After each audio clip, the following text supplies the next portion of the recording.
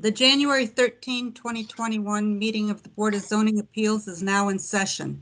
Good evening and welcome to this meeting of the Arlington Board of Zoning Appeals, which is also known as the BZA.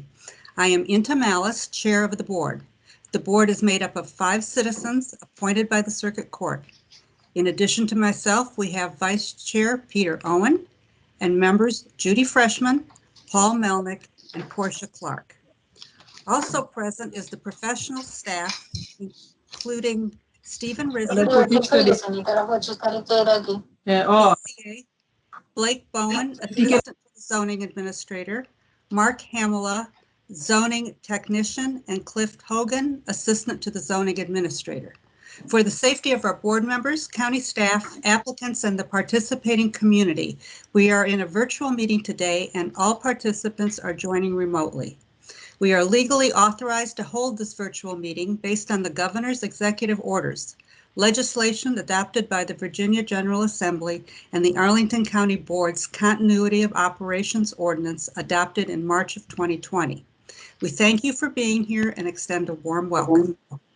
Before we call our first case, I will share with you some general information about the Board of Zoning Appeals, and then some ground rules on how we will conduct virtual meetings. The staff report for each case on tonight's agenda can be found on the BZA website. Staff has placed a link to the agenda in the chat section of the session. If you have not seen the report for your case, you may wish to review it before your item is called. Staff has also placed a link in the chat for supplemental material received after the staff reports were prepared. The board's powers are prescribed in the Code of Virginia and are set out in further detail in the county's zoning ordinance adopted by the county board. The Board of Zoning Appeals does not have the power to rezone property or to amend the regulations set forth in the ordinance. That authority rests with the board. This board rests with the county board. This board does have the authority to do 3 things. We can approve use permits that allow for the modification and placement of requirements for structures on 1 and 2 family lots where there is no option in the zoning ordinance to allow such modifications. We can grant variances from specific requirements of the zoning ordinance, and we can decide appeals of the decisions of the zoning administrator. When approving use permits, the Board of Zoning Appeals may impose conditions that it deems necessary in the public interest, including limitation on the duration of the use permit. In order to approve a use permit, the law requires that the board find that the proposal meets certain conditions and that the use permit will not adversely affect the health or safety of persons residing in the neighborhood. It will not be detrimental to the public welfare or injurious to property improvement in the neighborhood, and it will not be in conflict with the purposes of the master plans and the land use and zoning related policies of the county. To do this, the BZA shall consider whether the modifications will promote compatibility of development with the surrounding neighborhood, because the structure's overall footprint, size, and placement are similar to structures on properties surrounding the lot in question, and whether the modifications will help preserve natural landforms, historical features, and/or significant trees and foliage. When granting variances, the burden of proof is on the applicant to prove by preponderance of the evidence that the improvements meet the following criteria. The strict application of the ordinance would unreasonably restrict the utilization of the property, or that granting the variance would alleviate a hardship due to a physical condition relating to the property or improvements thereon at the time of the effective date of the ordinance, or that granting of the variance would alleviate a hardship by granting a reasonable modification to a property or improvement thereon requested by or on behalf of a person with a disability, and the property for which the variance is being requested was acquired in good faith and any hardship was not created by the applicant.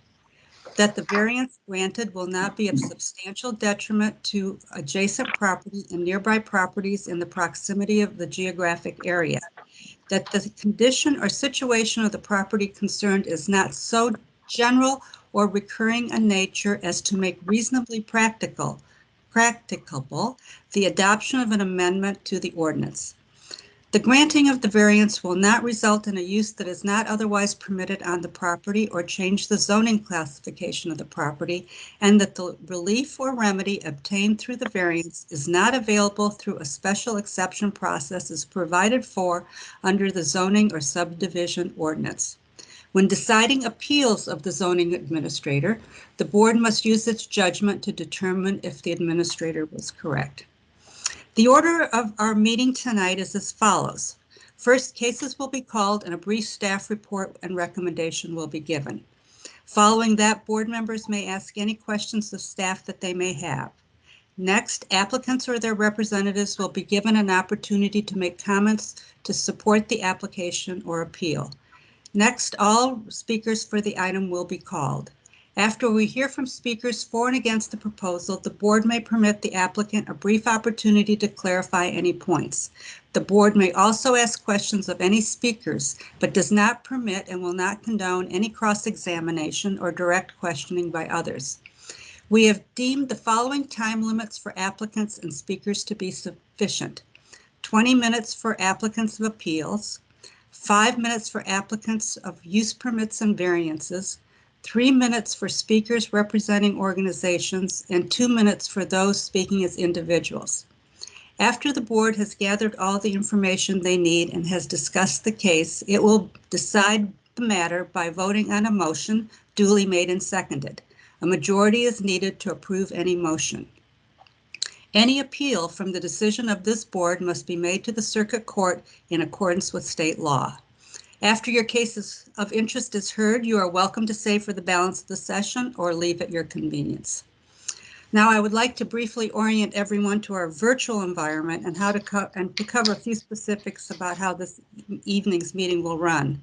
Tonight's meeting is available to stream from the county website via a Microsoft Teams link. There's also a dial-in phone option for those who wish to use it.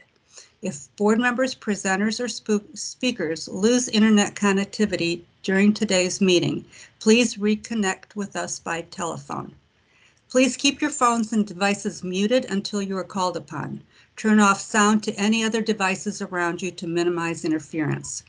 For guests joining us via Teams, please turn off your video feed. Only board members will leave their cameras on. When called upon to speak, please turn on your camera and unmute yourself by clicking on the microphone icon that is located on your meeting command bar. The moderator does not have the ability to unmute you. If you are dialing by phone, press *6 to unmute. The meeting chat is active for presenters or board members who need technical assistance only. The meeting chat should not be used for discussion, public comment, questions about agenda items, or requests for more information. All public comments must be shared verbally for the record during the assigned public testimony period. Board members, if you wish to be recognized to speak on an item, please seek recognition verbally as usual. If we find that unworkable, we also have the option to use the raised hand function. In either case, once you have been recognized, you may unmute yourself. All voting today will be taken via roll call. For applicants and public speakers, you'll be called upon by county staff at an assigned time. Pre-registration to speak at today's hearing was requested. We will accommodate any additional speakers only if time permits. Public comment will take place within the timeframe stated earlier, the same as we would in an in-person meeting. During public comment, a speaking timer will be displayed on the screen by staff. If you are dialing in by phone and unable to see the screen, we will provide you an audible warning when 30 seconds are remaining. You will be muted when your time has concluded. Lastly, this is a public forum. Today's meeting will be recorded and posted to the county's website.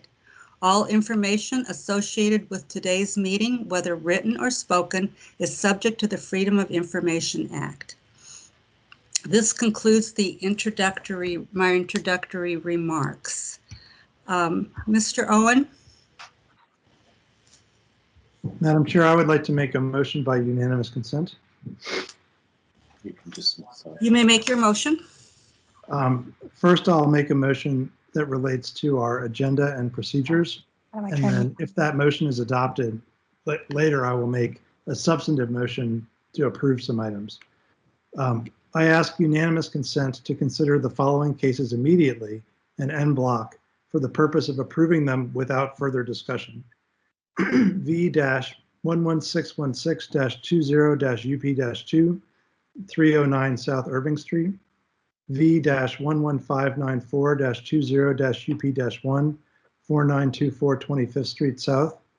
V-11596-20-UP-1, 4111 15th Street North.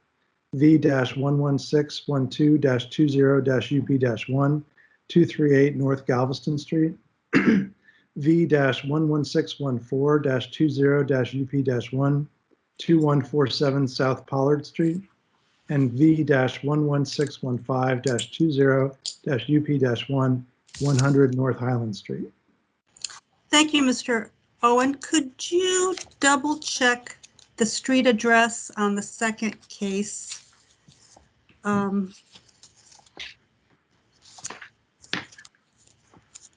It's, I transposed some digits. So the second case is V-11594-20-UP-1, and the address is not what I stated, but it's 4928 Okay. 25th Street South. All right. Thank you. Thank you. That's what I see too. For the record, it appears that all of the applicants are with us tonight. So before I ask the board members if they have any objections to Mr. Owen's motion, I want to ask if there is anyone in the public who wish to be heard on this item and who would prefer that they have a chance to speak on the item in their regular place on the agenda. So right now I'm asking, is there anyone here that wishes to speak on any of these 6 cases? Okay. Madam Chair, I noticed that 2 people have their hand. Yes. Who has their hand up? I just wanted to, oh, sorry, I do. Who are you, sir? I'm Tim Van. I was referencing the last case that was mentioned. It sounded like you said 100 North Island. I just want to confirm it was 109 North Island. Let's check that one too. Yes, that's correct. I made a mistake there as well. Okay. 109. That is 109. Correct. Thank you. Thank you. Say it now.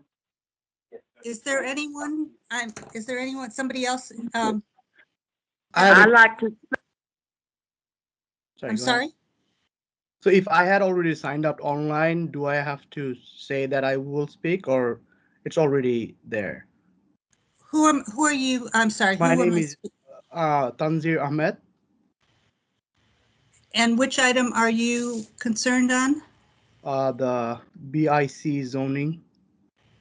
Okay, no, that's going to be later. Oh, okay. All right. That's later.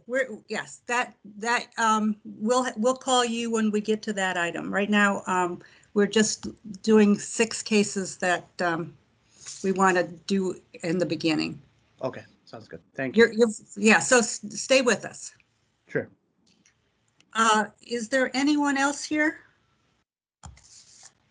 Okay, I don't see any more hands up, so if there are no objections to Mr. Owen's unanimous consent request, we can proceed. I now ask if there are any objections from board members to approve these cases en bloc. Madam Chair, Mr. Owen? my motion is not to actually approve them, but just to hear them in this manner. Hear them in this manner. I'm sorry. Yes, that's correct. Are we agreed that we will hear these items en bloc? No objections? Let's move on. Mr. Rissy, will you call the cases?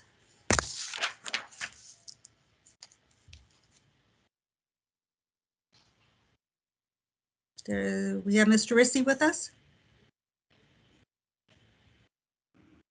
Yes, Madam Chair. Okay. Case number V-11616-20-UP-2 is a use permit request by Robert Wolf and Michelle Tolbert, the owners, to permit a left side setback of 7.4 feet to the front porch, wall, and rear addition, and rear screen porch instead of 8 feet as required from the property line, and to permit a left side setback of 2.9 feet to the AC units and 3.7 feet to the airway instead of 5 feet as required from the property line. Regarding reapplication of a lapsed BZA approval granted in 2019 for new front porch, rear screen porch, two-story rear addition, left side areaway, and AC units installation in the R6 zoning district on the premise known as 309 South Irving Street.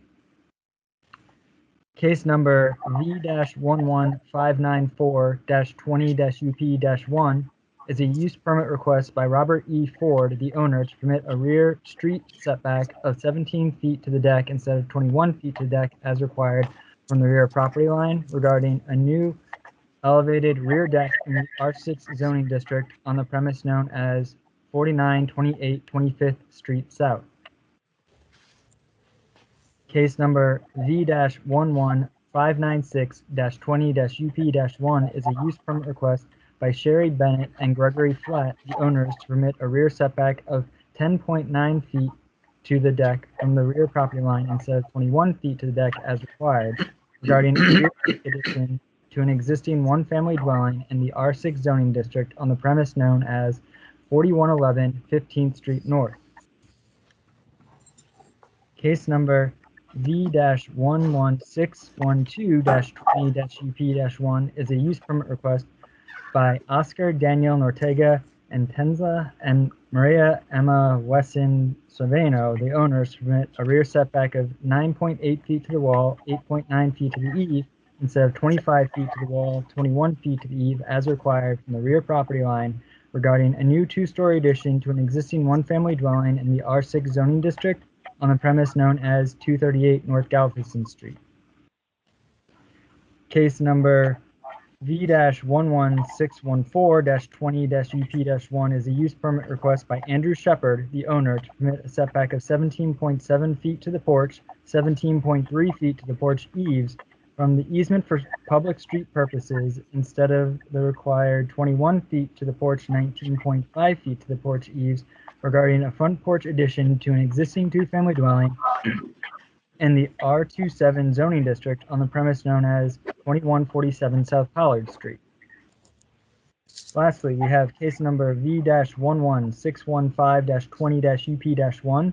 It is a use permit request by Amy and Christian Maynard, the owners, to permit a rear setback of 13 feet to the wall, no eve, and 13 feet to the deck instead of 25 feet to the wall and 21 feet to the deck, and to permit a side setback of 6.5 feet to the wall instead of 8 feet as required from the west side property line, regarding a two-story rear addition with deck in the R6 zoning district on the premise known as 109 North Highland Street. Thank you, Mr. Rissy. Madam Chair, Mr. Owen. I'm going to now make a motion for approval. I move in cases V-11616-20-UP-2, V-11594-20-UP-1, V-11596-20-UP-1, V-11612-20-UP-1, V-11614-20-UP-1, V-11615-20-UP-1, that the Board of Zoning Appeals approve the proposed resolutions in the respective staff reports, each with an additional condition that a building permit must be obtained before January 13th, 2024, or the use permit is null and void, and subject to staff obtaining appropriate owner signatures on the applications and disclosures. Is there a second? I'll second it. Seconded, motion made by Mr. Owen, seconded by Ms. Clark. Is there any further discussion? Hearing none, I will now call the roll. Mr. Owen? Aye. Ms. Freshman? Aye. Mr. Melnick, Aye. Ms. Clark, Aye. chair votes aye. The motion to adopt these 6 cases passes 5-0. These use permits are approved.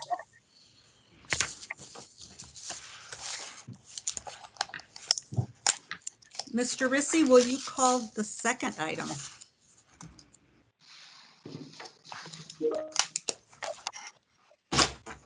Yes.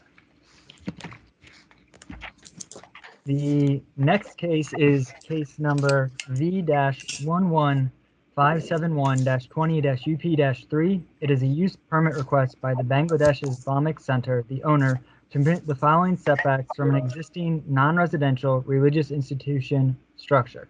35.4 feet to the wall from the center line of South Nelson Street, 15.4 feet to the wall from the newly dedicated easement for street purposes, instead of 50 feet as required from the center line, 25 feet from the easement for street purposes. 5 feet to the wall, 4.6 feet to the east from the right side lot line instead of 20 feet to the wall, 16 feet to the east as required, and 2.6 feet to the porch from the rear lot line instead of 50 feet as required.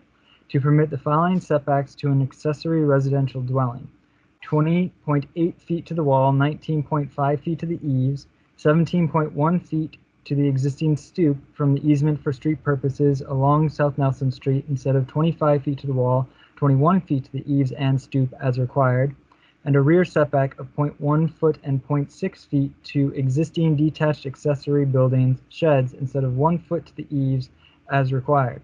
Regarding permission for existing placement of the non-conforming portions of buildings and structures on the site as modified by a dedication of property for the easement of the property for street purposes necessary for the combination of 3 existing lots in the R27 zoning district with existing structures to create one single lot on the properties currently known as 2116, 2122, and 2130 South Nelson Street.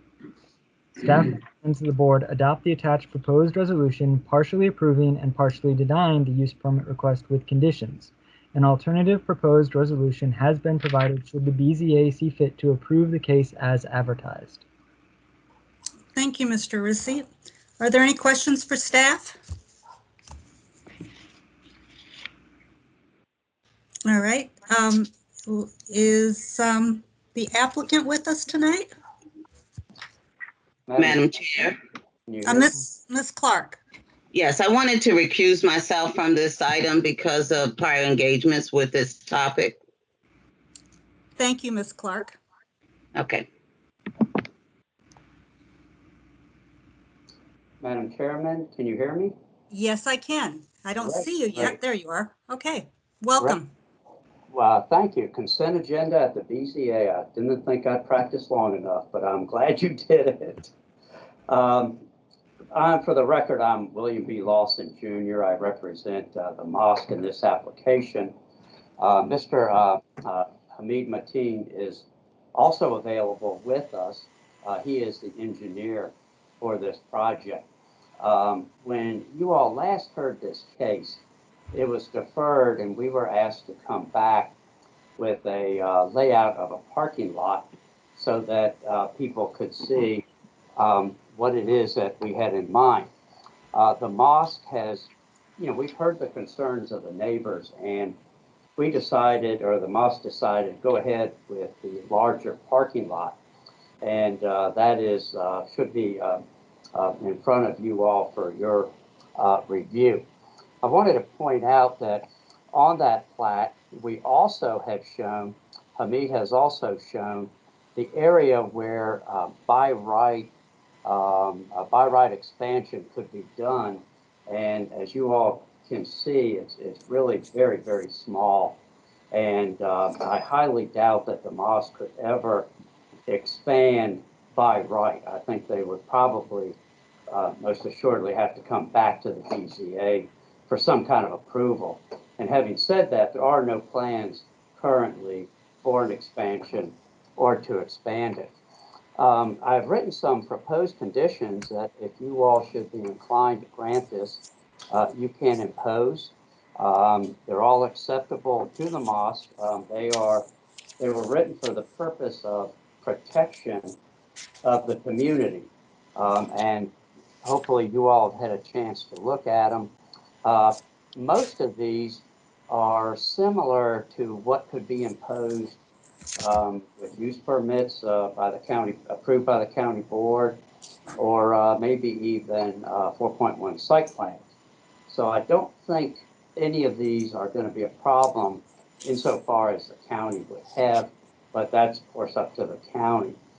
The last thing that I want to share with the BZA is that we've been asked, Portia Clark has indicated there are still matters that they would like to discuss with the mosque that are off-site. The BZA made it clear at our last hearing that you didn't feel comfortable addressing off-site matters, things like people parking and partially blocking driveways, things of that nature. And we have agreed, and I'm going to state for the record so that that's known, we have agreed to go to the Civic Association at their, whenever is available to them and is convenient to them to discuss these matters. And, we're going to act in good faith. We can't always control third parties, but we're going to do all we can to alleviate the concerns that we know are out there and that are off-site. That's all I have for now. If you all have any questions, of course, either Hamid or I will be happy to answer those. And, we thank you for your time and attention. Thank you, Mr. Lawson. Are there any questions before we proceed to speakers? Madam Chair, Mr. Owen? does the applicant agree with the staff recommendation not to include the existing shed? We agree fully, and I should have mentioned that. I apologize, Mr. Owen. We agree with Steve's recommendation to remove the sheds and also the Hamid, how did you identify it on the plat? I think you said cover. There's behind the mosque building, there's a cover, and I saw a picture of it. They're going to remove that and put up a structure that they can roll out when they're back there in inclement weather and then roll back. So we're in full agreement with the staff recommendation. Okay. On the plat that was on the second to last page of our staff report, there's something called new shed. Does the new shed require use permit relief? No, that'll be done in accordance with the zoning ordinance. So that's a by right construction. Yes, sir, and we're moving it out of its present location and putting it at a putting it at a better location where we think it'll probably be less of an impact. Okay. One other thing I'll mention real quickly, because I think this might be important for Ms. Clark. One of the comments we heard is that people are walking up and down the streets, and we put a set of stairs because there's a significant difference in topography between the parking lot and the level where the mosque is. And you can see a set of steps that goes down. We certainly expect that to, contain our visitors on site. Thank you, Mr. Lawson. Any other questions for Mr. Lawson? I have one question. In terms of the parking layout, are you proposing this as a layout that you will implement? Yes, ma'am. I have a condition and a proposed condition.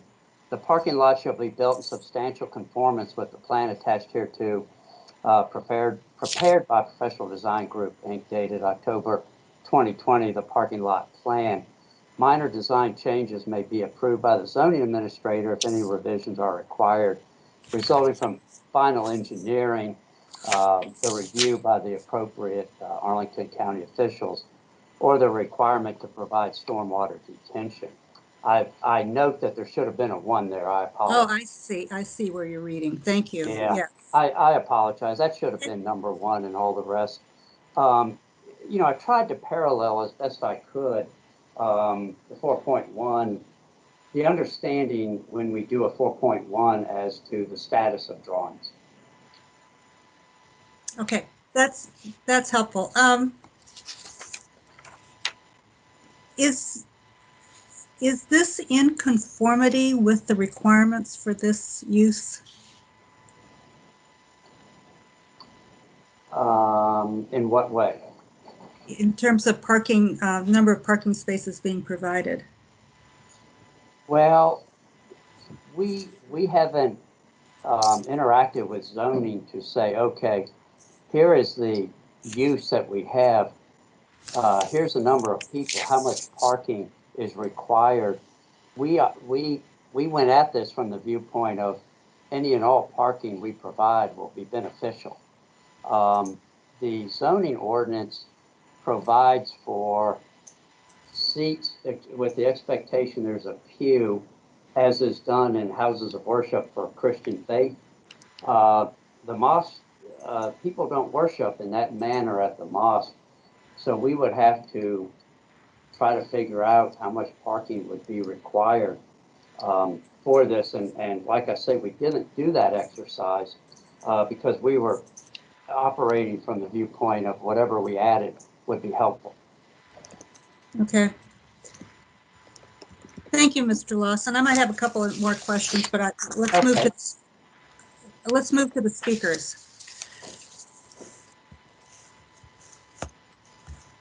Who do you got? All right, first speaker, Mr. Ahmed. Yes. Hello. Hello. Good evening. Hope you guys are well, doing and staying safe. So my name is Tanzir Ahmed, and I have been living at these properties like 2127 and 2129. My parents and we have been living at these properties for almost over a decade now, right? And I own the 2129 property since 2016, and we are currently in the process of purchasing the 2127 South Nelson Street as well. So those are pretty much like if you Google map it or look at it in any way, you would see that those are basically the adjacent opposite properties to the to 2130 basically. So I have already attended like the previous two sessions.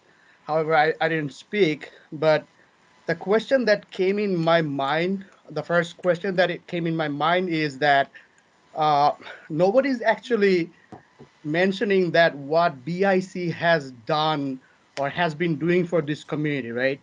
So this said property 2130, if I remember the numbers correctly from Mr. Rees, this property was abandoned for over 11 or 12 years when the house burned down and nobody was purchasing it. And finally, BIC went ahead and bought this property, right? And for the last 3 years, what I'm seeing is the board that is managing the BIC management.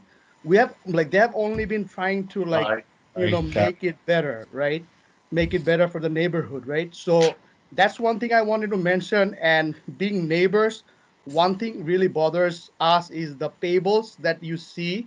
The previous board, by mistake, they went ahead and did the payables instead of having a proper a proper lot, right?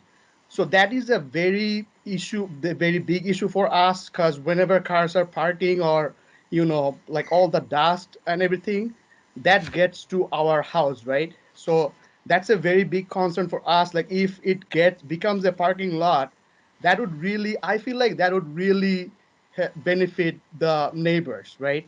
When it comes to like getting things organized, right? Right now, we do not have a way to organize that.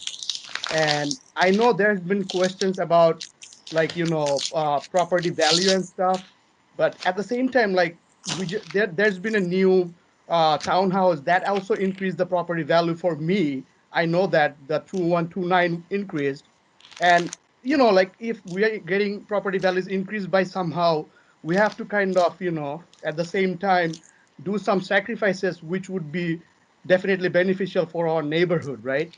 And Mr. I just Ahmed, felt like being Mr. an Ahmed, adjacent neighbor, I should mention Mr. those Ahmed, things to you. Thank you.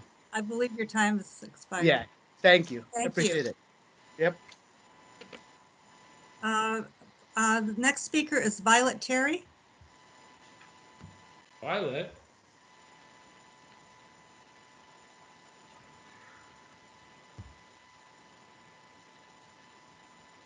Miss Terry, are you with us?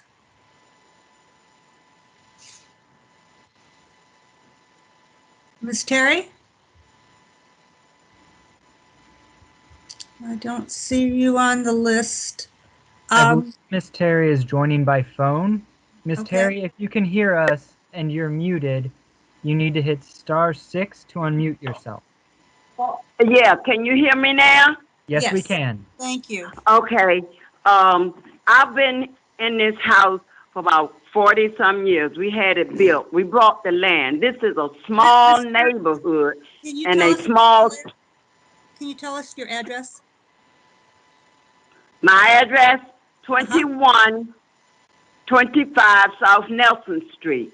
Thank you. Please continue. To what? Please continue. I just wanted to make Okay. sure you knew where you lived. This is a small neighborhood and it's a small street. And they go put a parking lot there. It's already hard to park when somebody block your driveway and you ask them to move and they don't want to move. And it's just too busy on this street for a parking lot. I know churches that want a parking lot and they won't let them have it. Why did they not let them have it a few years ago when they asked for it? Something had to be wrong. We do not need all of this traffic on this street. Does that conclude? It's a decent, small neighborhood. It should stay that way. When the Bryants had it, it was a small family church, not a lot of traffic and cars. I don't think we need a parking lot on South Nelson Street. Madam Chair, Yes, who's speaking? Thank you. Thank you, Miss Terry. I just wanted to ask, Ms. Terry, is your house directly across the street from the proposed parking lot? It's 21, Not directly across. 25. Yeah. Are you at the bottom of the hill there? She's at the bottom. Yeah. Yeah. Okay. Thank you. 2125. Yeah. All right. Thank you, Miss Terry. Thank you.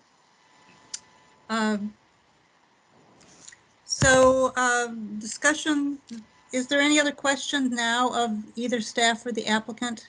Madam Chair. Mr. Owen? There's more than one plat.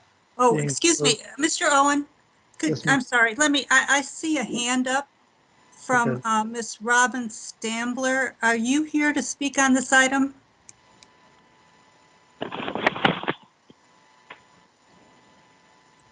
Are there, now I see a hand up, Saif Rahman.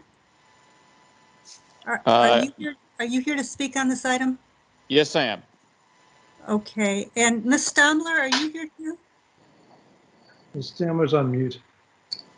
Okay, so Mr. Rahman, would you proceed? You want to speak on this item? Yes, ma'am. Give us your name and your address. Sure. So my name is Saif Rahman. I'm the Director of Public and Government Affairs of Dar al-Hijra Islamic Center in Falls Church. Many of our worshipers actually live in Arlington, and I'm here to speak in support of the BIC request, noting that the property is a by right use for religious purposes under the Arlington County ordinances. And what we tried to do when we encouraged BIC to start this process was essentially to consolidate their lots, which they already own, and ease some of the traffic issues that some of the neighbors had said by putting a parking lot there so that congregants would be able to park. the Muslim community is a growing community in the Northern Virginia area, particularly in Arlington County and Fairfax and Alexandria. And the more houses of worship that we can accommodate to worshipers, we will have less traffic at each of the individual houses. So BIC Center serves as a great location for services for the Muslim community, and we're hoping to have other houses of worship, probably down the Route 7 corridor, so that we can ease the traffic at some of the other centers. So I'm here to speak in support of this application and pray that the board approves it. Thank you, Mr. Rahman. Thank you. I pray that they don't. Are there other speakers on this item? Yes, please.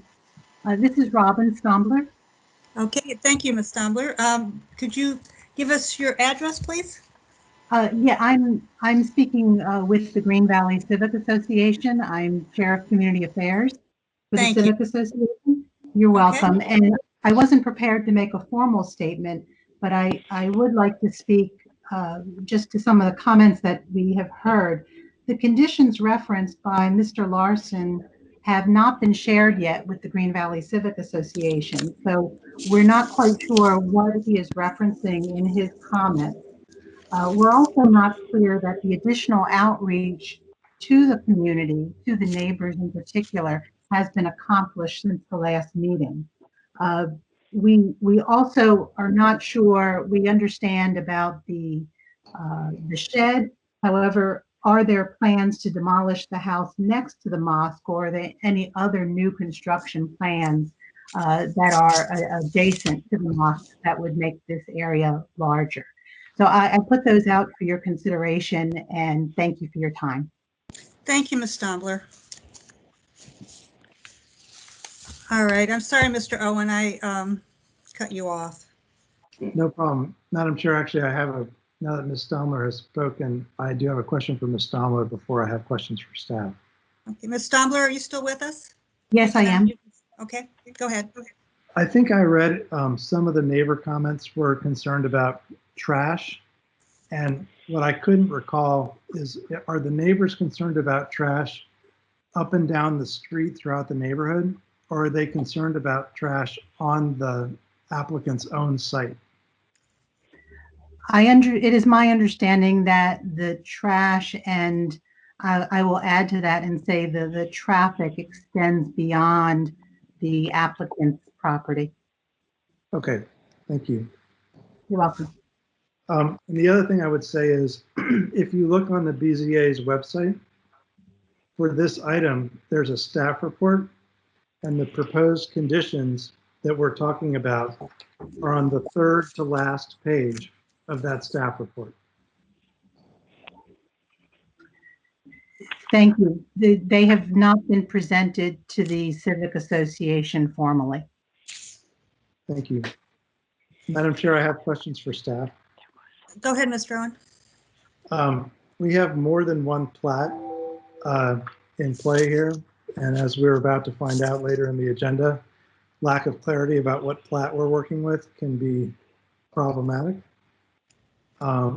So the proposed resolution refers to a plat dated January 8th, 2021, and I'm not sure in our packet which plat that is. Can you help identify that?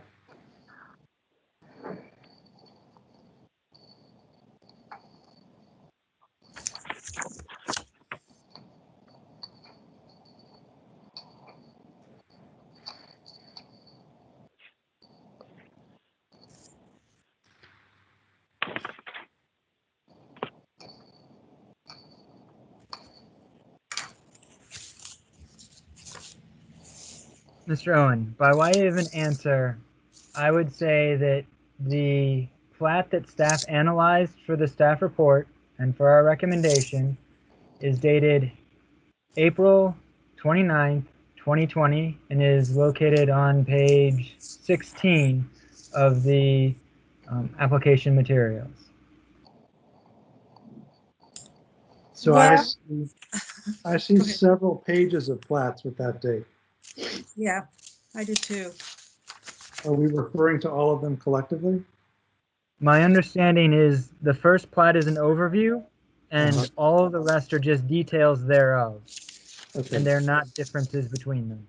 So Okay. there's one overview and 1, 2, 3, 4, 5 details. Yeah. So that plat contradicts the plat and the second to last page of the staff report. The plat on the second to last page of the staff report depicts the parking lot, and it does not depict several buildings, smaller buildings throughout the site. So, so are you saying staff has not analyzed the plat that's on the second to last page of the staff report? Correct. Staff's analysis and recommendation are based on the plats that were submitted with the original application. The plat on the second to last page of the application material was only submitted this past Thursday. And if you'll notice, the advertisement has a number of items in it that would not be necessary if some of the existing structures were removed as shown on that plat. Yeah. Mr. Lawson, your proposed conditions discuss a plat dated October 2020. I'm not sure where the plat is that's dated October 2020.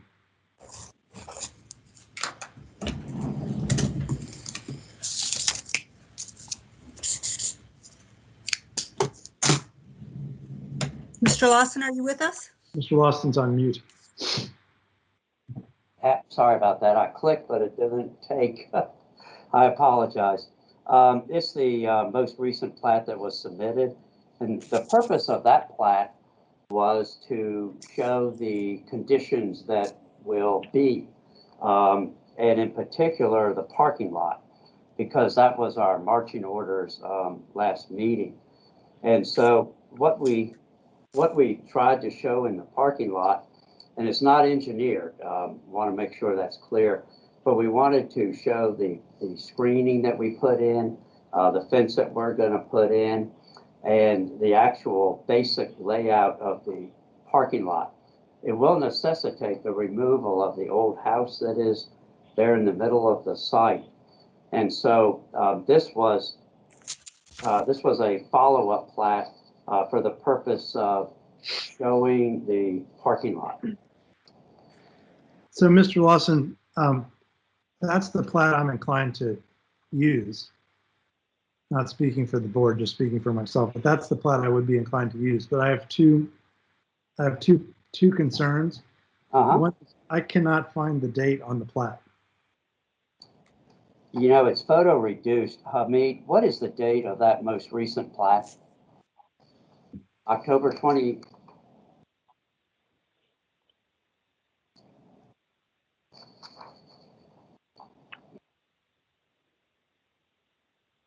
Hamid, are you muted? Ms. Sullivan, sorry about that. My name is Hamid Matin. I'm the engineer for this project. The date is on the lower right-hand corner. You'll see the sheet number, and there's a file name. There's a job name, a scale right on top of that is the date. Yes, I see it now. Okay. So that plat is not entirely consistent with the other plats.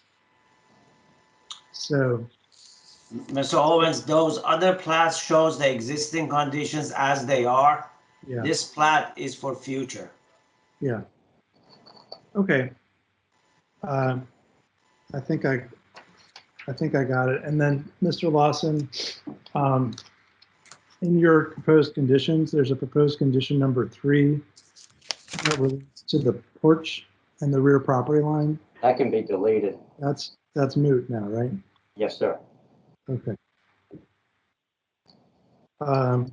Okay. Well, those are my questions. I guess I have some other thoughts, but I'll hold if others have questions. Board members, do you have any other questions? I have a question for Mr. Rissy. If we are to adopt the 2020 plat that Mr. Owen just discussed, would there be an expectation that the parking lot is built out this way?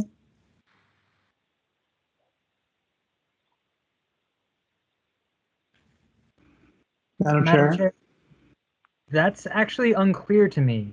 The application here isn't for a parking lot, but for setback reductions for existing structures after a dedication of a portion of the existing property. So I'm unclear on that. Madam Chair? Mr. Owen? It would have been my impression that it wouldn't be inherently a requirement for the parking lot, which is not asking for relief, but that we have the power as an added condition for the relief we are granting to compel that the parking lot be built in substantial conformance with the design. And in fact, Mr. Lawson is proposing just such a condition. So my next question is to Mr. Rissy. Would our adopting this layout or in substantial conformance to it supersede any zoning requirements that the zoning department would have in terms of what the required parking is for this site?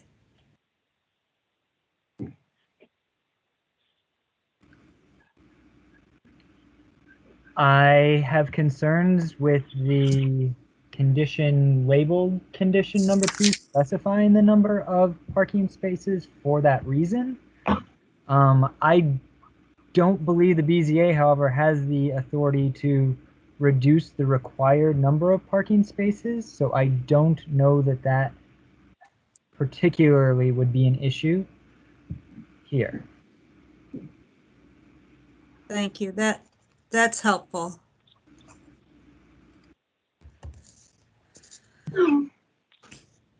I have a question for the applicant, Mr. Lawson. On these conditions, is there a timing component with any of these? In terms of when these conditions would be implemented?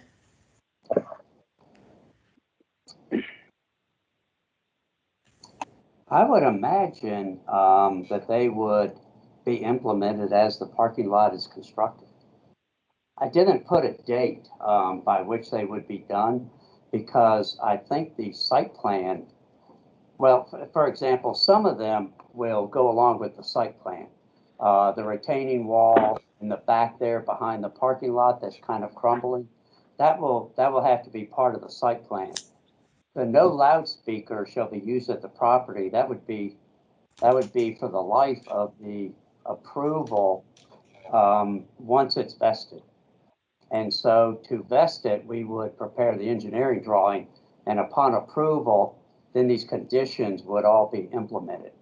That's why I didn't put a date on these. All right, let me see. So when, I'm sorry, go ahead. Who's speaking?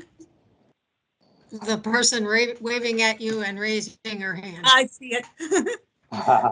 Ms. Freshman. A couple of comments related to the parking. I think that given that the applicant has said they haven't checked on zoning requirements and that we don't, that's not within our purview, that I would, depending on how we go forward with the suggested conditions, I would delete that and rather require that they meet the minimum, whatever the zoning turns out to be. And that the drawing that's showing a parking lot might be referenced as a conceptual, but in terms of the numbers of spaces, they should have to conform to zoning. I'd also just say, as a matter, when all is said and done, some of these might require renumbering, but I do feel quite unhappy that these conditions have not been run through the Civic Association. This issue's been around for several months, and the civic association issues, as well as the individual resident issues, have been discussed multiple times. So I do think that is a problem with this item. Thank you. Thank you, Ms. Gresham. Madam Chair, could I quickly make a comment? Mr. Lawson. Most of these conditions are a repeat of prior conditions that were given to the Civic Association. One that is new is the loudspeakers, but most of these have already been shared with the Civic Association. What I did is deleted some. See, before, instead of proposed conditions, what I had was an agreement between the Civic Association and the mosque. And after the hearing, I realized that that's not the way we can do it. And so instead, I proposed conditions that the BZA could impose that are dealing only with the site. And so most of these have been shared already. Thank you. Madam Chairman, may I add one thing in respect to the parking spaces? In the middle of that plat, we have a parking tabulations, and the number of parkings basically limits the number of parishioners at the center. So with this layout, the number of parishioners will be limited to 185 people. I just wanted to make sure that everybody understand that. All right. Thank you. I think our concern is that we as the Board of Zoning Appeals may not be in a position to determine the final number of parking spaces that this site will require.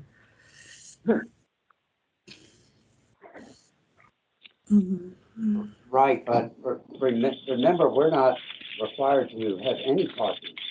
Right now, we exist with no parking at all. So any parking that we add is very helpful.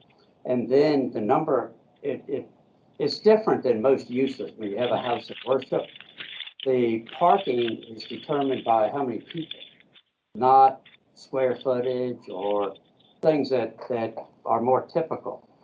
And so what Hamid just said is we would have the number of spaces, and that would limit our number of people. And I doubt they could even fit that many people inside this building. So, Mr. Lawson, did I understand you to say that you are not required to provide any on-site parking? No, right now we're a grandfathered use and there's no parking. And so we're trying to eliminate the problem.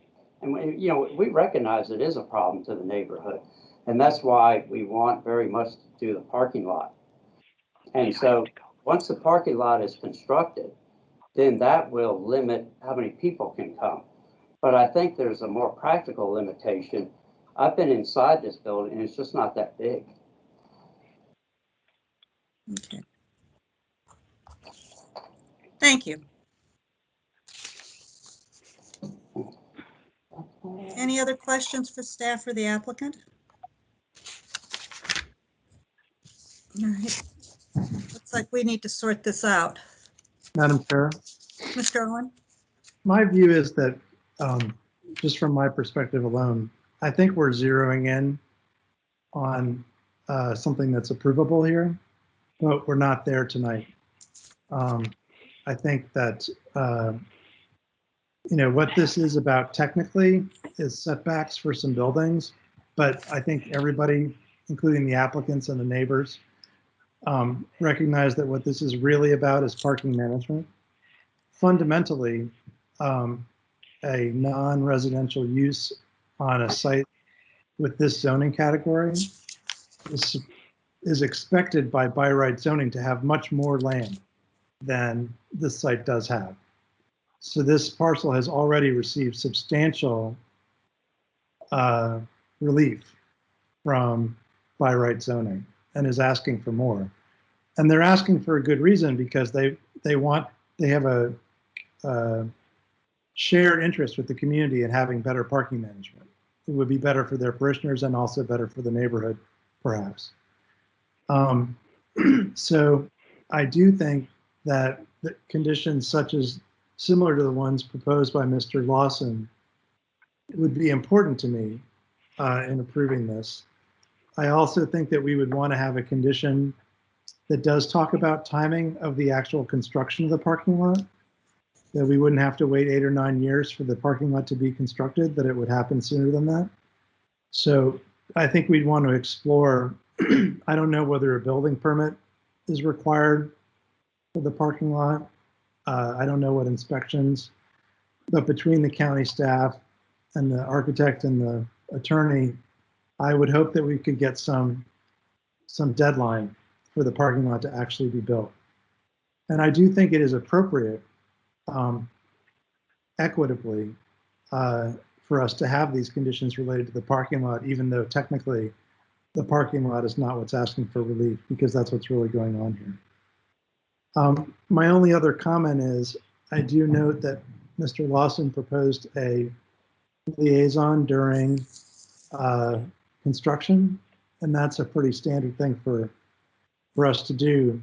I would suggest to Mr. Lawson that when you talk with the neighborhood, you might want to consider whether a condition for a liaison after construction would also be helpful. What I've read in some of the neighbor comments is that, you know, there's a lot of frustration, and if they're dealing with the individual parishioners who are not parking safely, sometimes they can't get anywhere, and they would love to have somebody they could work with the mosque, who could be a go-between and help mediate some of those concerns. That's a great suggestion.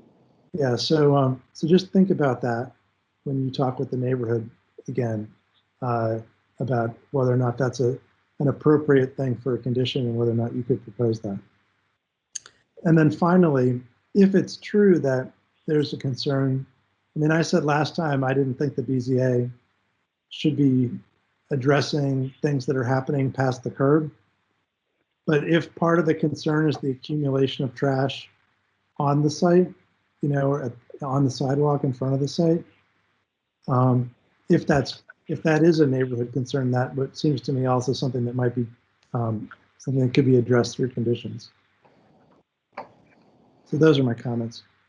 Thank you, Mr. Owen. Other comments? Mr. Rissy, is it possible, if we defer this matter, is it possible for you to incorporate the applicant's condition into our resolution? Or at least the ones that staff supports?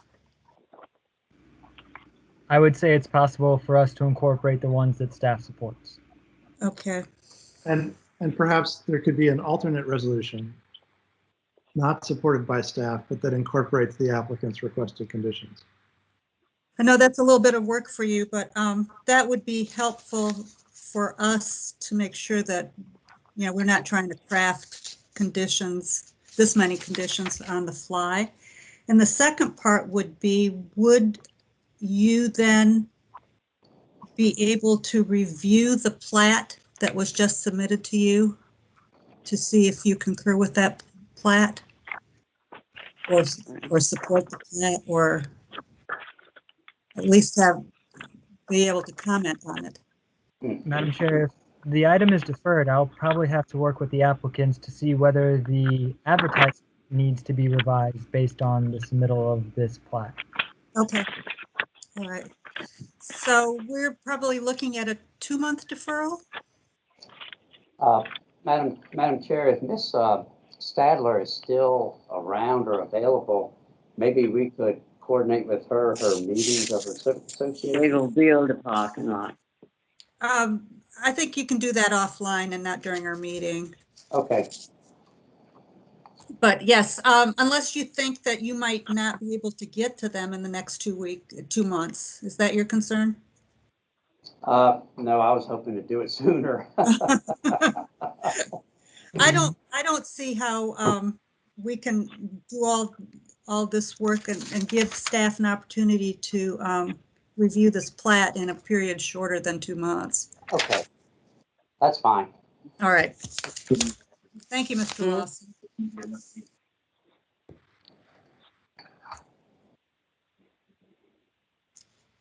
Any other questions, comments?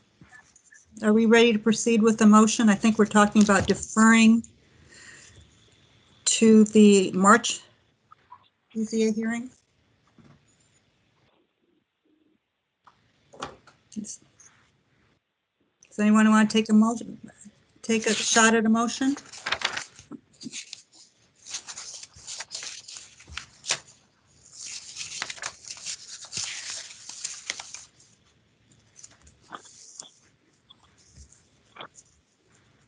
Does that mean you do not want to defer this, Huh? Ms. Freshman? Okay, I'll take a stab at it. I move that the Board of Zoning Appeals in case number V-11571-20-UP3 defer to the March 10, 2021 BZA meeting. And I would say, for purposes of addressing, to clarifying the plats and the proposed conditions from the applicant, and in particular referencing zoning requirements, if any, for the number of parking spaces.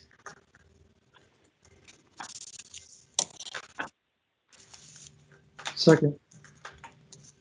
Seconded by Mr. Owen. Madam Chair, I would ask unanimous consent to expand the reasoning to include clarifying the advertisement and to provide time to consult with the Civic Association, for the applicant to consult further with the Civic Association. Any objections? No. Okay, we'll add that as well. Okay, we made a little bit of progress tonight. Any further discussion? I will call the roll on the motion to defer. Mr. Owen? Aye. Ms. Freshman? Aye. Mr. Melnick? Aye. Ms. Clark has recused herself, and the chair votes aye. The motion to defer passes 4-0. Thank you. Didn't do nothing. Sorry? Somebody was meant to mute their microphone but didn't. Okay. Thank you. Thank you, Mr. Lawson. We'll see you in March. Thank you. Mr. Rissy, will you call the next item? Yes, Madam Chair, for the record, I will note that case number V-11594-20-UP1, which is next on the agenda, and the subsequent case V-11596-20-UP-1 on the agenda were both already approved with the group motion at the start of the hearing.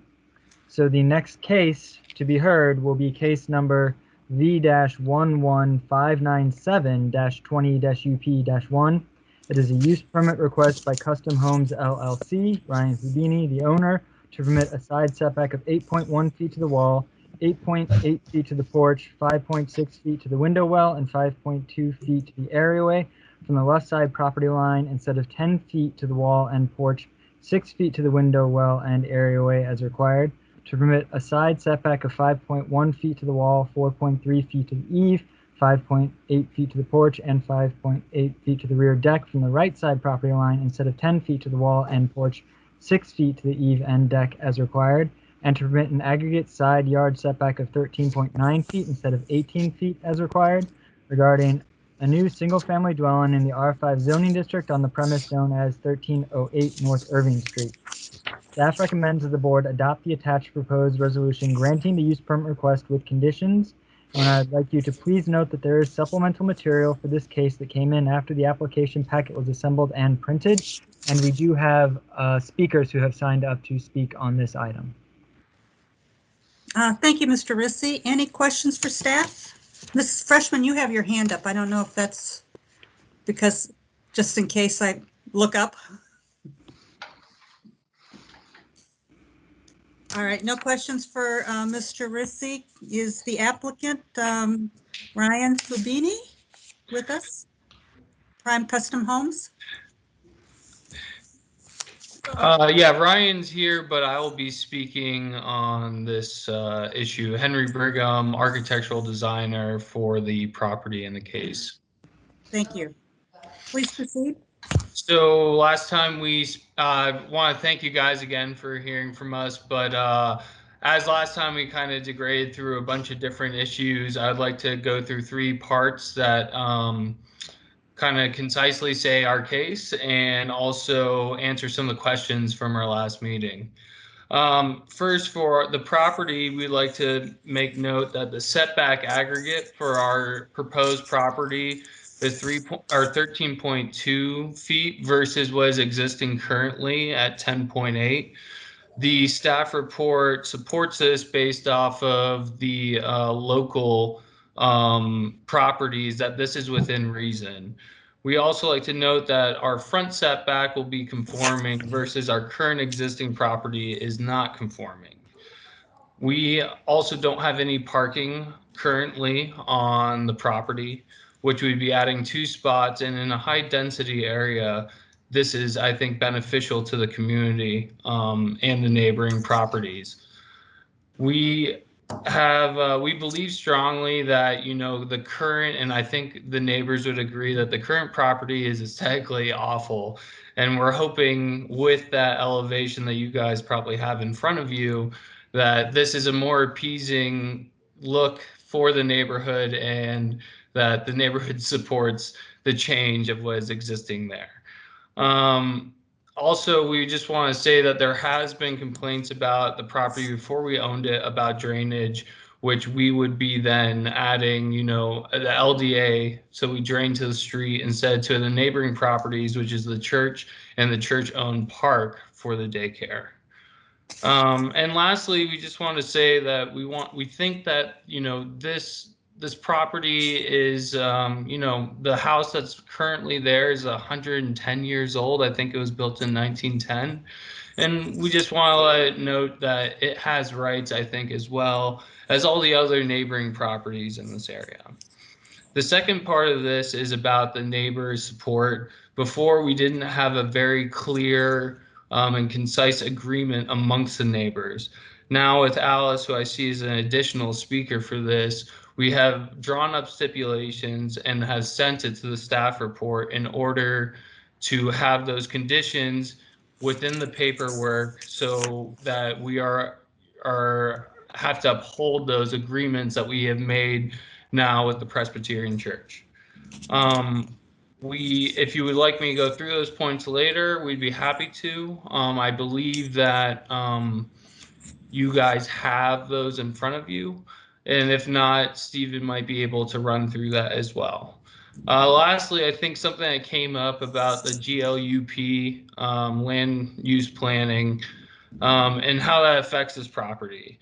And to be honest, we got these comments or questions from the BZA board that Stephen said he passed on to the organization or the GLUP 2 days ago. And what we're considering now is that if we can't get this use permit this time, we will have to build a matter of right house. And it would be a shame now that we have every bordering neighbor supporting us, plus neighbors in the neighborhood who are not bordering our property who support this. And it would be detrimental, we think, to the neighborhood as a whole to go that route. So with that, I'd just like to conclude that now that we have worked very hard with the church, spent many hours, and given some benefits to them going forward during the construction process for safety as a high priority for the daycare center, which they own, and as well as, you know, the neighborhood as a whole. We think that this is a prime example of a win-win for the neighborhood. Thanks. Thank you, Mr. Brigham. You referred to conditions that you've worked out with the church, and those are the items that are listed on a letterhead? Yes, that would be it with the signature of Ryan Fubini, the owner. Okay, thank you.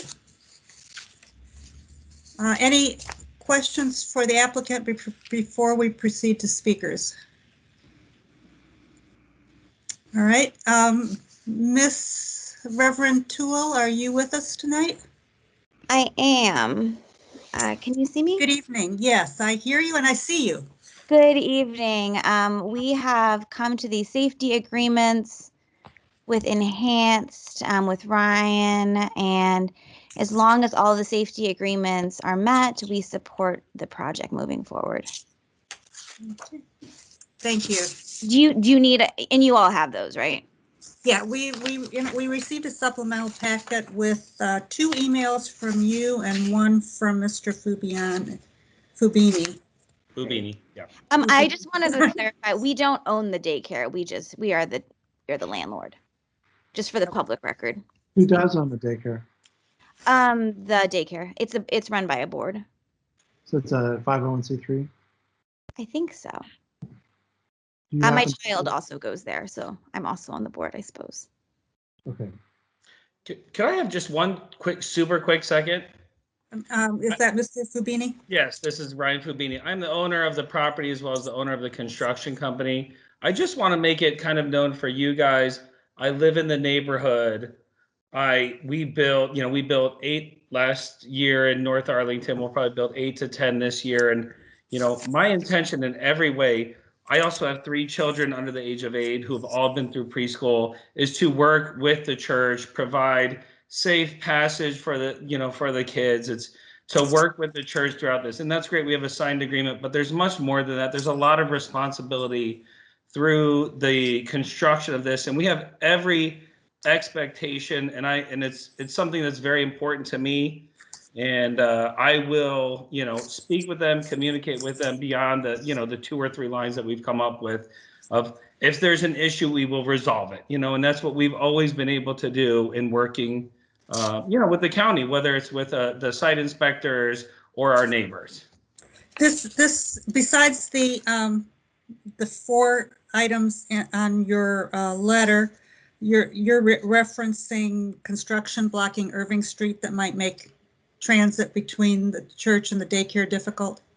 We would always have to have a right-of-way permit, of course, if we were to ever close a sidewalk. We would always be required, the same as with any new construction property, any process, whether it's a water service upgrade or the sewer upgrade or any sort of excavation, that we would have to provide either proper closures for the sidewalk or notifications. But the big thing that we've agreed with on the church is to provide them a permanent path for the preschool on the back side of our property with a 6-foot tall chain link fence, so that they don't even have to, it's not even a concern, right? That we give them permanent access through the back of our property.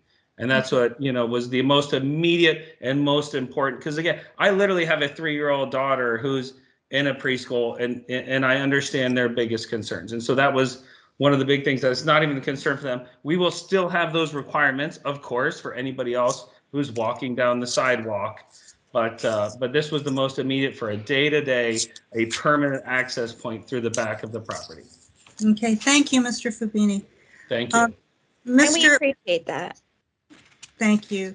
Mr. Rissy, you've seen these seen the items that have been offered by the applicant? Is there any issue of incorporating them into conditions?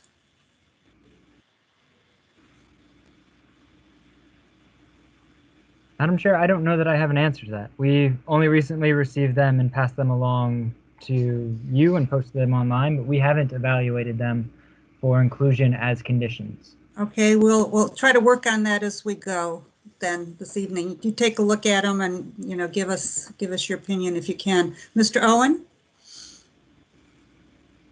You have your hand up? Yes, Madam Chair, just following up on that. If I could ask for some clarification from the applicant.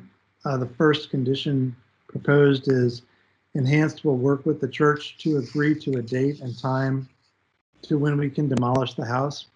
can you expand on what you intend or what you mean by that statement? Sure. So literally the goal is to work with the church. The average timeline to demolish a house of this size, it's a smaller house, is a day or a day and a half to be able to do the immediate demolition of the house. I'm not talking excavation, foundation, or anything along those lines, but the immediate goal is for the demolition. And their big concern, understandably, is to not have 10 or 20 school or preschool age children in the playground next to them. So our goal is to work with them where literally they're dictating whether it's a weekend or we're starting early, at 7 a.m. and we work and we have 4 hours or something along those lines, to work with them to dictate, hey, this is an acceptable time for the demolition, and not to move forward without their consent.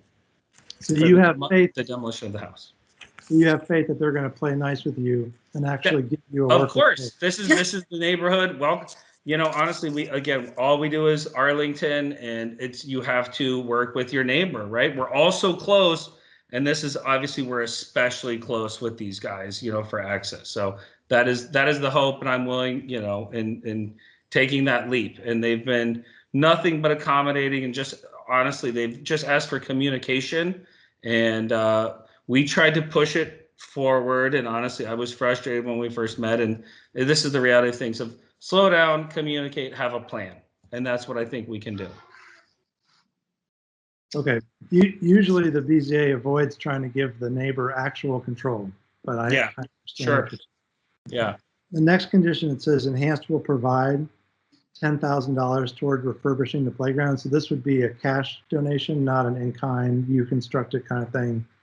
You would just correct. Whether that's part of the board or not, we're willing to do that, because they had a reasonable understanding of, one, this house is, as Henry said, 110 years old, and we don't know, what is in this. And they were like, hey, let's replace the wood trips, let's power wash this, let's do that. My hope, honestly, stop.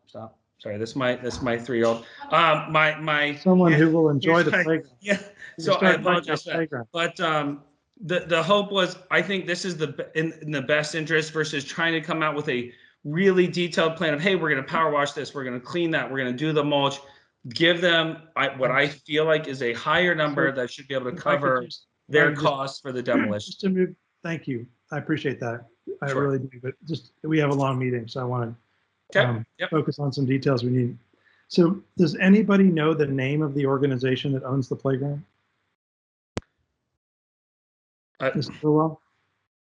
Oh, so the church owns the playground. Okay, so the donation would be to the property church. and the playground. We just don't own the preschool itself. That's what I was trying to clarify. I see. So the $10,000 would go to the church. It would go to the church, and the church would be responsible for the cleanup. Okay.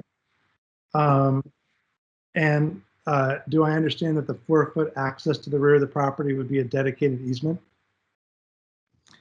It's not permanent, it's through the point of construction. Oh, only during construction? Correct. And not after construction? Correct. Okay.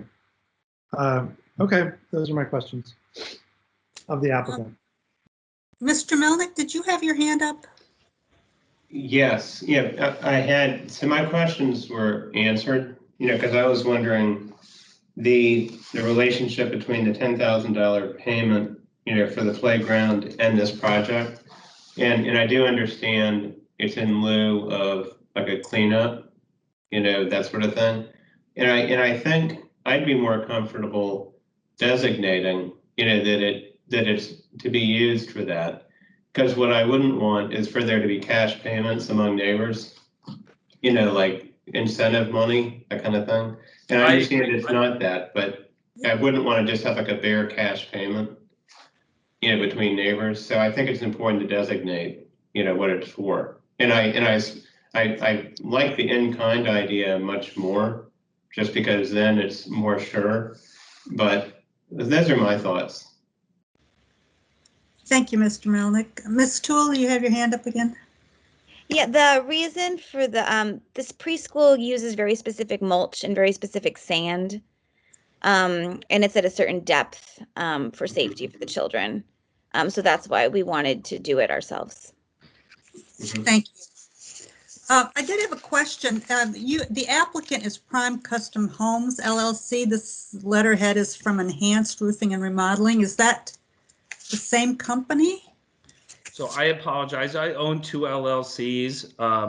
I purchase homes in the name of Prime Custom Homes. I'm more than happy to change that. That is solely to say to change the liability of our real estate operations versus our construction company, which is Enhanced Roofing and Remodeling. If you know, I'm more than happy. But they're both single entity LLCs that I own. The property is owned by Prime Custom Homes, and my construction company is Enhanced Roofing and Remodeling. Okay, thank you. That's fine. All right. Any other questions, colleagues, for either staff or the applicant? Madam Chair, Mr. Owen? I had a number of questions related to a finding that we have to make about compatibility of the proposal to the purposes of the county's plans. And I had a lot of questions that will seem very technical to most of the people who are participating. And before I just launch into asking all of them, I wanted to take the temperature of the other board members just to see where people are and if they're also interested in these questions. Because if there's high interest, I can go through it thoroughly. If there's low interest, then I can do it in a more abbreviated way. I think Mr. Owen's referring to the GLUP and our requirement to take into account county master plans when considering these cases. Do we want to, how deep do we want to go into that? Are we concerned that about the incompatibility, potential incompatibility?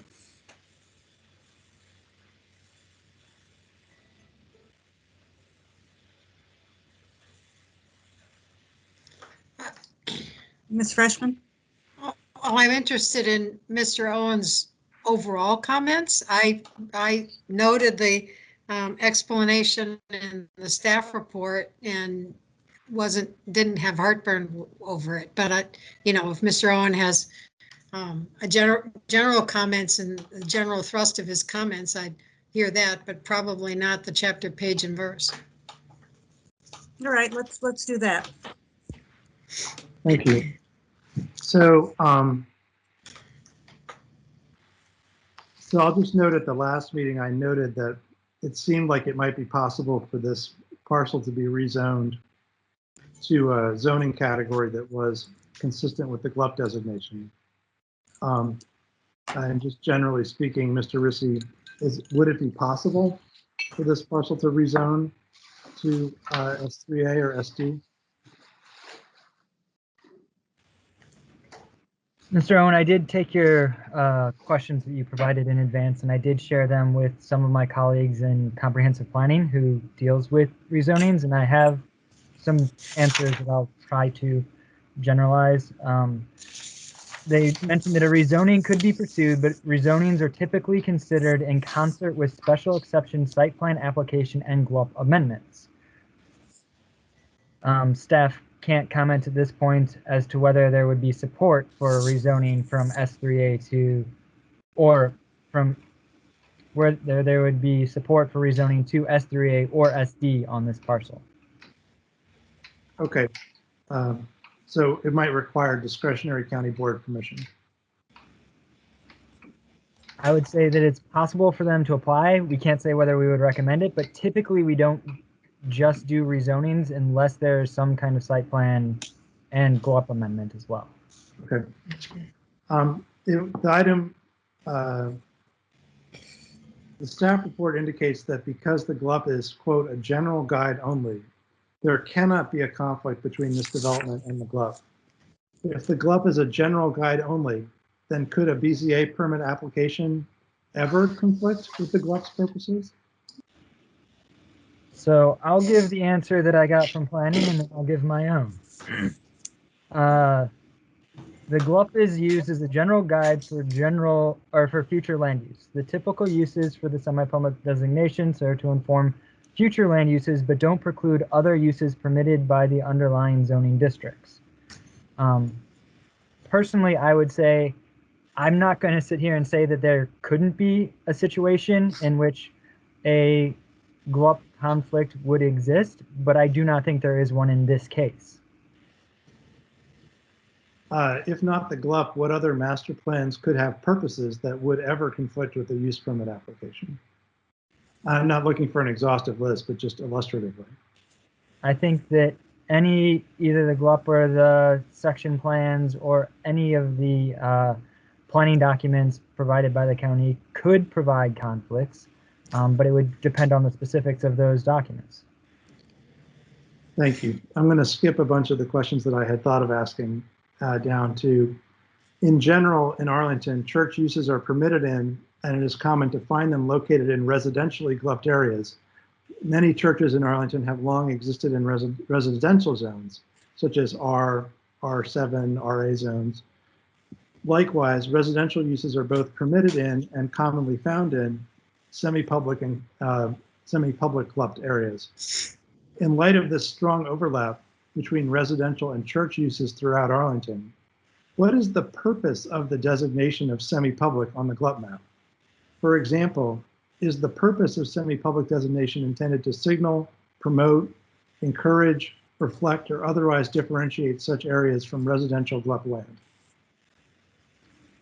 So I would say that I reached out to planning and they said that our general land use plan does not provide explicit purpose statements for any of the GLUP designations, though we do agree that in general in Arlington, church uses are permitted in and are common to find in residentially GLUPed areas, and residential uses are both permitted and commonly found in semi-public GLUPed areas. Okay, I think that's it for my questions. Thank you. Mr. Riss, okay. Reverend Toole, do you have your hand up again? No. Okay, just checking. Ms. Freshman? Yeah, could I ask the applicant, I remember talking about this last time, the the access for the children to go from the church property to the playground along the back property line, which you've agreed to during construction. Is there a reason why it is limited to that, other than the obvious that it makes your plot slightly smaller? But is there a reason, given the cooperative nature throughout of this whole effort, what's the reason why that can't be permanent? As you can imagine, with our litigious society, there's I would say a few reasons. The most immediate is potential liability and trying to sell a home with, hey, by the way, you have a path that we're potentially responsible with X number of children passing through on the backside. But also there's a realistic issue on this very small property in this very small lot, where even with the house that we're trying to do, which is smaller or comparable and more in line with all the setbacks and things that we're trying to do, to try to provide a family a proper backyard. And that backyard right now is 25 feet per the Arlington setbacks, and that would limit us to 20 feet plus, again, creating a path through the rear.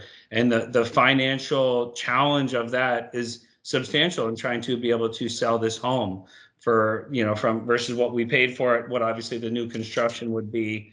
And, versus it would, to do that would be such a concern that we would have to look at just doing a remodel over the existing property, which, as Henry already stated, is we're not meeting the setbacks. We're not doing all the other things that we're trying to do. And so that's, okay. That is the answer to you. Thank you. Thank you. Yeah. Thank you, Ms. Freshman. Any other questions? Mr. Rissy, did you have a chance to look at the conditions, the offers that the applicant made, and whether any of those would be suitable conditions from your standpoint? Madam Chair, I have looked them over, and my answer is they certainly, some of them seem to be beyond what zoning can enforce or should be enforcing. It appears the applicant and neighbors are working in good faith, and I might leave it to you to decide whether they need to be conditioned. Okay, thank you.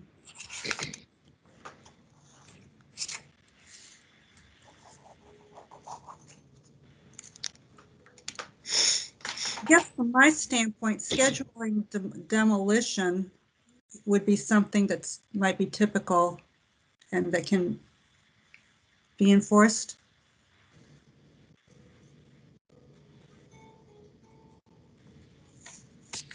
Anyway, don't answer that. I'll find out. I'll find out from the colleagues, how we feel about this. So one option is that that these conditions just remain a private agreement between the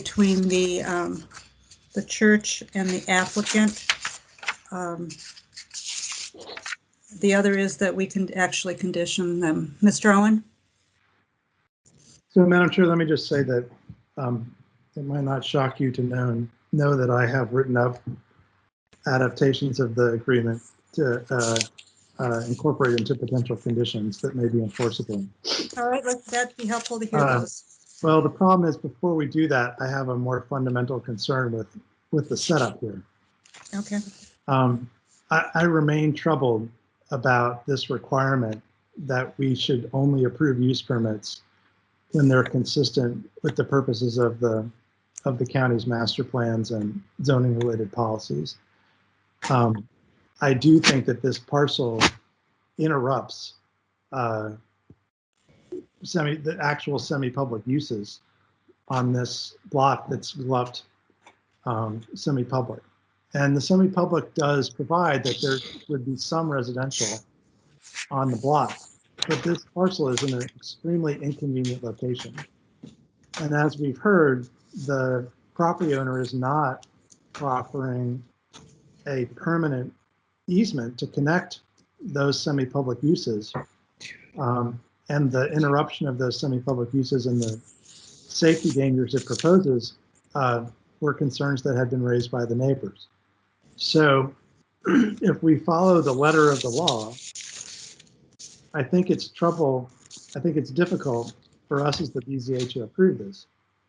I do think it appears that the county board may have discretion to get us to the answer on this more easily than the BZA. That said, as often happens in BZA matters, we now have the neighbors on both sides and the applicant who have told us that the current proposal is better for the neighbors than the by right option would be. And so because of the agreement with the neighbors, maybe our legal criterion is met that the proposal is compatible with the semi-public land use because the neighbors who are operating the semi-public land uses say so, right? They've testified and said, this is better, this improves our situation. We have to make our own judgment about that. We can't literally take the neighbor's word for it. We have to make our own evaluation. And I would say, especially without the permanent easement connecting the uses, to me, this is a very, very close and difficult case on that ground. So, both the applicants and the neighbors have said, oh, come on, don't worry about that nerdy glove stuff. Just do what all the neighbors on the block and the property owners want to do. And it's very tempting to want to do that, but I'm troubled. Certainly, I could not approve this without incorporating all of those agreements into the condition language. And I'm prepared to offer an amendment to the motion if someone makes a motion to approve that would do that. But I personally am I'm right on the line in terms of whether or not this meets the legal criteria that we're supposed to find. And I'm troubled. I was also troubled by the staff analysis, and I appreciate the extra work that Mr. Russo did to reach out to planning. But I thought that the staff analysis, especially last time and even a little bit in our staff report this time on that prong of our analysis, was fairly perfunctory. And I'm troubled by the notion that because the GLUP is just a guide, we should ignore it. That doesn't sit right with me. So that's where I am. If there's a motion moving around to approve this, I'm happy to weigh in with some enforceable condition language, but I'm not thrilled about the application because tempting as it is to just agree to what the neighbors and the applicants have agreed to, I'm not sure it gets over the line to say this is compatible with the semi-public designation for the block. Thank you, Mr. Owen. Any additional comments from reactions, direction? Madam Chair. Mr. Melnick. So I'm of the persuasion that, with these conditions, I'm okay with the whole glove situation. I think it does carry them. I respect, completely what Mr. Owen's saying, but it definitely makes, it puts me over the goal line as far as that goes. So it's very valid concerns though. And it's good these neighbors were able to work this out. All right, thank you. Other thoughts?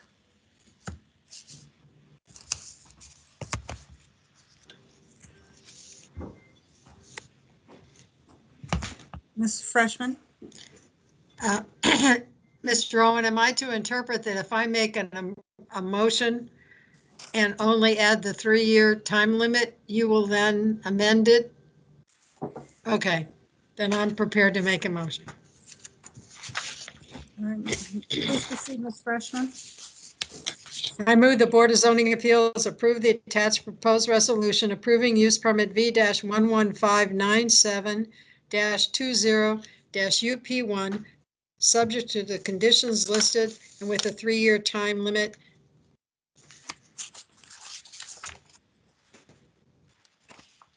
Thank you all very, very much. Greatly appreciate all of your time. We're not done yet. Hold it.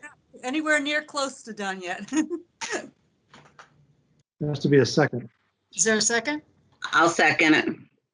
Madam Chair, I have an amendment to offer. Mr. Owen?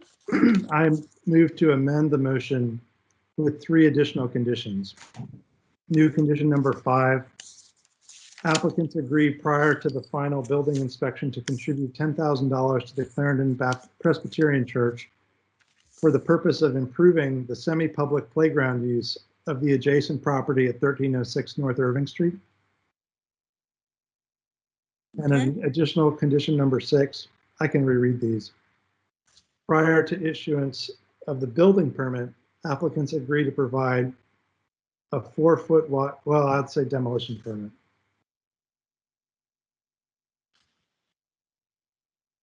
Applicants agree to provide a 4-foot wide passage for Clarendon Presbyterian Church and or the owners of 1306 North Irving Street and 1305 North Jackson Street to allow safe pedestrian travel between those properties.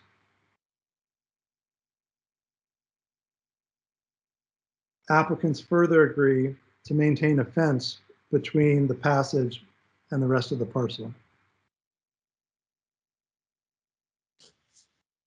And a new condition number 7, applicant agrees to obtain written consent from the Clarendon Presbyterian Church regarding the agreed dates and times of demolition prior to obtaining the demolition permit.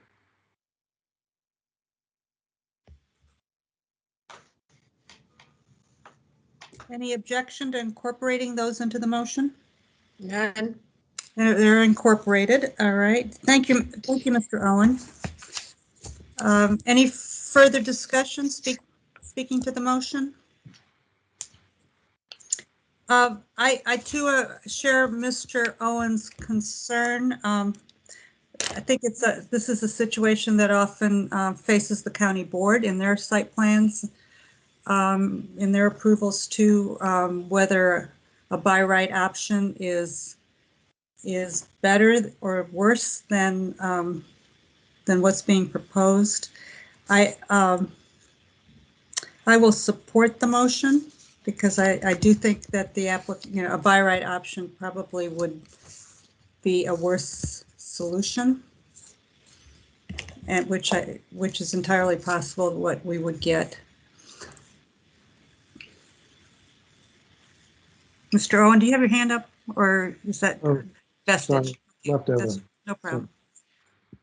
Any further discussion? Motion has been made by Ms. Freshman, seconded by Ms. Clark with additional conditions. Mr. Owen? No. Ms. Freshman? Aye. Mr. Melnick? Aye. Ms. Clark? Aye. Chair votes aye. Motion passes 4-1 with Mr. Owen voting nay. The use permit is granted with conditions.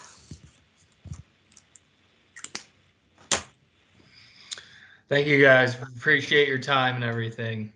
Good luck for the rest of the night. Thank you.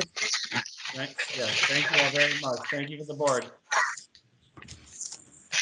Let's see, that was item number 5. Mr. Rissy, will you call the next item? The next item is case number V-11604-20-VA-1. It is a variance request by Matt and Ashley Petak, the owners, to permit a lot coverage of 53% instead of 40% as required regarding the retention of existing driveway and parking pad for a second-story addition and proposed front porch and rear deck to an existing one-family dwelling on a pipe stem lot in the R6 zoning district on the premise known as 5113 6th Street North. Staff recommends that the board adopt the attached proposed resolution approving the variance with condition. Mr. Rissy, thank you. We're getting some very strange feedback.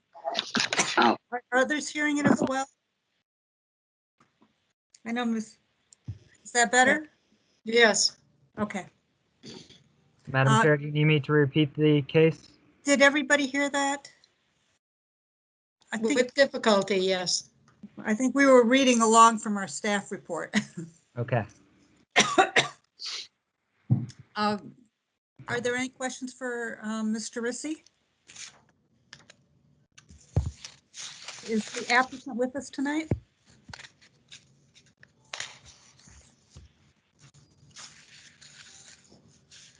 Mr. and Mrs. Petak? Are you here? I see that you're here. I see Matt. Yes, we are here this evening. Hopefully you can see me on video. My wife is attending via phone because she's not in Arlington tonight. That's fine. Okay, would you like to make a presentation? Yes, thank you for the chance to speak with the board this evening. I apologize. I believe it was my microphone that was causing the issues just a few minutes ago. Hopefully it won't continue. We presented in at the meeting in December requesting that we be allowed to keep our existing driveway. If you can see from the images, we have a very long driveway. We live at the end of a pipe stem, and it is the main reason. There are several reasons why we would like to keep it, but the biggest reason is that it presents a major safety issue if we have to reverse out our long narrow driveway. At the time, there were 3 requests made by the board. One was a request to provide more pictures from of the driveway, which we have provided. The second request was to provide more clean survey plots versus what we had provided in December, and those have been provided as well. Those should be in your packet. And then lastly, there was a request to evaluate if we could recalculate how much of a parking pad that we needed. I believe it was Mr. Owen suggested that we try to remove at least a portion of our parking pad because he estimated that we didn't need as much as we have. After doing the calculation, if you'll see in the package, it was determined that based on the vehicles that we own and the turning radius for those vehicles, we can remove an estimated 57 square feet from the end of our parking pad. And the owners, we are prepared to do that. However, we would like to ask the board for permission to keep our parking pad as is and not have to remove that 57 square feet. We believe that it's a very small amount. It's going to be more detrimental to the neighbors if we do have to remove it, because it will involve a lot of noise and a lot of mess to remove it. Additionally, we don't know what, if any, environmental impacts there might be by removing it. And also would just like to remind the board that this parking pad and driveway have been in place for at least 2 decades, if not longer. And so that's why we are asking to leave it as is. I will pass it over to Julia Wolfgang from Foster Remodeling. She can go into a little bit more detail about the updated surveys. Good evening. I think Matt did a great job of explaining the documents that we provided, but I wanted to go through those with you a little bit so that you could understand what we were providing. Originally, we submitted the plat that we had provided to the county that showed, what amount of asphalt we had to remove to comply with the current lot coverage requirements. So because that was a little confusing and reading that plat, what we did to provide additional information for your evaluation was to provide you with 4 plats. They are all essentially the same plat, but they can help to show you the progression of how we came to this conclusion. So if you look at those, you'll see the first plat that we provided it says in blue letters, as-built survey before the addition. And when you look at that one, you can see the existing driveway, and it shows where the original stoop of the house was. So that is essentially the existing driveway as it is. We took away the illustration in this plat that showed what we actually had to remove, and I think that was part of the confusion last time. Yeah. The second version is identified as the survey with approved front porch. As you know, the PTACs are going through the process of an addition on their home. We removed the front existing stoop and created a new front porch, which is in that same footprint. This second plat shows exactly what the driveway and the structure will be like as it's completed, when the construction is completed. So this particular plat does not show the 57 square feet removed, but this plat shows exactly what it would be. So the PTACs would like to see this particular plat be approved, but in the event that that would not be agreeable, we showed the next 2 plats to show you the travel path and the surveys that we did, the sort of the automobile surveys that we did and the information that we acquired to identify the turning radiuses for these areas. So the third and the fourth plats, the first one says travel path of car 1 with the new porch, meaning the new porch with the addition to the house. And then the next plat after that is showing the travel path of the second vehicle.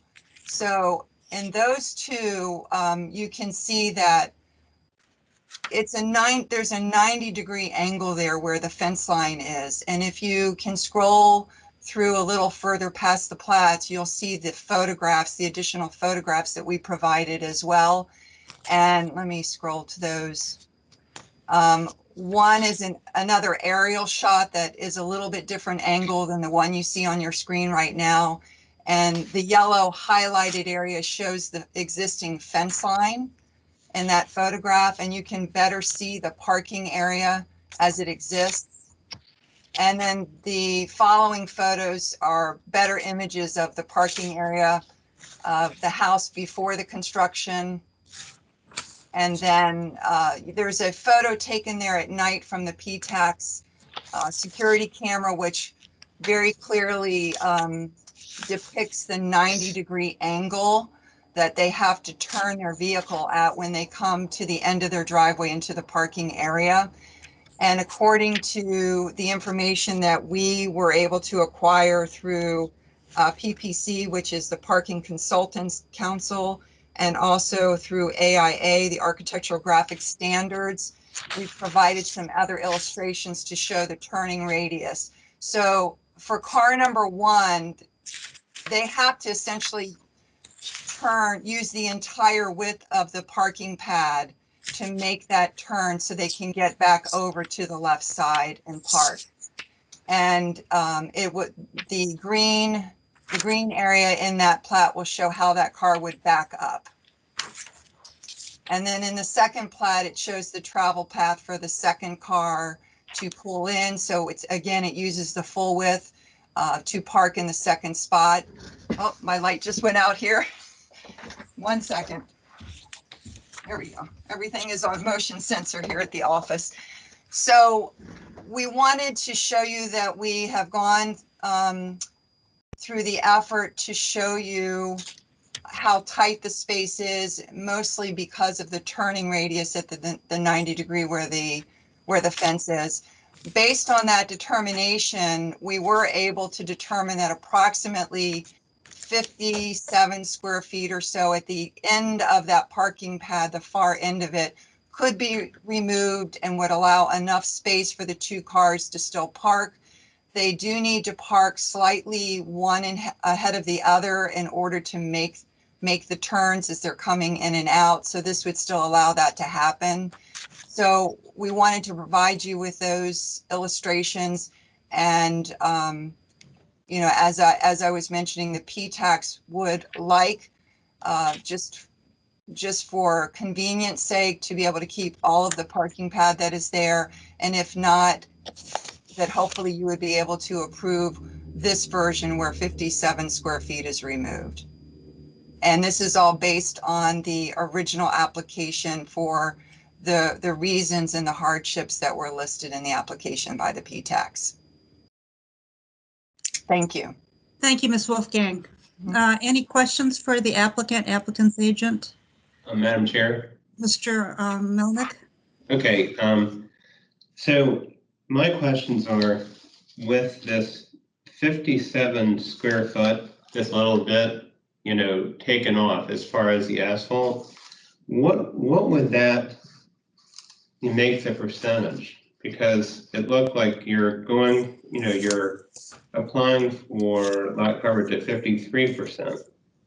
And so do you know the percentage? I mean, what is it going to lower it to by reducing that little bit? Do you know? I apologize that I have not made that calculation. I can tell you that, before the zoning ordinances were changed in 2005, it was zoned for up to 56%, which they would have complied. When that was changed, this asphalt was in place at that time, it became out of compliance. So I do apologize. I'm sure it would reduce it a very small amount in the percentage, but I don't have that number this evening. Okay. We could calculate that and send it to you.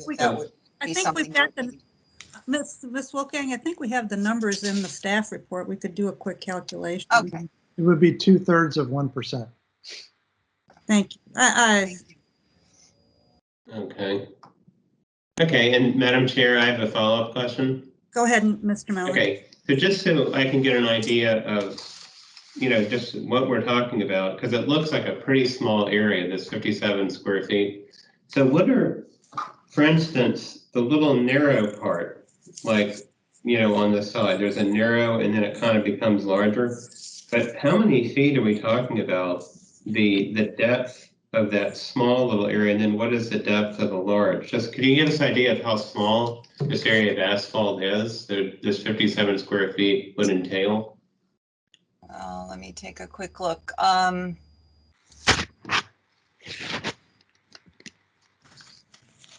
It looks like we might be just talking like a foot or something. Yeah, I think on the narrowest section, it's probably, about a foot, maybe 18 inches or so. And then it becomes a little larger. That is the current configuration of the asphalt.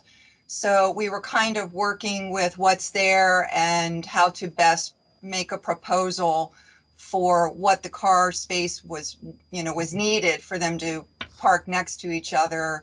And that was the best layout that we could provide to show that we could remove some of the asphalt.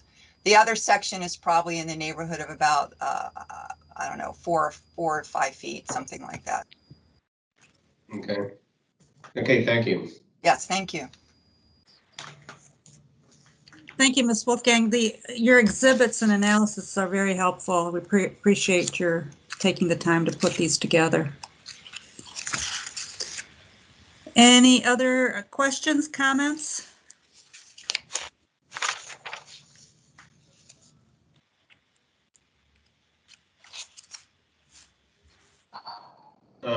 Madam Chair, so I'd like to make a comment. So I think that the criteria for a variance have been met, just because of the very unique nature of this lot and the driveway, and just the nature of coverage, being, a driveway, whether it's paved or not.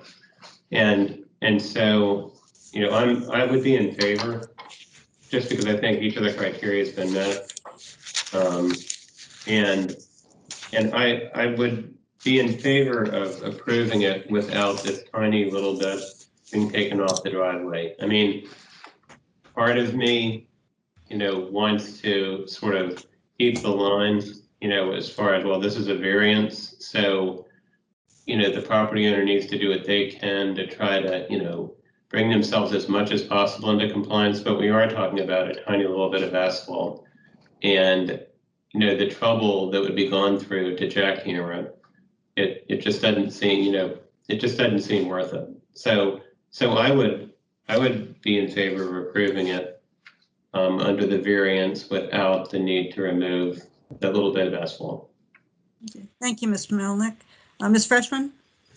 I completely agree. I felt that the hardship was demonstrated, and I appreciate the gesture. I think that if the coverage was close and removing a little bit of pavement would make a substantial difference, that's one thing, but the gap, because of the change in the ordinance, is huge.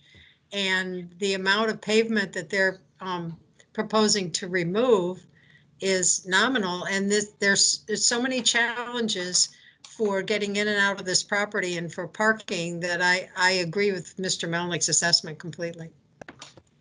Thank you. Any other comments? Do we want to move to a motion? I'll make a motion in this.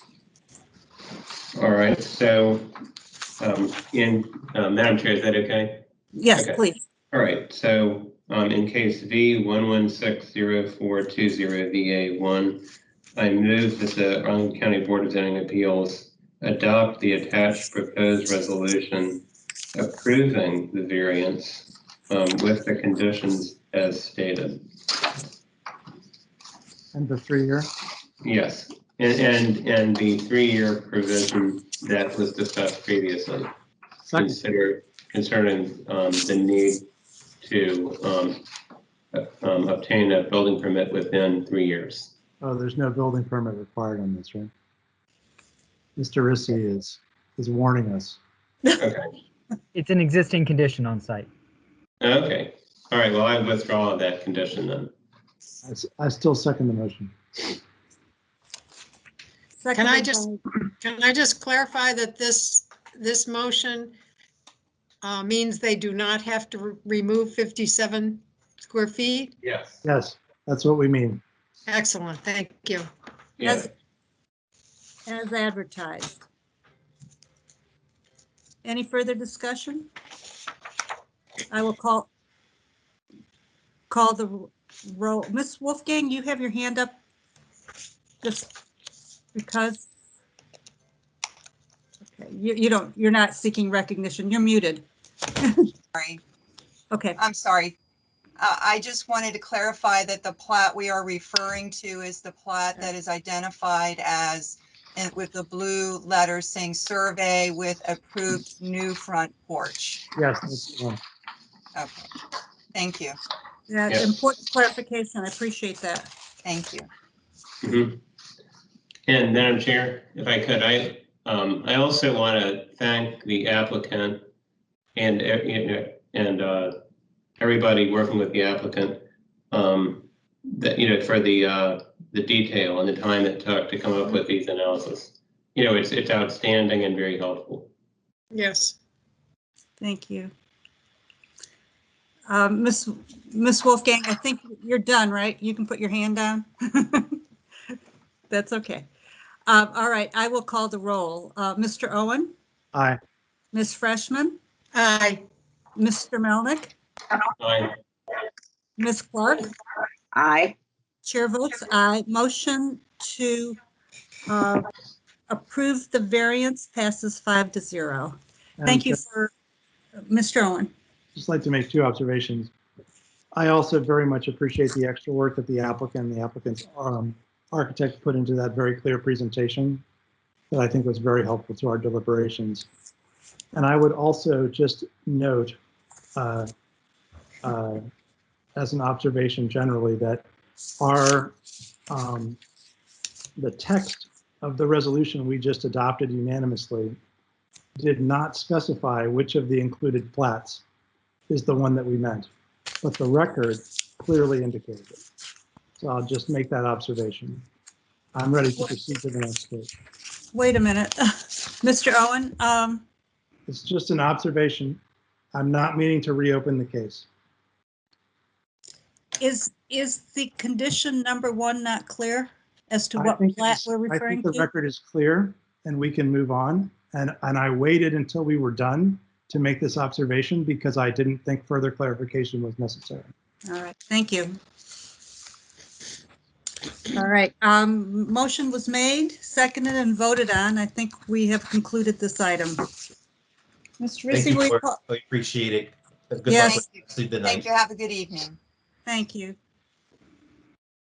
Mr. Rissy, will you call the next item, please?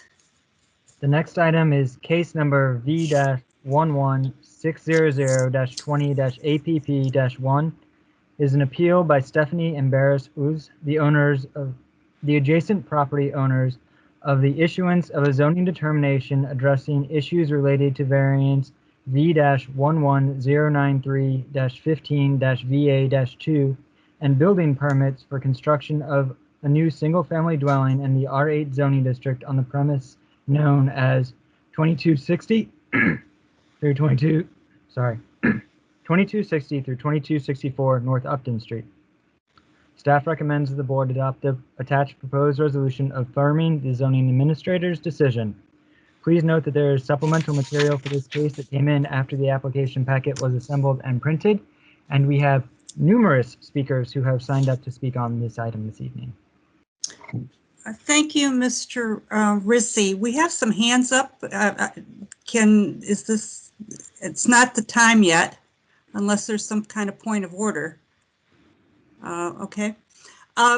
Before we proceed, I want to describe to you all how we plan to proceed with this case.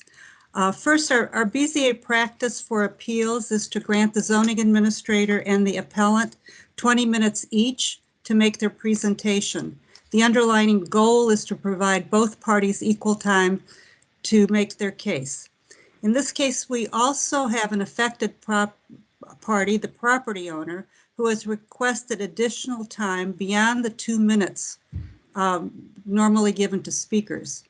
As the property owner is arguing in support of the zoning administrator, I have indicated to both parties that we will allow the property owner time to provide testimony in any of the unused 20 minutes allotted to the zoning administrator, plus the 2 minutes they are otherwise entitled to.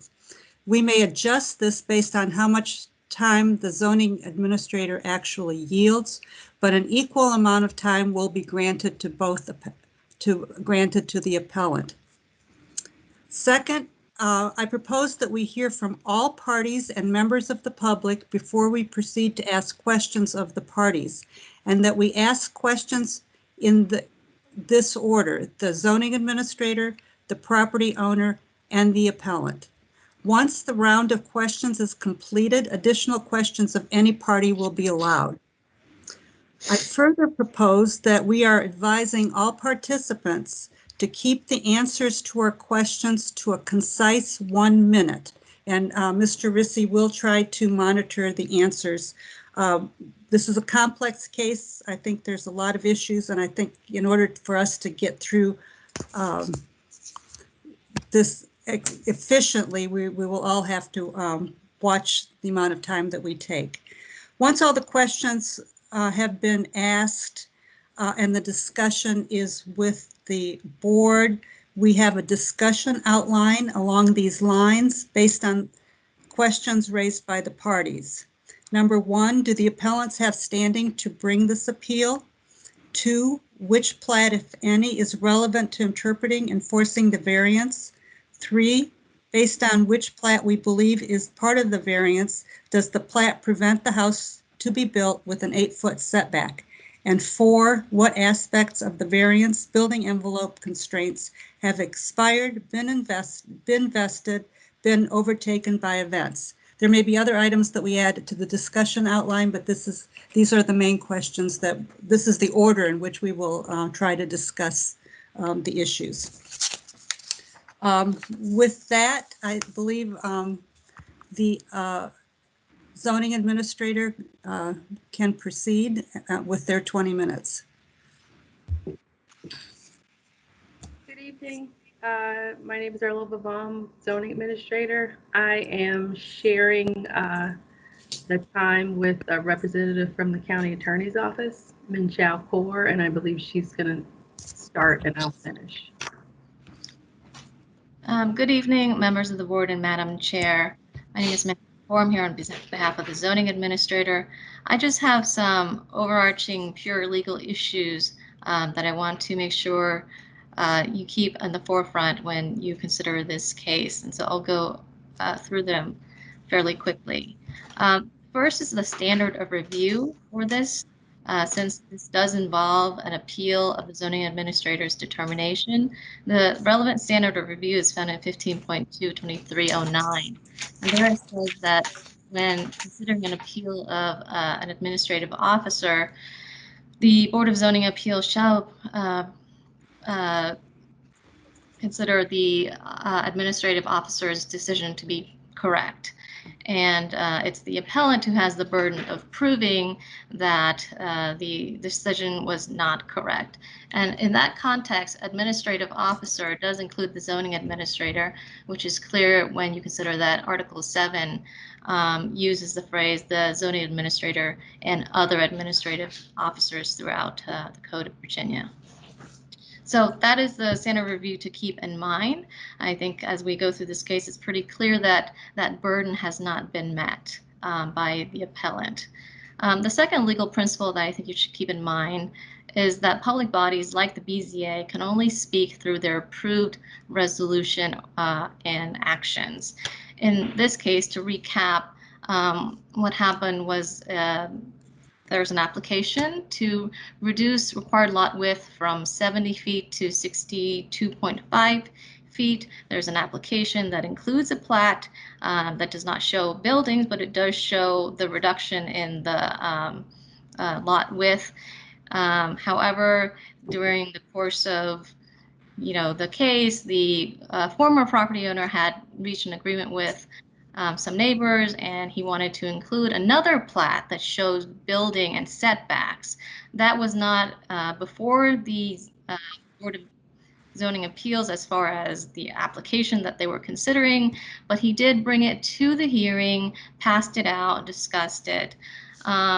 And at that hearing, he also presented some additional materials like I believe a presentation board, and then also some proposed conditions about trees. When the board made its decision, it very carefully voted. In fact, Mr. Meldick made a motion and Mr. Owen moved to amend that motion to carefully include the tree conditions as specific conditions to their action, but there was no condition or discussion of the proposed plat showing the building structures. There was only an action that approved the variance to reduce lot width with the following conditions, namely the trees.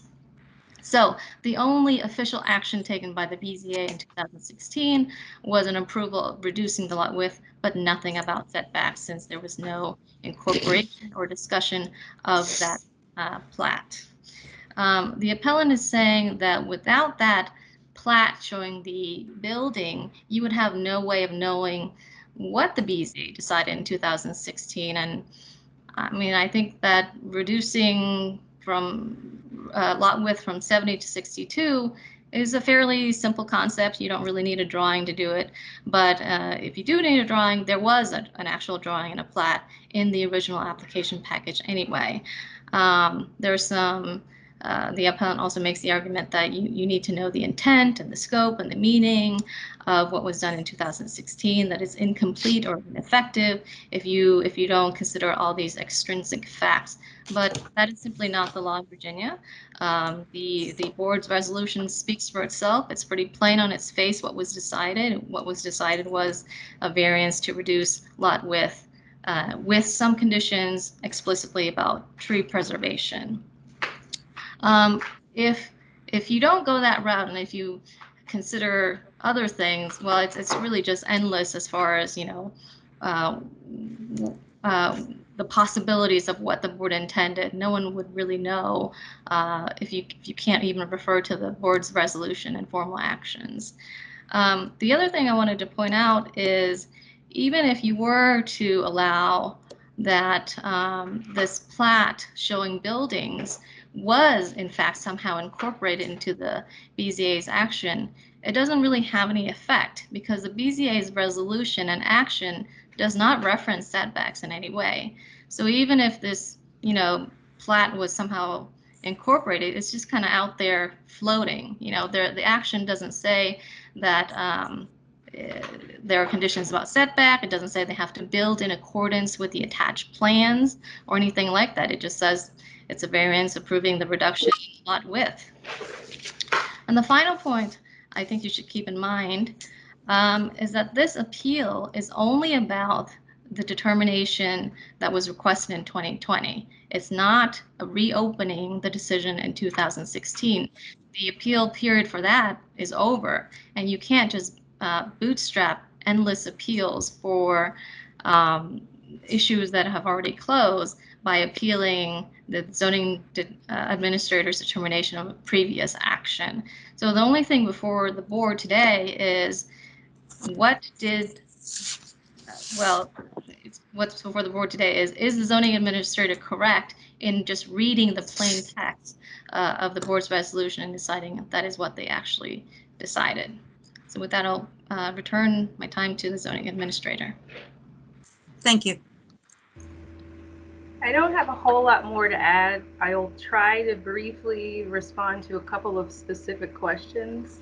Number one, we don't believe a financial disclosure form is required for appeals. I will try to go through them quickly. Matters that I considered in my determination include the audio recording of the May 2016 hearing, the staff reports, the minutes, and their resolution. I'd say the audio recording indicated that the applicant's attorney passed out a document, but it was not referred to by the BZA in their discussion or their motion to approve. There have been some comments and questions about what's called standard conditions, and I would not say that the BZA has a set of standard conditions, particularly for variances. There are certainly some that are used commonly, but frankly more commonly for use permits than variances. So there's a lot of references to standard conditions. My opinion is that the BZA has no such set of standard conditions that they always use without fail for every variance. Let's see. There was a question about the plat approval. Our opinion is that it has not expired and that the property owner took sufficient action within the year to vest it. The preliminary approval occurred within a year, and per the Code of Virginia, the preliminary approval is actually valid for 5 years, but every 6 months, if no action is taken, it has to be reapproved. So there was a question about why it came back. The last date that it came back for reapproval, it was because it had been 6 months since the last time it was approved, but it was still within the 5-year window. And I believe we've already provided copies of the court cases that were requested. And that's it for me. Thank you, Ms. Vaughn. That concludes your presentation? Yes. Would you yield your rest of your remaining time to the property owner? Okay. Yes. Is there a representative for the property owner with us tonight? Yes, good morning, Madam Chair. All right, I hear you and now I see you. Okay.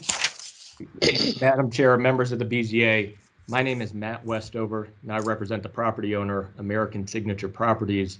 And with me tonight is Fred Eisenhart, who is with American Signature.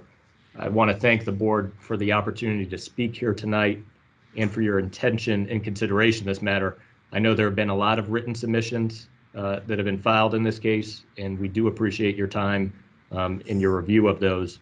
I don't intend to repeat everything, of course, that we have submitted, but as you know, this appeal is unique because the appellant is not the property owner, and yet as the property owner, American Signature is the person that is the most affected by what the BZA does here tonight.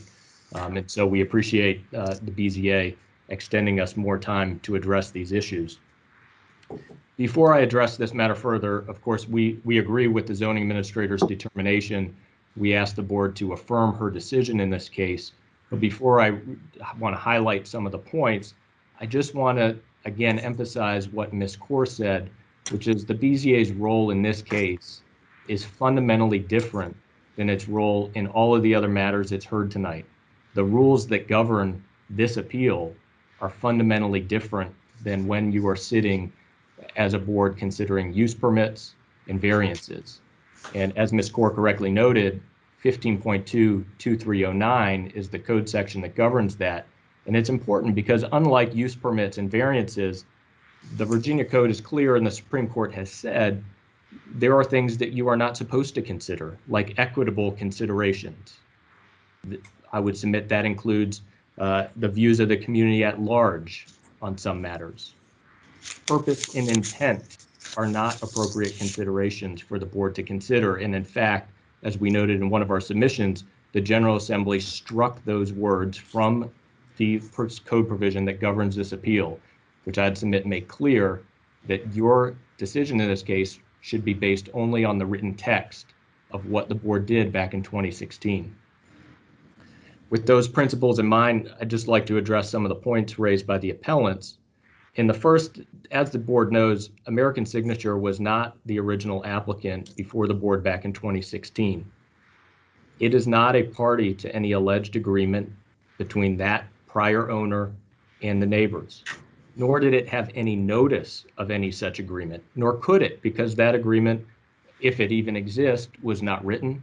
It wasn't recorded in the land records. There would have been no way for American Signature to have notice of that when it purchased this property at foreclosure back in 2016. And this is important because one of the concerns raised by the appellants in this case is that it would set a bad precedent if the BZA did not reverse the zoning administrator, and I strongly submit that the opposite is true. What the appellant failed to acknowledge is that this is a situation that could have been easily avoided had they taken any number of steps years ago. The first, as we've heard on other matters tonight, they could have reached a written agreement with the prior owner. That agreement could have been recorded among the land records to provide notice to the world of what these additional setbacks would have been. They could have insisted that that agreement be made part of a condition that made it into the board's resolution, but they did not. And in addition, even after the board acted in 2016 and approved the variance, there was a 30-day window where they could have reviewed the resolution. And if it was that important to them, they could have reviewed the resolution to see whether that condition made it in there. They did not. And the board has 30 days to fix those issues. And after that, that appeal period has expired, as Ms. Gore correctly noted. You can't go back 4 years later and try to revisit what the board did back in 2016. As Ms. Gore correctly noted, the Virginia courts have consistently held that just like a court speaks only through its written orders, public bodies speak only through their adopted resolutions.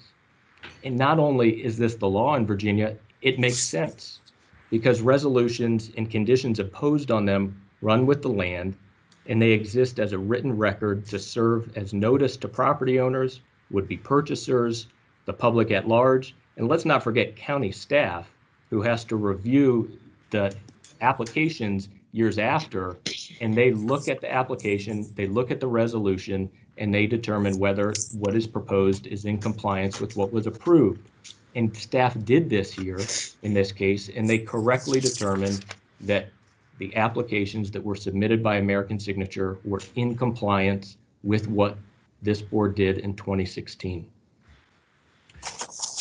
The appellants also continued to assert that the board's failure to incorporate these conditions or incorporate the plat is somehow a clerical error. It is not. Changing the setbacks from what's authorized under the zoning ordinance to the 15 feet, 13 feet that the neighbors contend they had an agreement would clearly have a significant and material impact on American Signature's development of the subject properties, and it cannot therefore be a clerical error. In addition, I'd submit this entire argument is irrelevant and a red herring because appellants misunderstand Virginia Code 15.22311C, which is the code provision that talks about clerical errors and allows clerical errors to be corrected more than 60 days after the date of the decision. What that code section says is it only applies to fixing a clerical error that's made in a written order, requirement, decision, or determination of the zoning administrator or her administrative officer. It does not apply to BZAs who grant variances. Variance approval is still subject to the 30-day appeal window. Because no one appealed the BZA's decision within that window, they have lost the right to do so now. In addition, in order to fix such an error, the statute is clear that you must have the concurrence of the county attorney. And as the appellants note in their submissions, they tried to seek that concurrence in this case, and the county attorney's office apparently correctly declined to do so because this is not a clerical error. What we're talking about is a fundamental change to what the board actually approved back in 2016.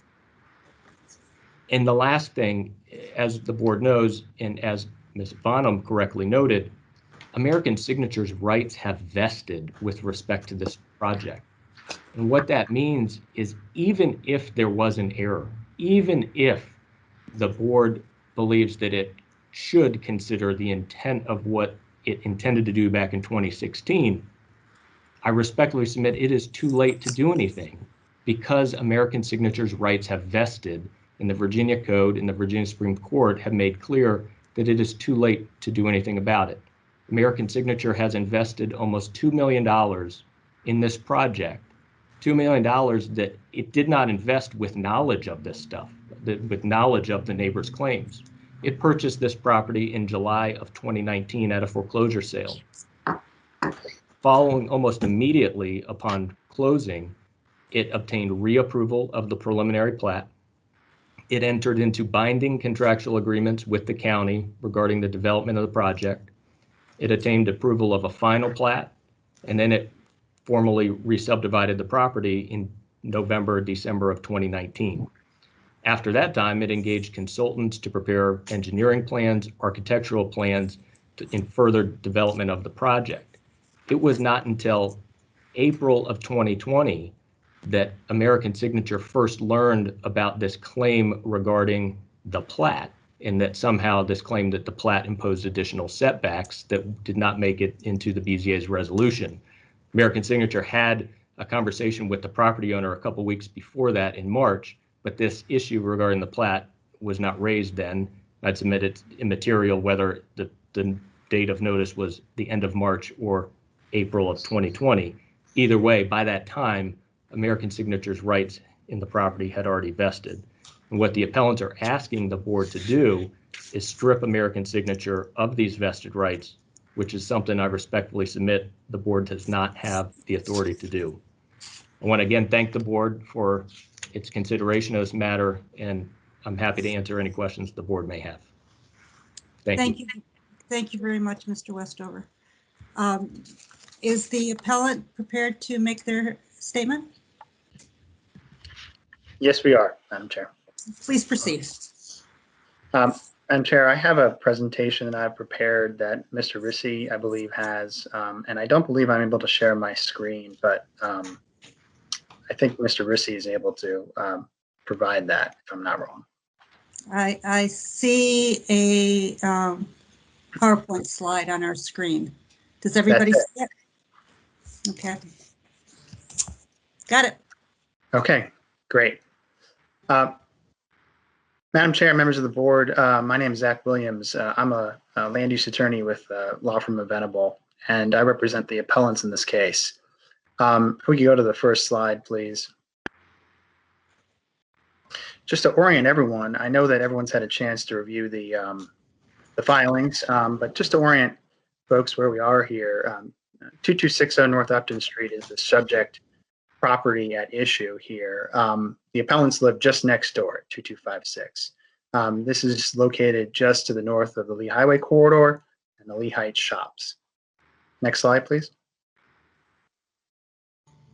Here's a picture of the house that the appellants live in just next door, the adjacent neighbors. This is the, I say previous condition on the slide because this predates any site work on the adjacent property. And if we could go to the next slide, please. So I'm going to just jump right into it. This is really the essence of this case and this appeal. The variance plat that the original applicant submitted prior to the BZA's decision on this variance, and then subsequently referenced in the hearing when that variance was considered. Zeroing in here, the issue is that 13-foot minimum setback, which I've highlighted on the plat. You can see my client's, the appellant's property is in a dotted dashed line shown on that plat just to the left of that setback. And you can see that the placement of the house that my clients, the appellants, live in is just a few feet from that side property line, hence the importance of the setback agreement. And I challenge any attempt to characterize this as an alleged agreement. I think it's quite clear from the record that there was an agreement. The question is whether it's enforceable. There's clearly an agreement that was reached to provide a setback from the side property line, given how close the appellant's property is to that shared line. Next slide, please. So I believe that the county attorney referenced that this was a plat that was first handed out at the hearing. That's actually not true. This plat was provided by the applicant's land use attorney, Barnes Lawson, to the BZA coordinator prior to hearing. And I have the email. We have the email from the county records. It's right here in front of you. It's part of the case record. May 11, 2016, 11:34 a.m., Mr. Lawson states, that this plat is important as it shows the setback that we agreed to provide to Libby next door. So not only is the plat provided to the BZA, but the setback itself, which is the focus of this appeal, is called out, the importance of that setback. Next slide, please. Then at the BZA hearing that we can hear, it's recorded audio. Fortunately, we're able to go back and listen to it. That very plat and that very setback is referenced at a minimum 3 times. And we reference those in our filings, and I repeat them here. The agreed setback was, quote, very important to the community. In another reference, it was, quote, important that the variance plat be, quote, part of your package because it, quote, shows the setback we are providing. And then the third references the variance plat, again, showing the setback 13 to 16 feet from the property. So this was not something just floating in the air, the county attorney says. This was clearly referenced and indicated and incorporated into the applicant's submission that the applicant sought approval for before the BZA at that time. Next slide. Thank you. I'm only going to preview this testimony that you're going to hear later tonight. The applicant's land use attorney at the time, Mr. Lawson, is signed up to speak tonight. He can speak more to this. This is his submission to this BZA and this appeal, unequivocally supporting the appeal and the position of the appellant. This is quite unique to have the former applicant's land use attorney coming in and supporting an appeal by the next door neighbor. I think it speaks to not only the importance of the agreement, but frankly, the integrity of the process and the importance of respecting agreements with neighbors, particularly when those are contingent on getting an application approved. Next slide, please.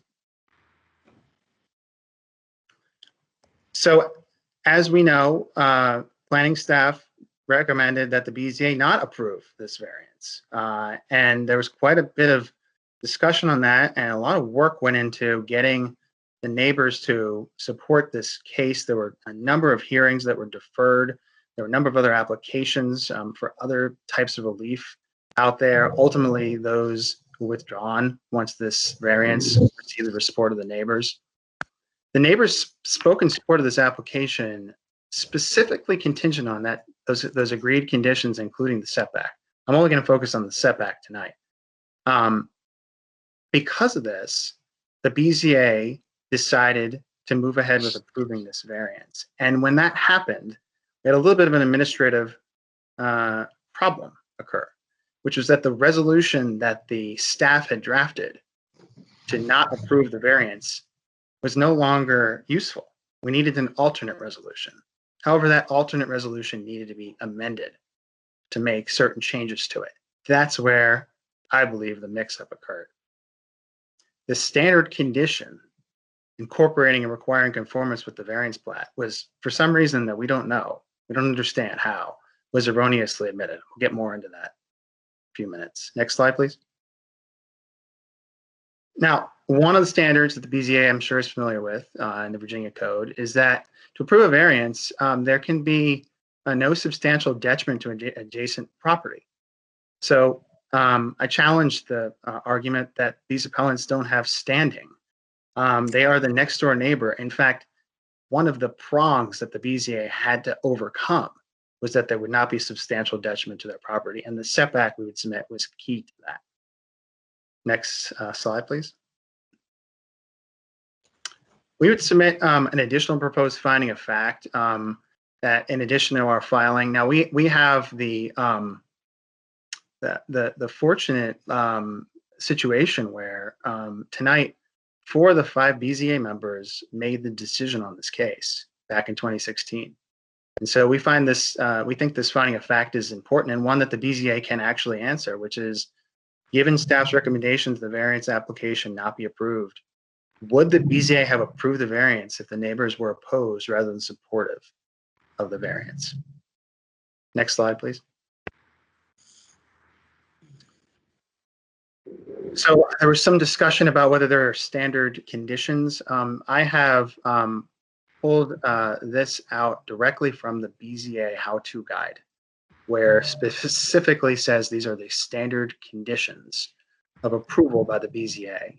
And condition number 1 is the proposed addition must be built in accordance with the architectural drawings and plat attached to the staff report presented to the BZA. So we already heard this on a number of cases tonight, and serious discussion about what's the date of the plat that we're approving. It's very important because that is part of our approval. How do we know what we're approving if we don't have the right date? We already heard significant discussion tonight about how this process works. The BZA is well aware of the standard condition, and frankly, I don't know why it was dropped out of the resolution, but as we'll explain from a legal standpoint, we don't think it matters. Next slide. So what did the BZA actually approve? Here's the issue in the case. You know, there's a lot of discussion about conditions and whether they should have been incorporated or were incorporated or not. I think this case is actually about something a little bit different. And the fact is, this resolution is woefully deficient. It doesn't say what the BZA approved. It only says in the now therefore clause, the BZA hereby approves variance case number subject to those conditions below that had to do with tree protection. Well, what was the variance? In the whereas clause, it doesn't say what the approved lot width was. It simply says it was to create 2 lots that do not meet the lot width requirements for the construction of 2 new detached one-family dwellings. We'd submit that if you don't incorporate that variance plat, if you don't consider that part of the BZA's approval, this variance is unenforceable. This resolution doesn't carry the force of the law. It doesn't say what it actually approved if you omit the plat. Next slide, please. Now, the whereas clause says, again, this was to create 2 substandard lots for the construction of 2 detached one-family dwellings. The argument's been made, well, the second part of that doesn't really matter. It's only the subdivision of the lots that was really at issue here. I would challenge that argument because there are other by right uses that are allowed in the R8 zone, which is the zone we're in here. And I've listed some of them here. I don't think anyone would in good faith argue that a church, a synagogue, agricultural uses could be established on these substandard lots. Absolutely not. The variance specifically says this is for the construction of 2 one-family dwellings. So I'd submit the variance really does 2 things. A, it allows subdivision of what otherwise would be substandard lots in the R8 zone. B, it allows the construction of 2 one-family dwellings on those 2 lots. Next slide. Our argument in the case here is that as for that second component of the variance, it's long since expired. A building permit was not applied for until 2020, over 3 years after the variance was approved. We don't take any position on the subdivision itself. No question the final plat was approved a couple years ago. We don't take a position on that. We simply take a position on the ability to build these 2 single-family homes because no construction was done, no building permit was submitted, nothing was done in furtherance of the actual construction of these homes outside of the 1-year period. The applicant or the developer didn't submit a request for an extension of the variance, didn't ask for any relief whatsoever on that. And we submit that that's now expired. Next slide. The BZA, as a matter of law, acted on the variance plat.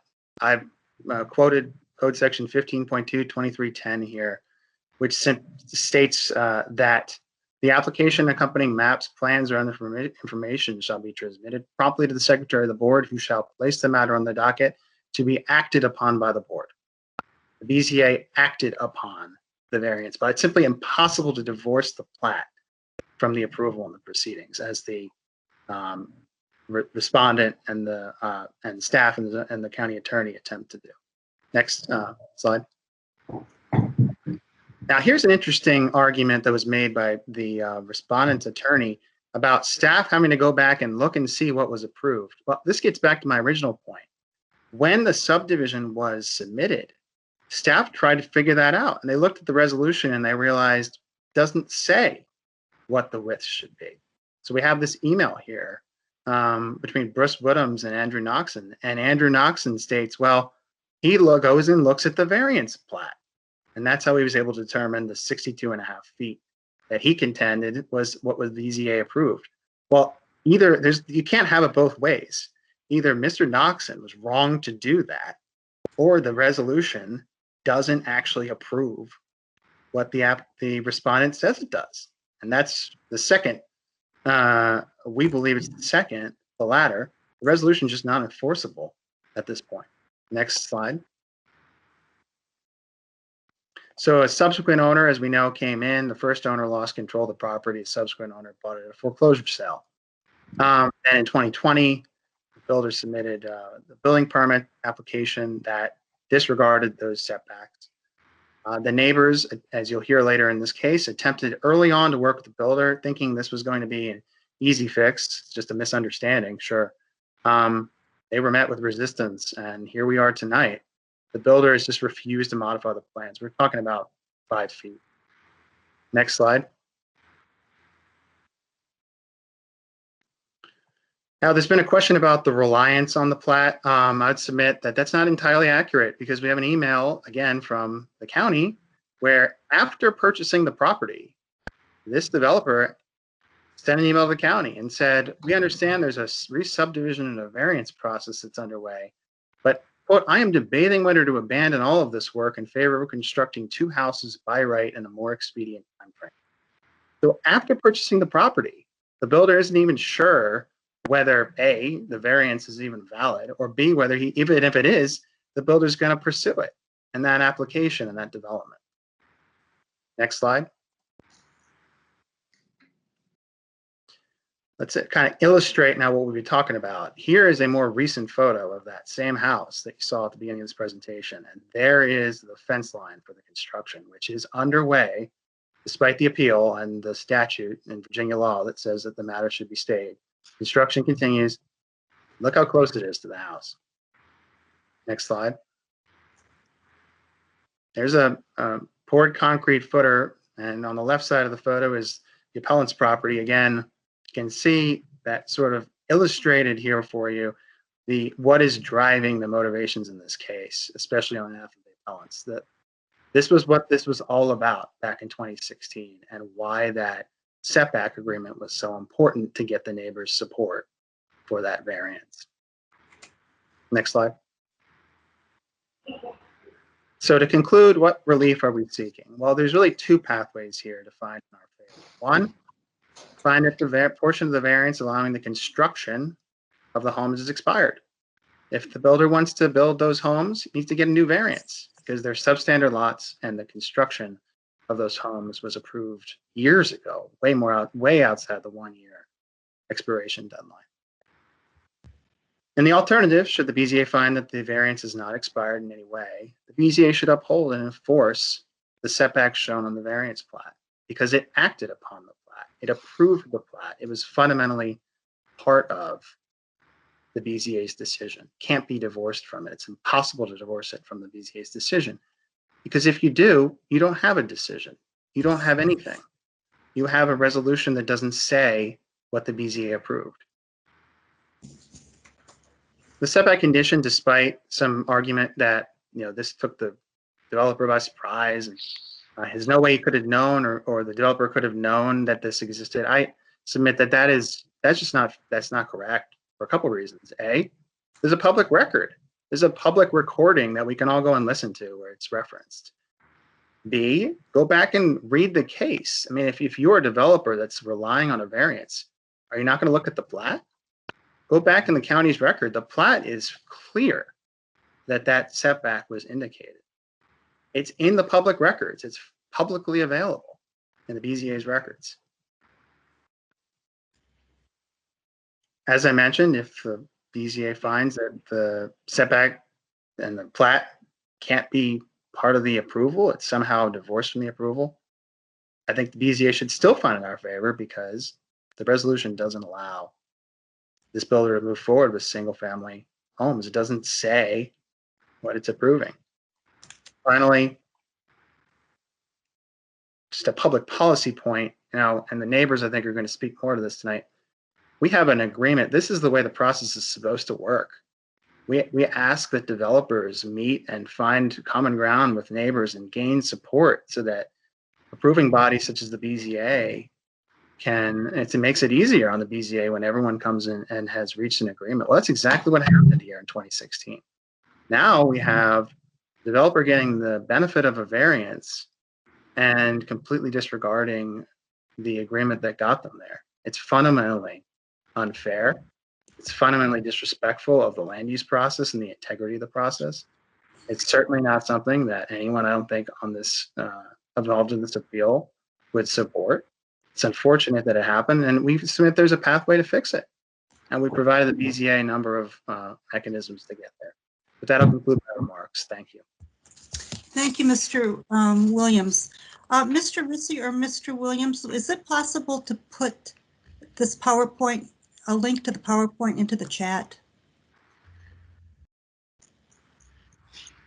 And I'm not going to hold you up, you know, if you can, please do that. Madam Chair, I'll have to probably load it to the website to be able to do that, but I can work on that. Okay, just in case anybody wants to refer to it.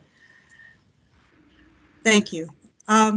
Next order of business is to hear from the speakers. Mr. Rissy, do you have a list of speakers? I'm sorry, Madam Chair. I believe the appellant also would like to use the remainder of my time just to make a brief statement, if that's okay. Oh, yes, of course. Thank you.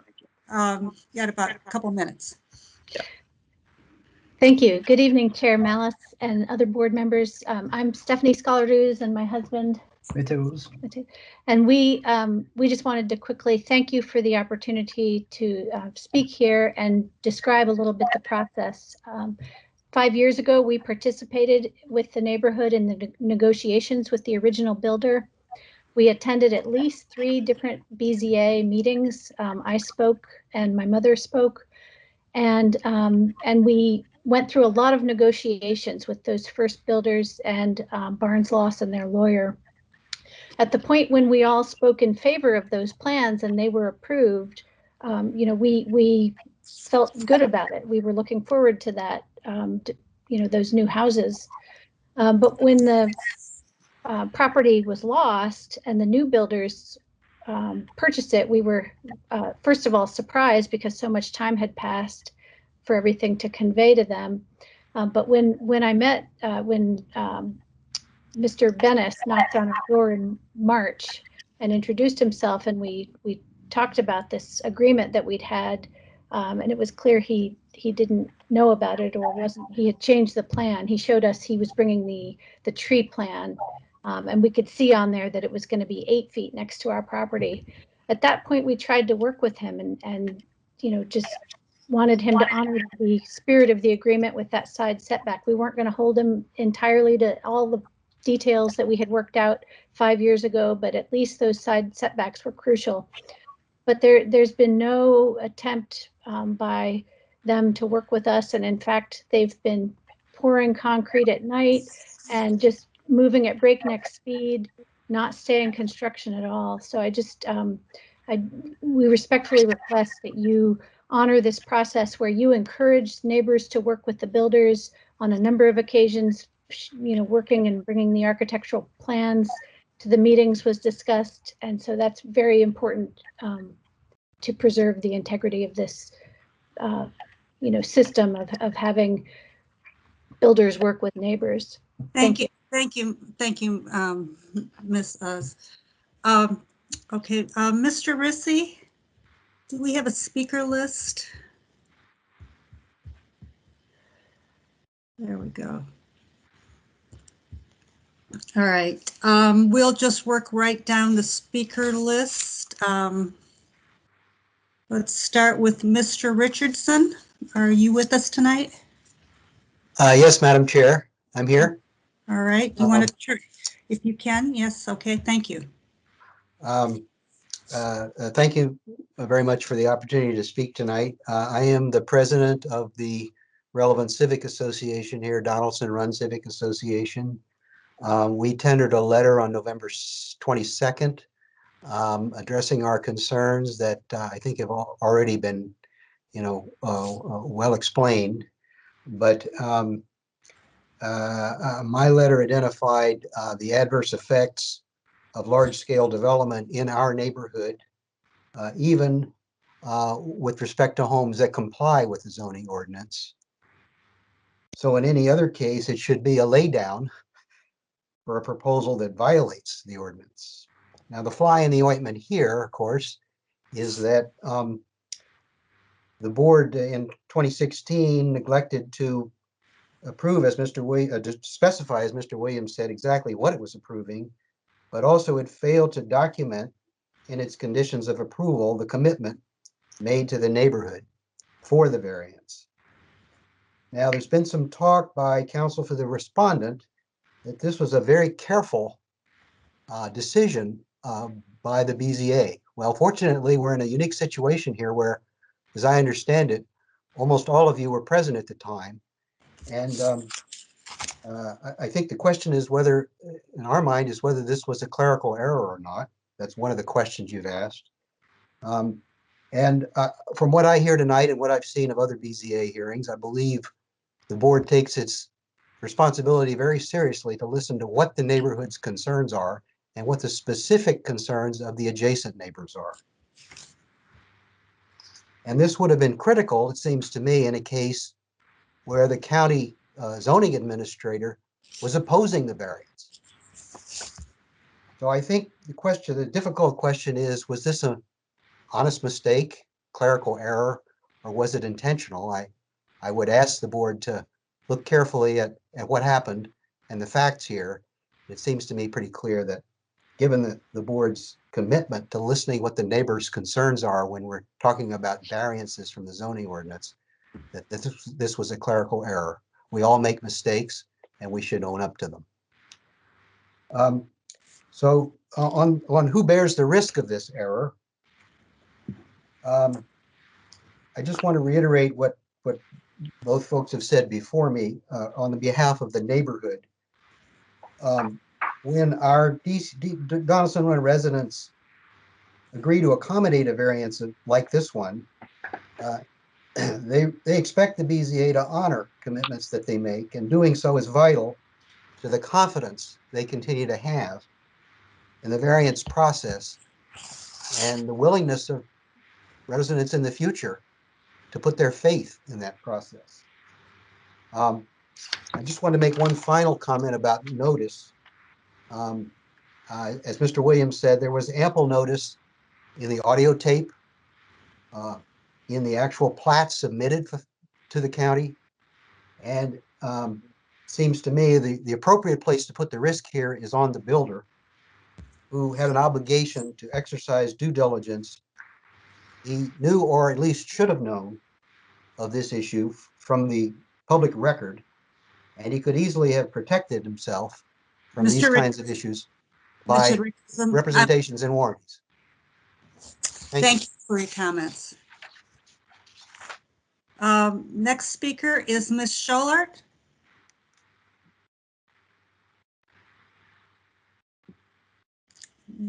Ms. Scholart.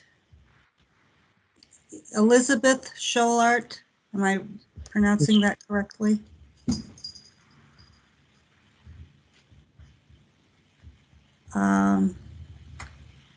She's on the phone and she may need instructions about how to unmute herself. Ms. Scholart, if you can hear us, to unmute on the phone, it's is it *6?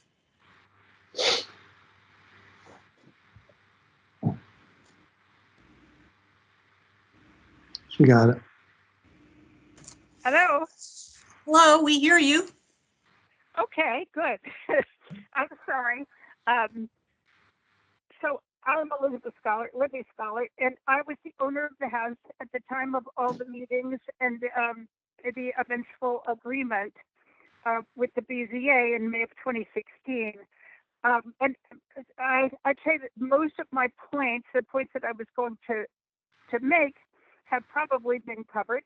So I will just quickly reiterate that we had many meetings, and in the beginning, all of our neighbors met with the land builders, and it was quite a lot of negotiation and compromise on everyone's part.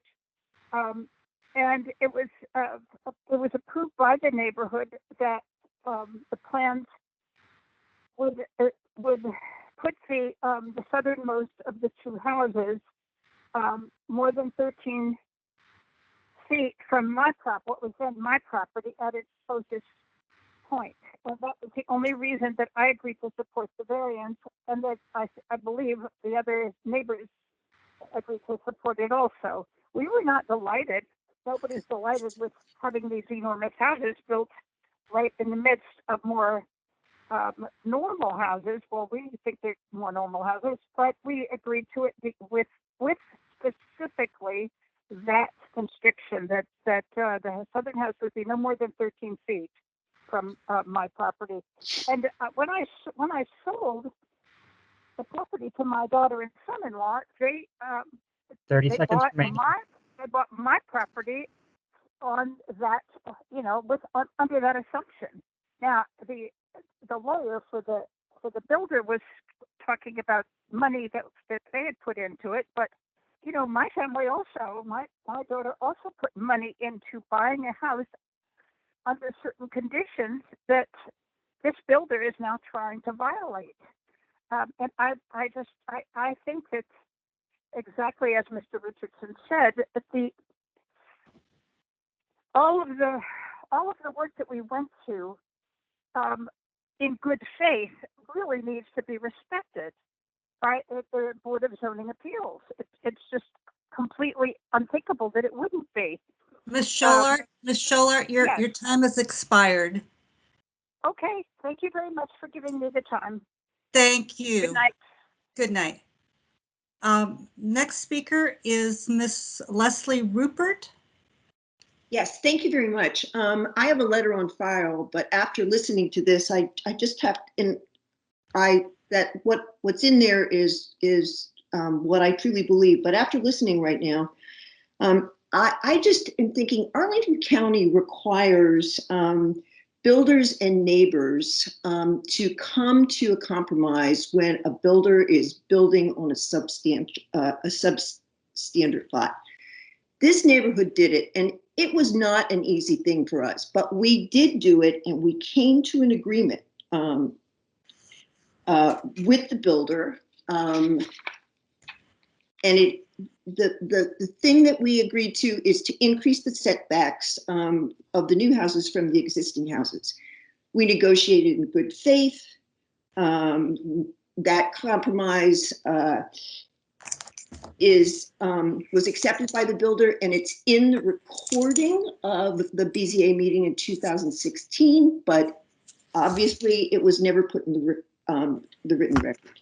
So listening tonight, all I can think of is why does the county ask neighbors to agree to come to a compromise with builders that are building on substandard lots when it obviously is coming to naught here? So that's all I have to say. Thank you. All right, thank you very much, Ms. Rupert. The next speaker is Ann White. Hi, thank you, Madam Chairwoman. Thank you all for letting me speak. I'm a brand new owner of 2268 North Upton. I'm just on the north side of the property, the substandard lots in discussion. I'm the other adjacent owner to the Utzes, and I fully support their appeal. I bought the cottage only 37 days ago on December 7th, and I'm brand new to the county. I bought it for its beautiful garden, natural plants, very wooded, all of which benefit from the sun. So while I'm new, I certainly think about my property value. What would happen if, as is happening, this giant 3-story house is being built so close to my house. And of course I sympathize with the Utzes as well and support them. These houses are 5,000 square feet. I certainly would have been part of the neighborhood negotiation, thinking about the proportion, the scale, the character. But as it is, they're hard up against the Utzes house, the southernmost house, and the northernmost house, to my measurement, is 5 feet 8 inches from my property line. I'm speaking about the foundation for the water runoff system.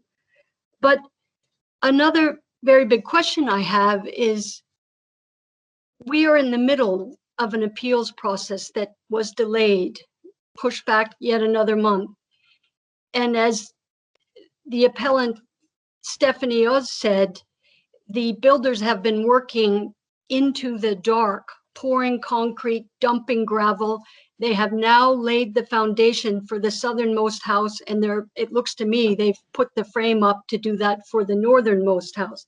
So how, I don't quite understand how the building of these two houses could have gotten ahead of the appeals process, the hearings and the conclusions of the board. Ms. Very White, big question for me. Your time has expired.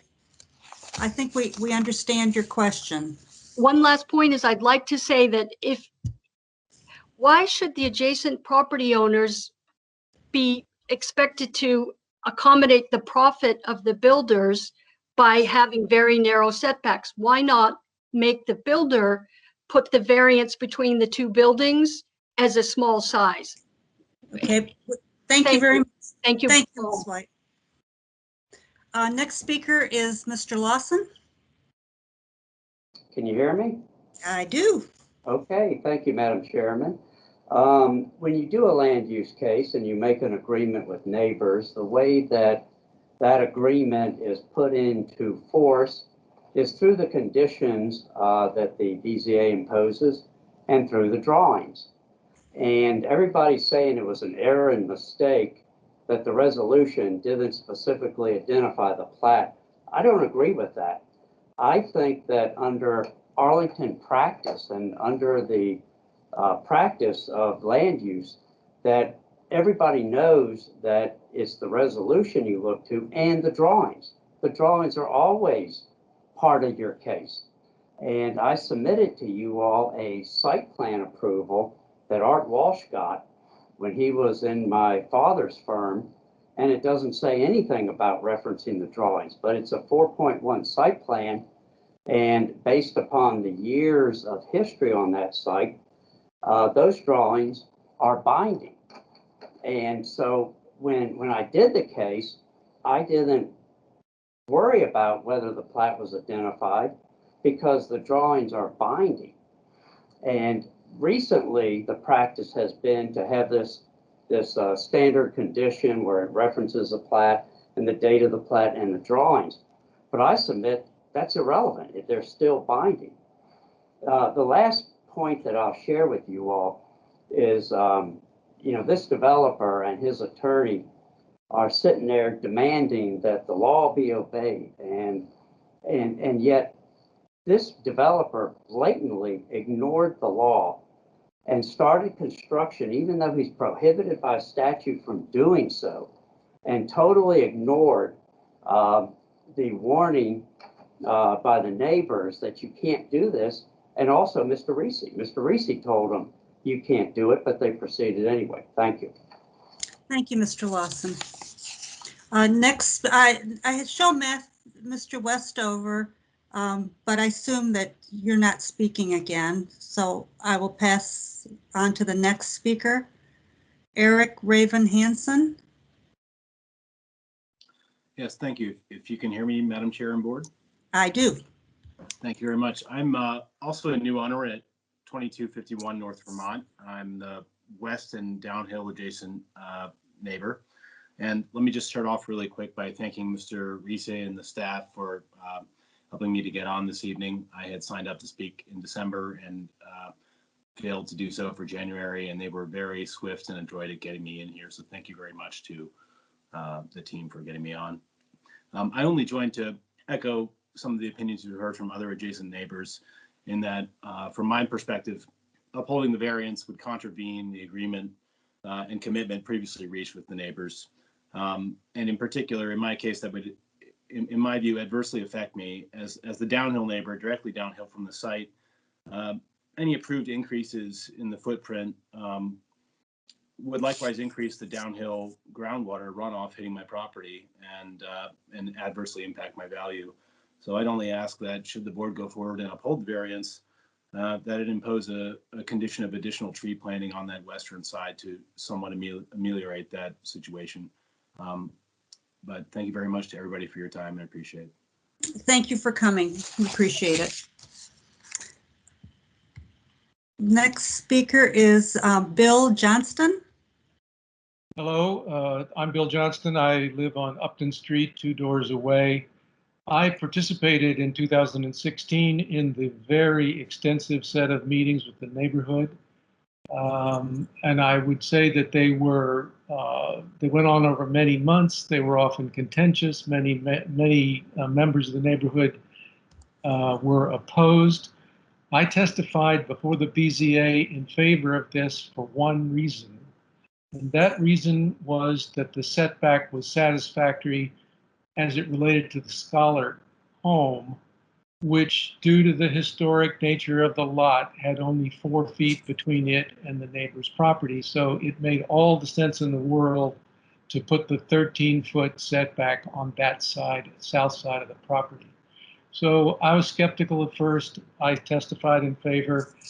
When the process was all over, I thought, this was a lot of talk over a lot of months, but it was kind of the Arlington way, and it worked out a compromise at the end of the day that was fair, that enabled the houses to be built and protected the Scollard's house at least somewhat, with perhaps the opportunity for some additional vegetation there. So to have that agreement, because there was a transfer of ownership, because of whatever failures to record what was to me the single most important, the only really important thing was the setback, to have that just wiped out because of the record keeping or something that didn't work as it should have, is a good way to be undermining this process that the county has rightly put in place to have builders work with the neighborhood and find compromises for these kinds of additional things. Not to do that seems to me to be just violating a process that's really fundamental in Arlington. Thank you. Thank you, Mr. Johnston. The next speaker is Lane Langford. Is Mr. Langford with us?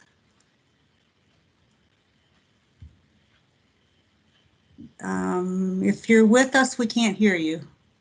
There's 2 people on the phone who are muted. So if Mr. Langford, it's one of them, they need to unmute their phone. *6 to unmute.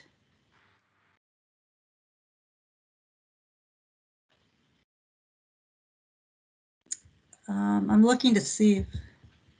I can't tell. There's not a person with that name listed. I don't see a person. I don't see Mr. Langford with us. So that concludes the speakers on our list. Are there any additional people here tonight that didn't sign up that wanted to speak? All right, in that case, we have concluded with the speakers. If Mr. Langford shows up, if he's having technical difficulties, we'll consider his testimony later. All right, so the next step in our process, Mr. Rissig, do you have your hand up? Madam Chair, just for the record, you had asked me to try to load the appellant's agent's PowerPoint to the website so that it could be publicly available, and I wanted to let you know that I was unable to do so because the meeting is in process and recording and I can't make changes at this time. All right, understand. Thank you for trying.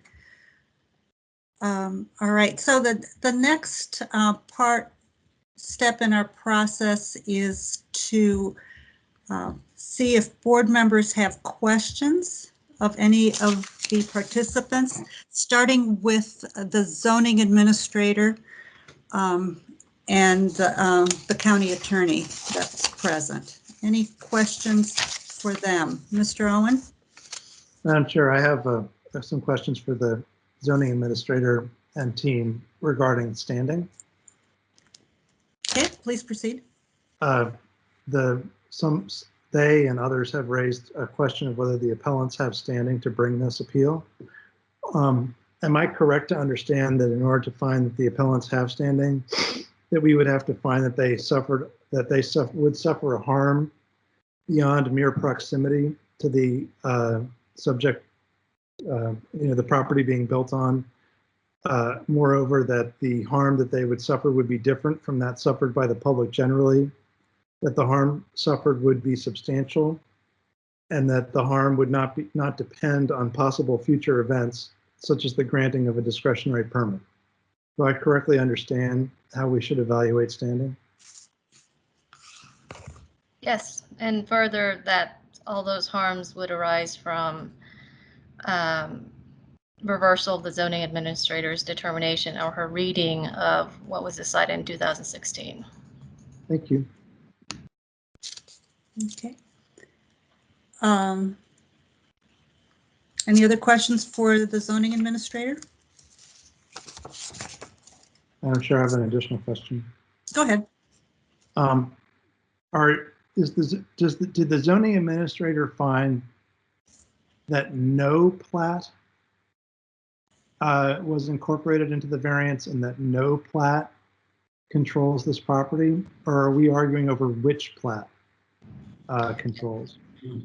It's over which plat. I think we mentioned and incorporated as an exhibit in the staff report that there was a plat submitted with the original application. It's attachment 6, and that's the plat that shows the reduction in lot width to 62.55 feet. And if you go on to the BZA's website, go back to the archives, look up 2016, you will see the original application and everything that was incorporated, and that is the plat that shows up. Is that the one dated May 12th, 2016?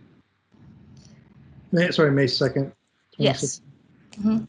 So it's one that shows lot lines that are not straight between the properties and that has not quite rectilineal footprints for 2 buildings. Correct. Okay. Well, there's no buildings on there.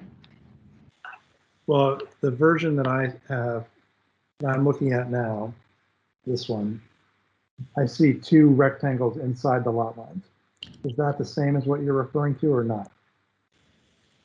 The rectangles, I believe, are the by right building lines, but I don't think they're actual buildings. I see. Okay, thank you for that response. Can I just follow up on that question? If we're contending that there was no plat referenced in the resolution, how did you pick that one? It's in the original application. Why is that significant? We do take the position that when the BZA acts, everything in the original application is incorporated. We're just saying that application, after that, you can't introduce something during the hearing because you have applicants come in all the time and introduce many handouts during the hearing. Those things aren't automatically incorporated. Those things have to be acted upon, like you did in 2016 by making a reference to those tree conditions. You actually said in your resolution that you would incorporate these conditions. Well, why was staff confused about which plat was governing? We're not confused about which plat was governing. I thought Mr. Noxon's email indicated that he wasn't sure which plat governed. I'm not sure which email we're talking about. Yeah, I know it's complicated, but all right. I think it was part of the applicant or the appellant's presentation that there was some question that they had about what plat governed. Let's see.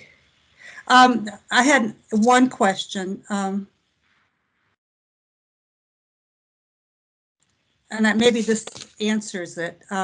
I think you had mentioned that there was, in your presentation, there was no way of knowing what the BZA intended. Does that sort of contradict what you said about the original plat? No, what I'm saying is that if you were to adopt the appellant's position, which is that you don't look at the resolution, you just kind of, look at all the documents that are incorporated in a, sorry, not incorporated, but mentioned or passed out during a hearing, you would have no way of knowing, which of those documents are being acted upon and actually incorporated into the decision. You're going to have someone come to a hearing and pass out proposed conditions, and you have to actually act on them and say, this is the one that we want to incorporate. That's how you get to, the BZA's intention. Here, they came with the proposed plat showing the building lines, not the building lines, but the actual proposed house, and you didn't act on it. So how could we have known? How could the staff have known? How could anyone looking at the record have known that you actually intended to incorporate that plat? Okay, thank you.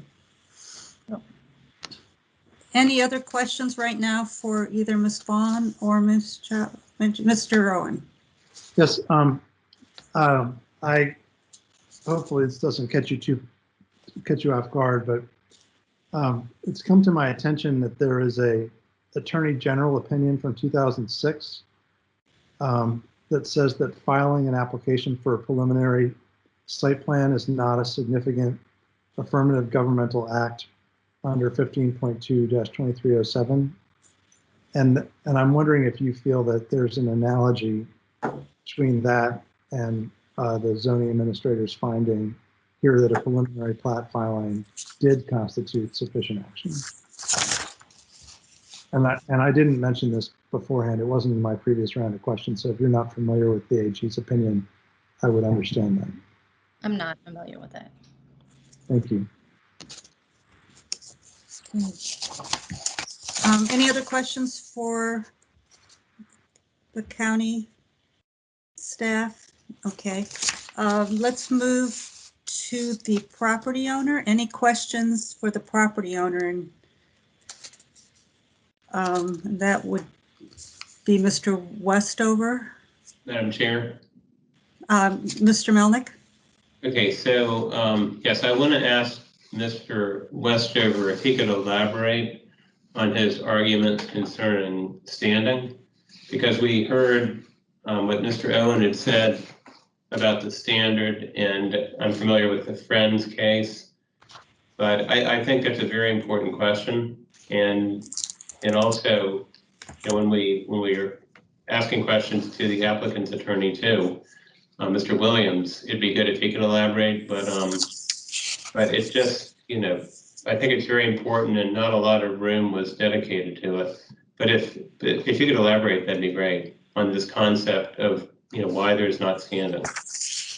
Yes, Mr. Melnick, and I'm very happy to do so. Mr. Owen, if I may, I actually know the answer to your question the last question you just asked Ms. Gore related to that AG's opinion. That AG's opinion is some years old. It related to Virginia Code section 15.2-2307, which is a different vesting statute than the one we are talking about, which is 2311C. But subsequent to that AG's opinion, 15.2-2307B was amended, and it now expressly references approval of a preliminary subdivision plat as being a significant affirmative governmental act.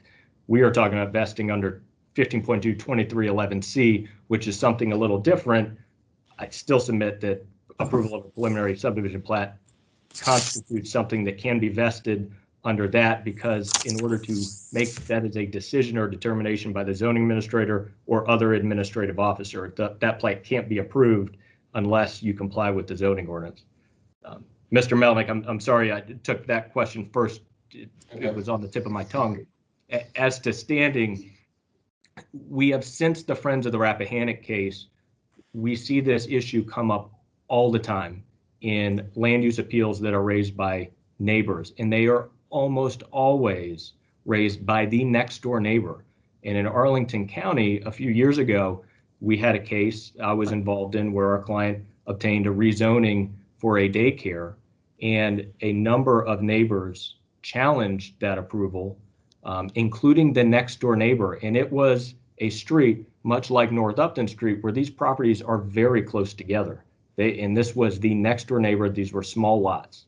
The Arlington Circuit Court in that case, it's called Little Ambassadors, Ms. Fuller is familiar with it as well, dismissed the case on lack of standing, even though it was the next door neighbor, and they alleged that they would suffer all sorts of harms, such as traffic impacts, safety, noise, dust, debris, that their property values would go down.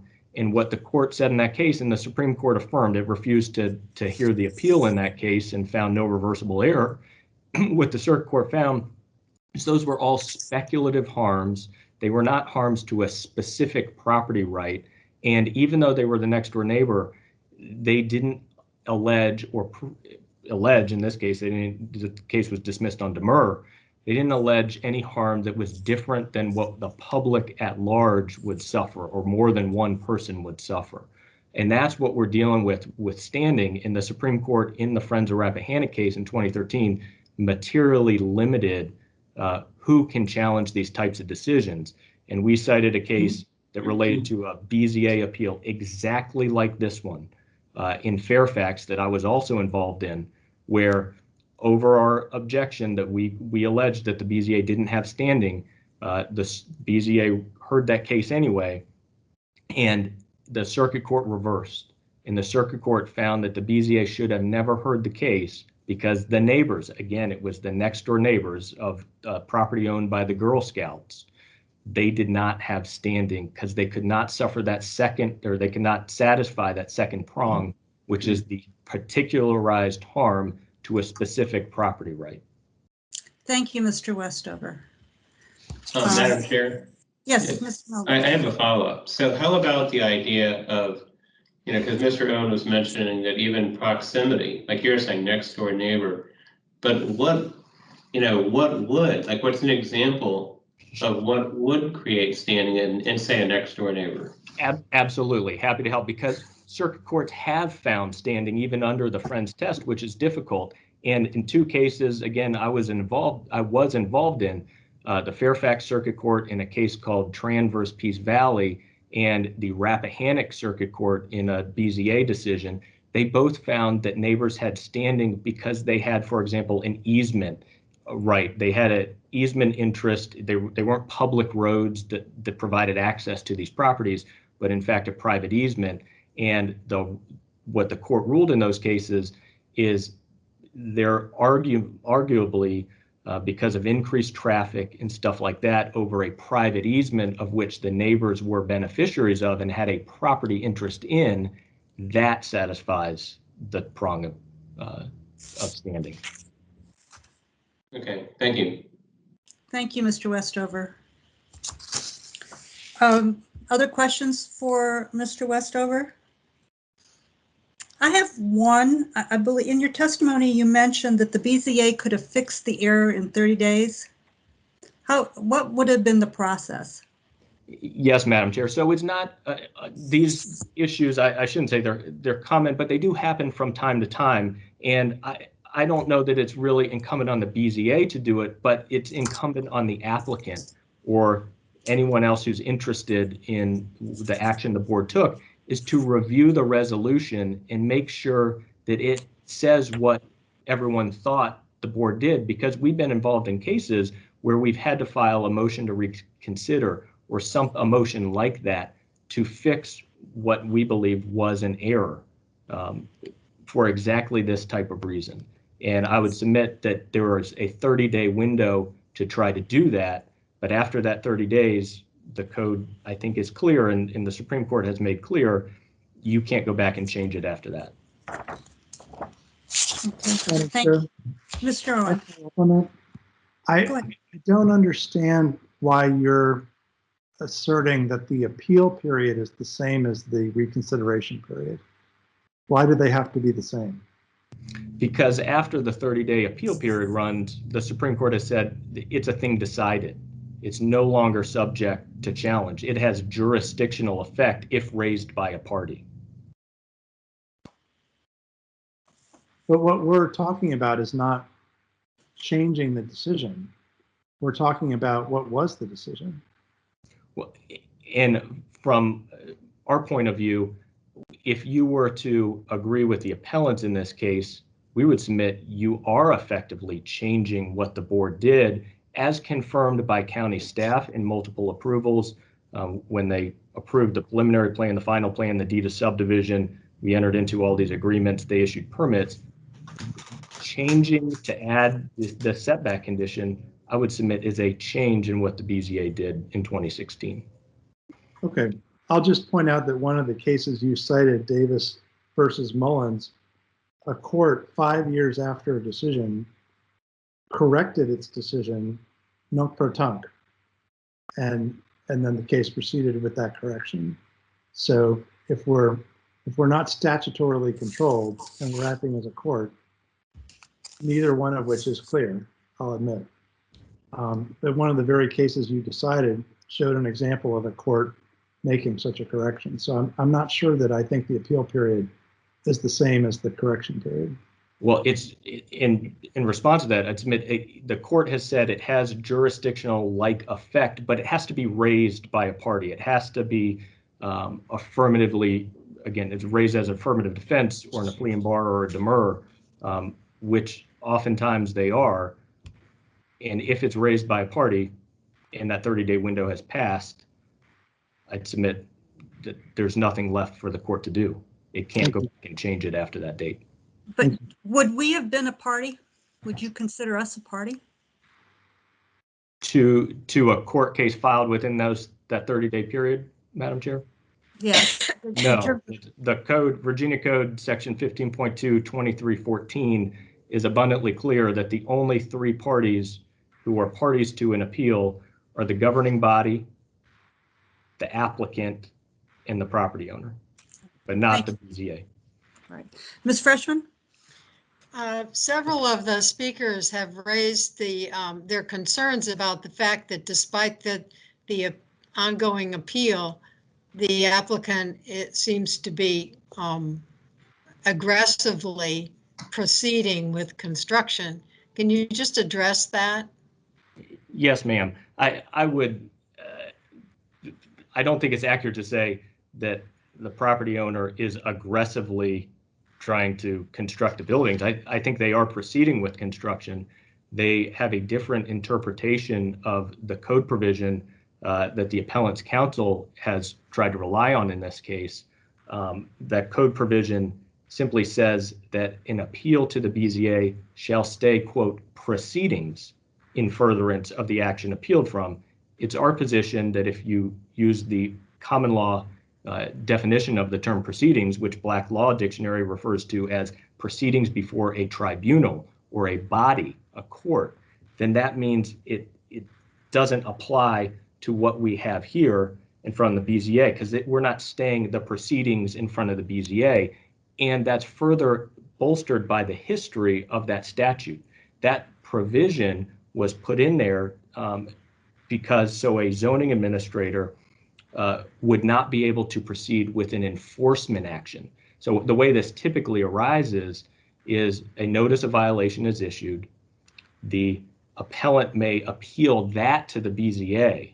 But what this stay says is that while the appellant appeals a notice of violation to the BZA, the zoning administrator can't run to court and try to get a court order until that appeal is heard. We would submit it doesn't apply in this circumstance. And also, it doesn't apply because you can't just seek zoning determinations 4 years after the variance was approved, permits issued, other plans approved, and then try to relitigate all of this. And that's one of our fundamental concerns with this case. Thank you. Mr. Owen. Mr. Westover, if the oozes had noticed immediately after the hearing that there was no condition incorporating the plat with the 13-foot separation. And they thought that was an error, an administrative error. Would they have had standing to formally request action by the BZA about that? And if so, what action should they have taken if they had done so the next day?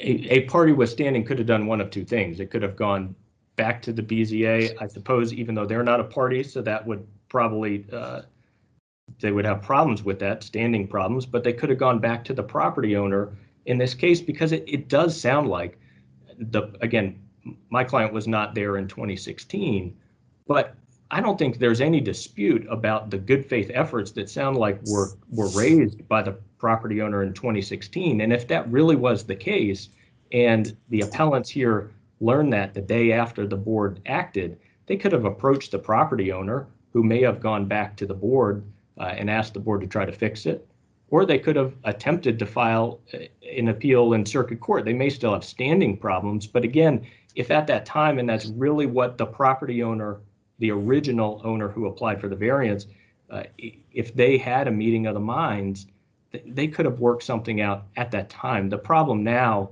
is it's 4 years later, American Signature bought this property without notice of any of that. And now, after all these permits were issued and plans approved, we're trying to go back and rewrite history. Mr. Westover, could staff have initiated a correction? I don't know that staff. You mean the zoning administrator, right? The zoning administrator. The zoning administrator potentially could have raised the issue. Again, raised the issue with the applicant at the time, raised the issue with the board. Could they have reopened the case for reconsideration? I think only this board could reopen the case. Could someone have brought it to the board's attention, and could that have been the zoning administrator? I think probably yes. Okay. Ms. Freshman? Oh, sorry. That was my previous question. All right, that's no problem. All right, any other questions for Mr. Westover? Okay,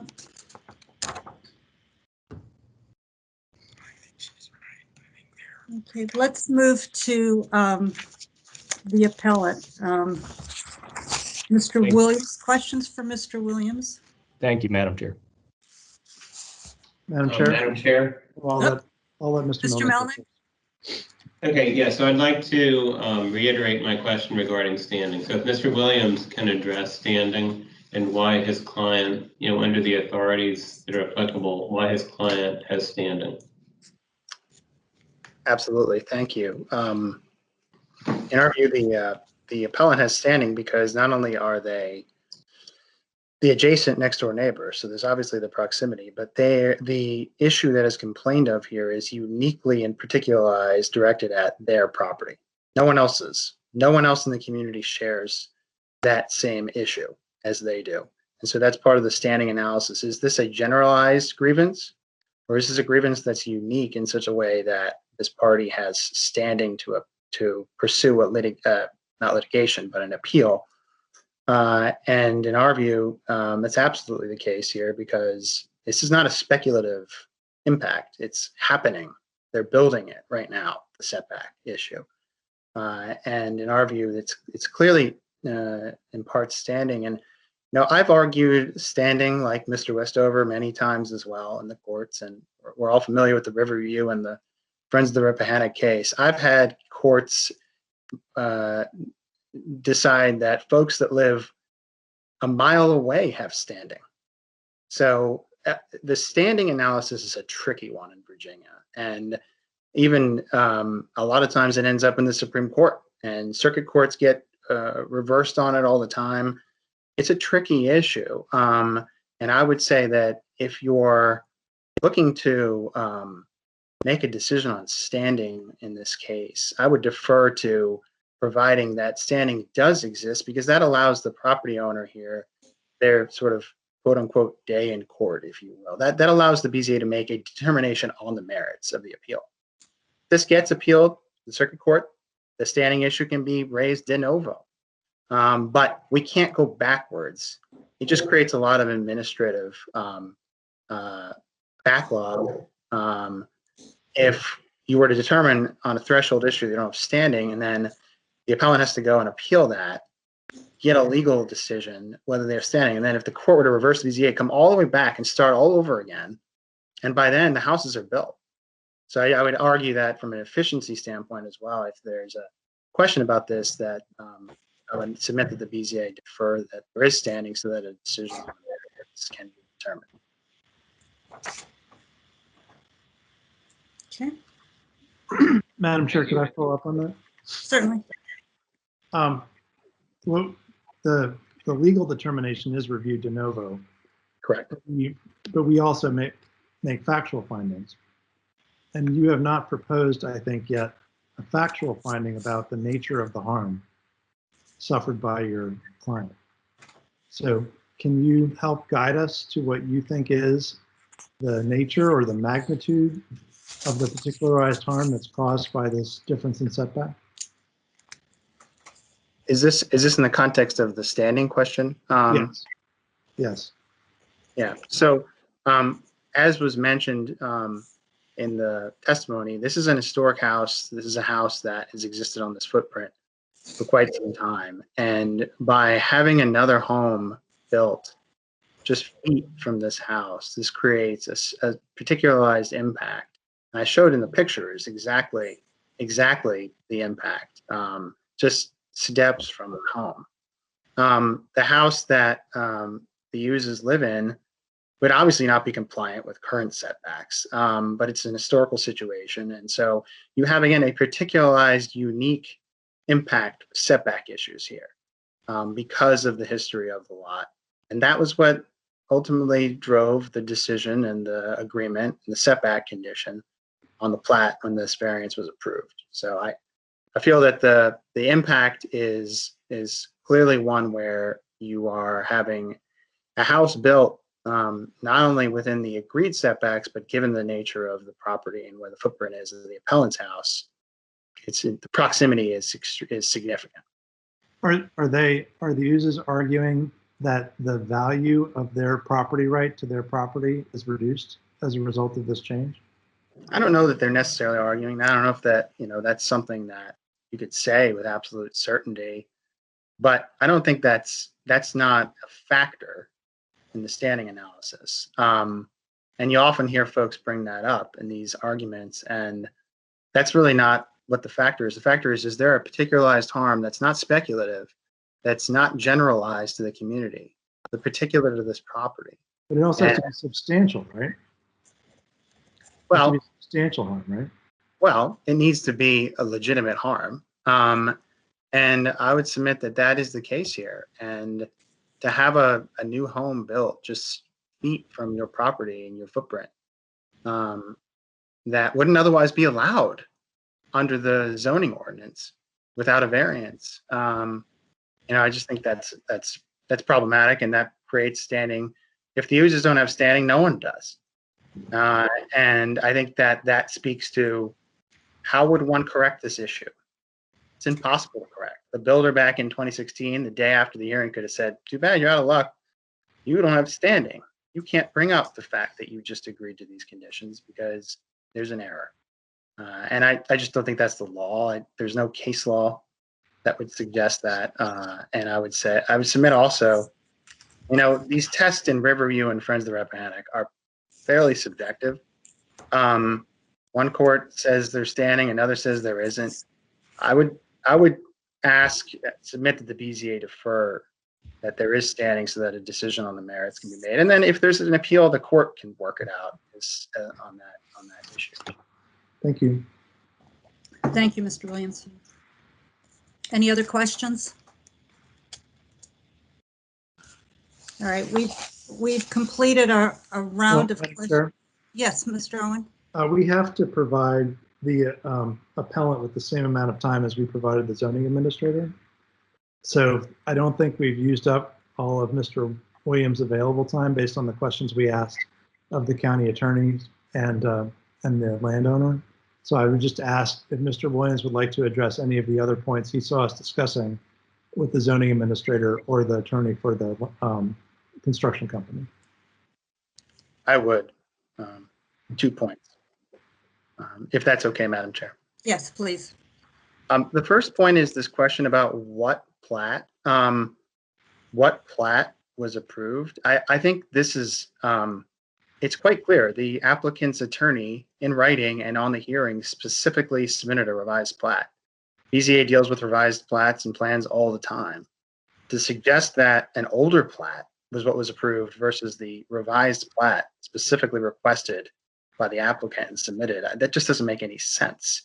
Either there's no plat or it's the revised plat. It can't be the old one. I would submit that just isn't a tenable position. As far as Mr. Owens' point about the OAG opinion, and then Mr. Westover's clarification, I think it's important that Mr. Westover left out a portion of that statute, the vesting statute, 15.22307, which does say that a preliminary subdivision plat can be considered a significant affirmative governmental act, but only if, quote, the applicant diligently pursues approval of the final plat or plan within a reasonable period of time under the circumstances. Here, as we know, the preliminary plat was approved in early 2017. A final plat wasn't approved for over 2 years. And I would submit that's not a reasonable amount of time to have a final plat approved after a preliminary plat. So going back to Mr. Owen's question about, is this vested? Yes, there's a statutory provision on it, but it doesn't help the respondent in this case. Thank you. Thank you. Thank you. All right. We've completed a round of questions of all the parties. Do we have any further questions, or are we ready to start to discuss it among ourselves?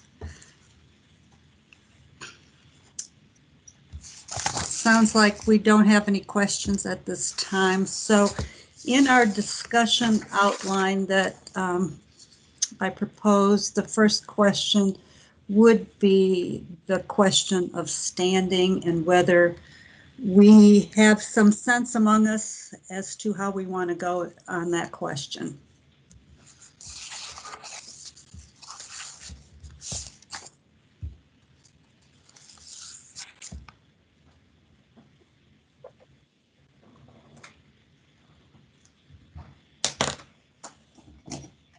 Does anyone want to jump in, or do we want to pass that for now? Madam Chair. Mr. Melnick. Okay, in the question of standing, I'm, having difficulty, just ascertaining that a particularized harm has been proven, by preponderance of the evidence, because here, we don't have issue of lessening of value. There's not a particular property interest that's been affected, like an easement. Really, except the fact that there's going to be a house that's closer than 13 feet. That's about all we've heard about damage, or anything, under, for instance, the Friend decision, these different standards that we heard. And so, I am having difficulty, seeing that that's been proven.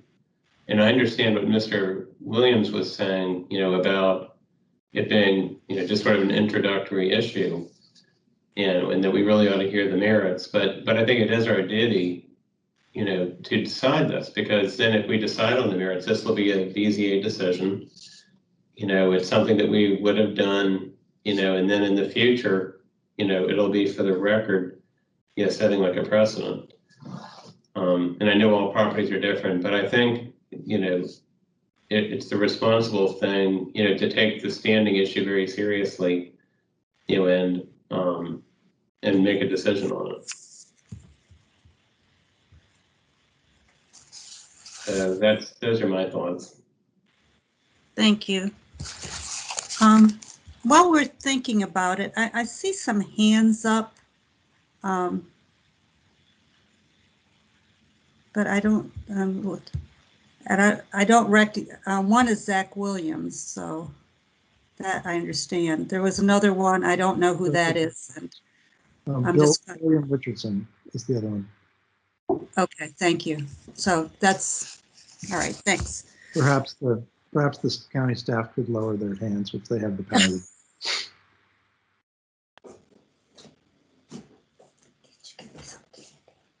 Madam Chair. Yes, Mr. Owen. The standing issue.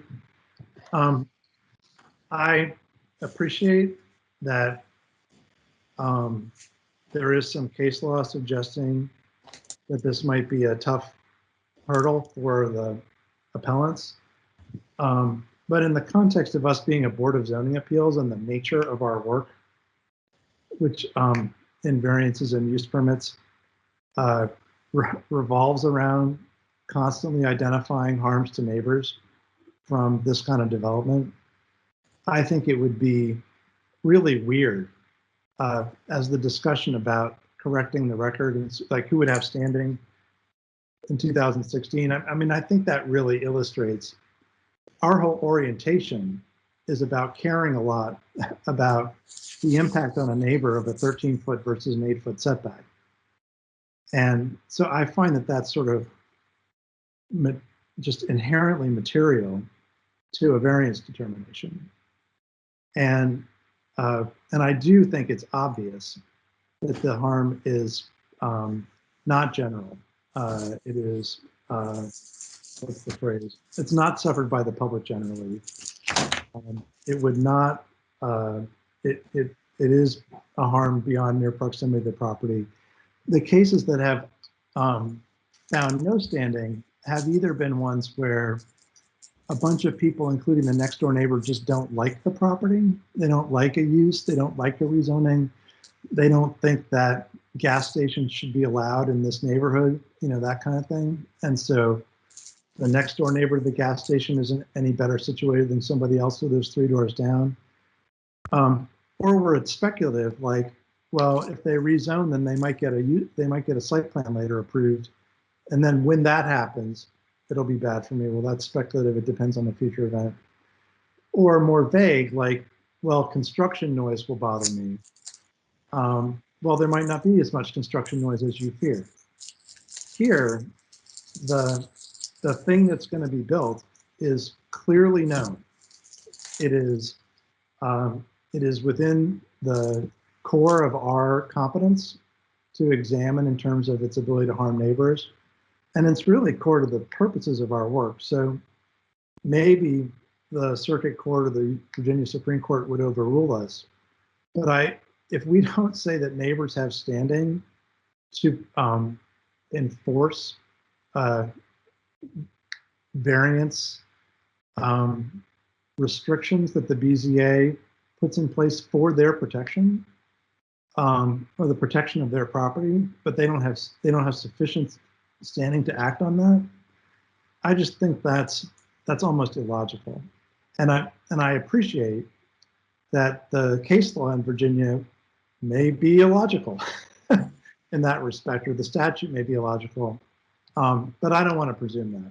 I think that the question that the BZA might have been examining about 8-foot versus 13-foot in this variance, to me, inherently, that was the issue then, that's the issue today, and nobody except these two abutting neighbors has any interest in it, but they do. That's my view. So I think that they do have standing.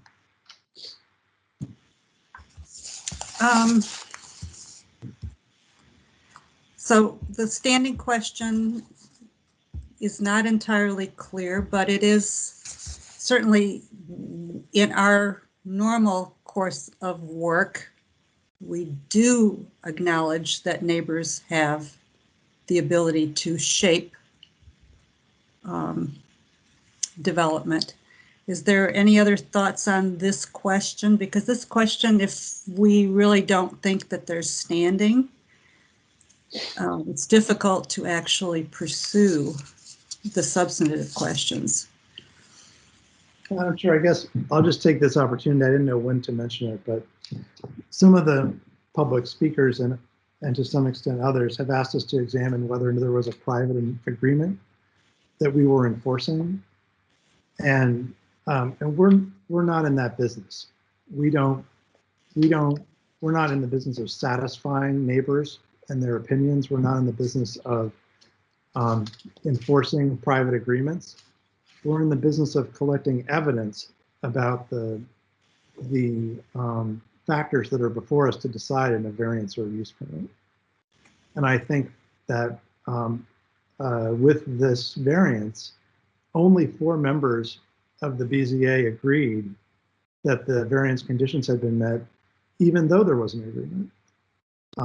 So the fact that there was an agreement was obviously not controlling of the BZA's action.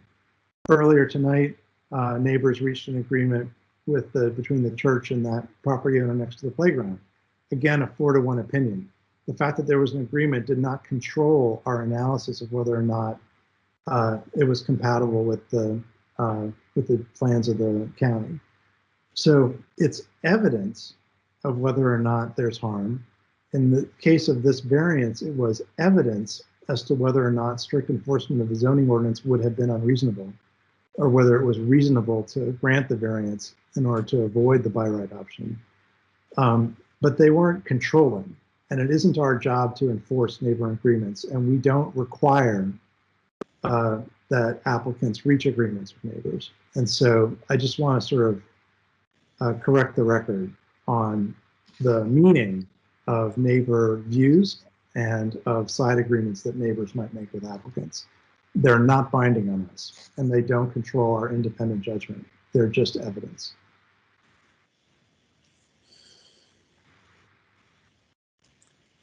So do we want to proceed past the standing question?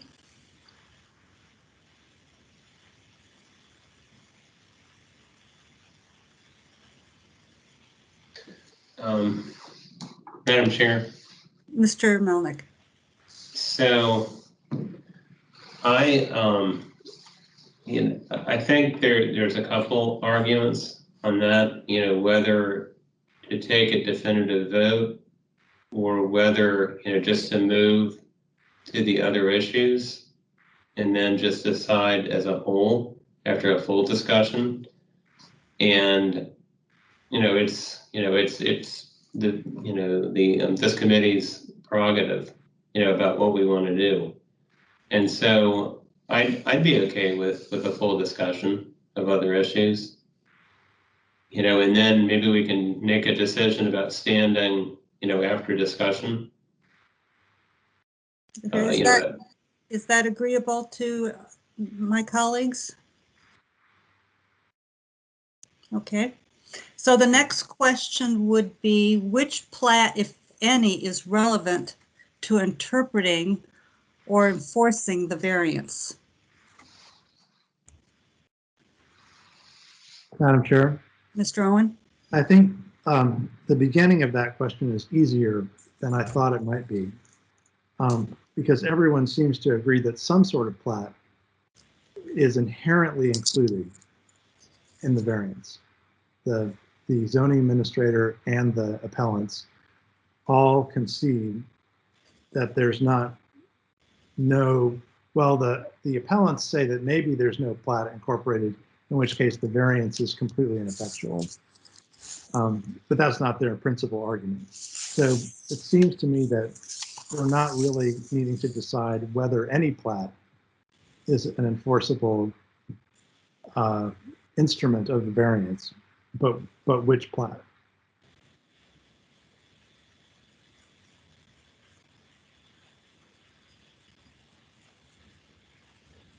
Ms. Freshman. I'm persuaded that the argument about the plat designating 2 substandard lots, which was part of the application, definitely should be considered. I'm less persuaded that something that came out of an agreement, which was in the best interest of one neighbor because their house is non-conforming. And so, of course, it would be in their interest to try to push the development as far away as possible. You know, my inclination is to think that the plat that was submitted is acceptable, and whether or not the agreement that had been negotiated with the neighbors is controlling, I'm not convinced at this point.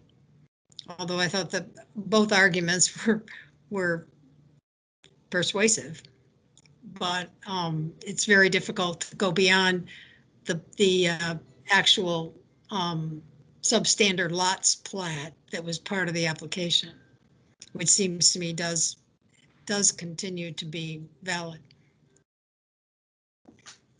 Madam Chair. Mr. So I agree with Ms. Freshman on this. You know, of course, you know, it seems like my sense that we do try to be detail oriented. We are into conditions, and maybe over the years we become more so detailed, and just fleshing out conditions. However, we do run into situations where people want conditions, and then the question comes up, well, like it did tonight, is this a private agreement? Should we really incorporate this, or is this something that we really ought to, put into our resolution? Is it enforceable? That kind of thing. Or do we even want to go there? So I agree with Ms. Freshman that the plat that was submitted with the application, just with the width, and not the ones with the improvement and the notation of the 13 feet, that the ones submitted with the application, according to the resolution, ought to control. And the other thing is the one with the 13 feet, what does that mean? So it does say 13 feet minimum, but it doesn't say, is this a binding agreement? Who is this an agreement with? Just, what it's all about. And so, and then there's a whole slew of other issues that I'm sure we'll get to about investing and this and that, but that's what I'm thinking, just from what I've seen and what I understand from the law, that, that's really where I'm thinking we should land, especially looking at the resolution. And just to expand a little bit, I think that Mr.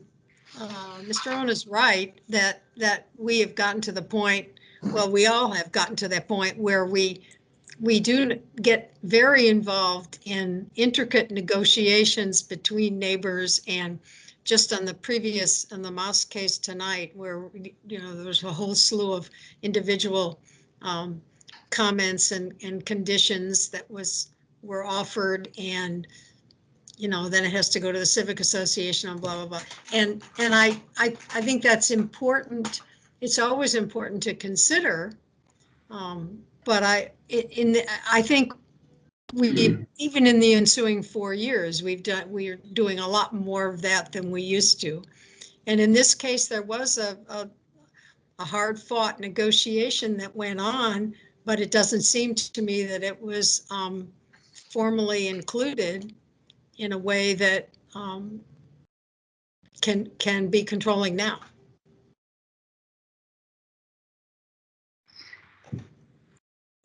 Well, I'll just put in my 2 cents at this point. I think, from my perspective, the plat that showed the 13-foot setback was presented to the BZA as a culmination of the negotiation with the neighbors and the applicant at that time. And that from the recording, it certainly sounded like that was the plat that we were discussing, because up until then, the staff had been recommending denial, and we had gone through a series of deferrals because there was such strong neighborhood opposition, and that neighborhood opposition was quelled by the plat that the property owner presented to the BZA at that hearing. Madam Chair. Mr. Owen, oh, I'll let Ms. Freshman respond. I was just going to say, I don't disagree with all of that, but I think in the end, the point was not made as part of the resolution, that either it would be shown as illustrative, or that it was the result of a negotiation, or that it would even be a substitute for the plat that was part of the original submission. So we're trying to revisit this, but those seem to be the facts that, as I understand them, presented from both sides. Mr. Owen? Chair. Yeah, I take a different perspective, I guess, than my colleagues. As I mentioned before, the fact that the neighbors reached an agreement is not relevant to me. I don't think that it could have been dispositive for the board. I think if the board relied on the existence of an agreement in deciding what plat to use or what conditions to impose, the board would have been acting improperly. So I don't want to impute an improper analysis to the board, because the board was not bound by agreement. The fact that there was agreement or disagreement just isn't relevant to a BZA decision on a variance. What's relevant is the evidence before us to decide the factors that we had to decide. And on the tape we heard, so this was my second meeting, right? So I was still getting my sea legs under me. And so this was the first time that we really delved in deeply. Mr. Lawson spent most of his time talking to us about how he thought staff had misinterpreted the unreasonable restriction, the then new unreasonable restriction analysis for variances, that it was supposed to be easier than the hardship exception. And he only made one argument during that debate as to why the reasonableness standard could have been met. He didn't say because this doesn't harm, the neighbors are not harmed by a subdivision. He didn't say because an 8-foot setback is okay, or a 13-foot setback is okay. Or actually he did say that. What he said was, the only reason that I am making, that Barnes Lawson was making, for why it was reasonable to grant the variance over the objection of staff, who thought that the existing zoning restrictions without change, without the variance, were already reasonable, was because it was better for the neighbors, he asserted. It was better for the neighbors to restrict the applicant to a 13-foot setback.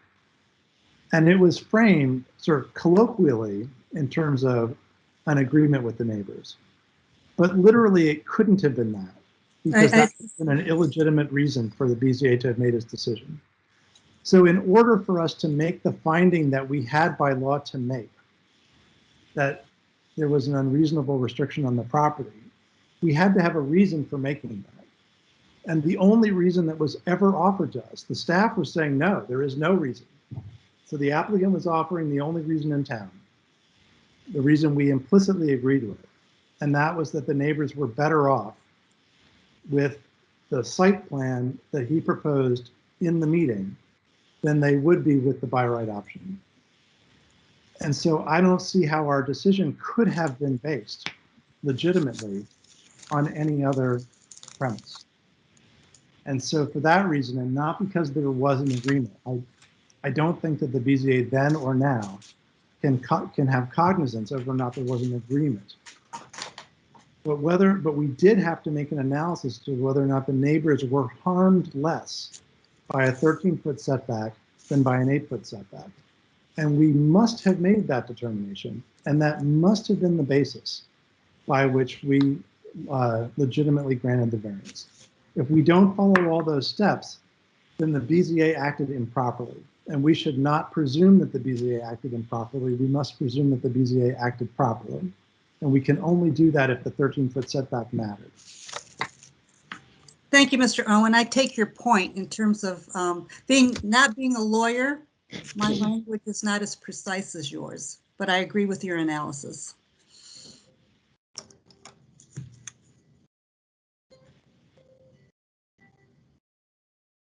So the next question is. Madam Chair? Yes. We're 2-2 on that question. And it might be helpful to have, I hear 2 board members saying use the original plat and 2 board members saying use the plat that was offered during the meeting.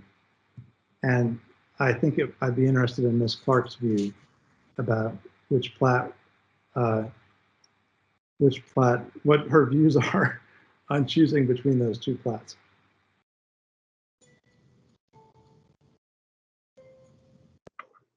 I guess based on what I've heard, I've been leaning towards using the, I guess the original plat that was submitted, which I, was not involved initially and didn't hear a lot of other things to lead to that second one being used. But that was my feeling, leaning towards that first one that was submitted and going with that one. All right. So,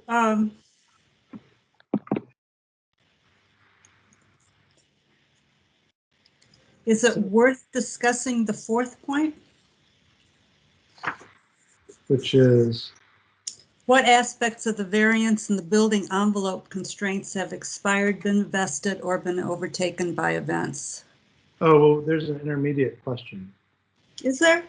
Yeah, there's a couple intermediate questions. One is, did we think that the failure to include a condition in the variance ratifying the plat was an administrative or clerical type error, or was that an intentional act by the board?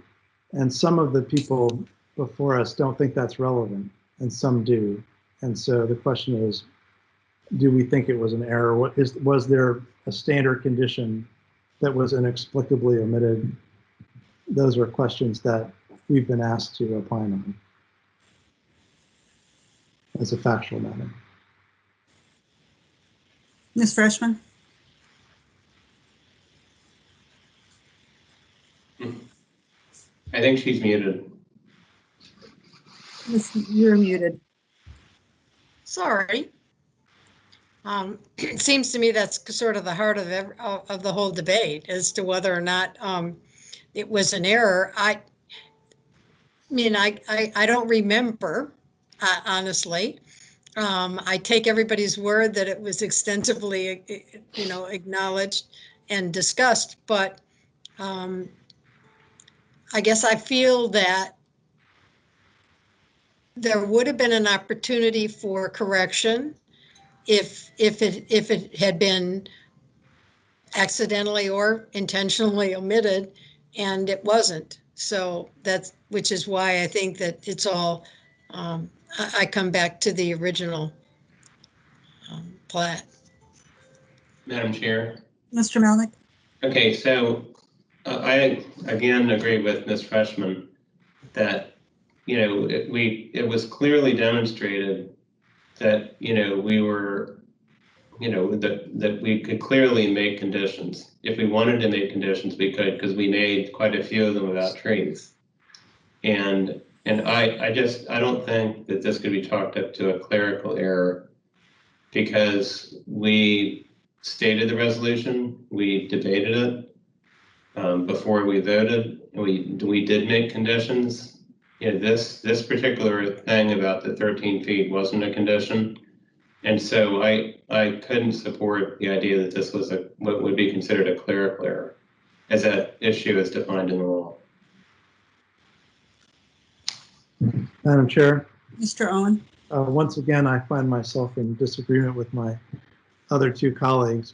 I think if you look at, and I'm just saying this as a matter of judicial notice, if you look at all the other variances that we approved, in the year before and the year after this variance, you'll find that almost every time, or even every time, we included a condition that referenced the plat.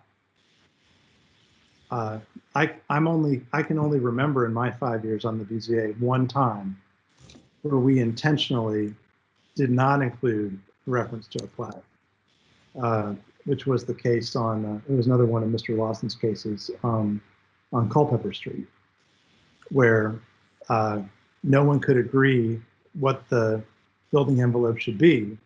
And so we very clearly in that case said, you just have the right to build, that we declare this a buildable lot, you build what you want. And except for that case and this case, in which there was no similar record, in fact, the record was the opposite in this case, I can't think of another case where we didn't have that condition. So I think it's to me, it's inexplicable other than a clerical error. And it's a very understandable one because the staff was recommending the opposite view, right? And so they were tossing us a template resolution in the series of variance applications for this very matter. The previous variances themselves had this quote unquote standard condition. So while I guess I am forced to agree with the zoning administrator that there was no standard condition here in the sense that it was universally applied to everything else as an automatic thing and just was left out here as a matter of policy. It's as a matter of practice, there absolutely was a standard condition. And it's completely obvious from the BZA's record in the year before and the year after that at this time, every variance, unless there was a reason not to, included a plat reference. So to me, it is extremely clear, based on a review of the BZA's own actions, that the omission of any reference to a plat was an error. And again, I'll refer to the case we had just before this one. That's why I made my observation. There was a reference to a plat submitted, but there were 4 plats submitted with the application. And the resolution did not specify which plat. It was only the discussion on the record that leads to the obvious conclusion as to which plat was included. And I think it was the same in May 2016. That the reason why we didn't focus, as we should have, if we had been as diligent as we are today, one of us would have caught that and said, wait a second, there's no reference to a plat here, we need to fix that. But most of us were new in those days. It was my second meeting, and most of the rest of the BZA had served less than 2 years. And so I think that, I'm not saying this from memory, I'm saying this from the record. I think the BZA members assumed that somehow this new plat that we had been presented with during the meeting was going to be the plat that was incorporated, because that's what we do every time. That's the normal thing that always happens without us having to really focus on it. So that's my view. I think it was an obvious error, and to look for the reason for the error, you just have to say there's no explanation at all for why it would be missing. And it was included in every other variance for at least a year before and after, with no exceptions or almost no exceptions. I would associate myself with Mr. Owen's remarks. Had we intentionally wanted to omit a plat, that plat that we were discussing, or any plat, we would have affirmatively stated so. And you know, the appellant showed a slide that showed what he purported to be our standard conditions that he had shown, and I'm not sure where that came from, but it certainly was consistent with our practice.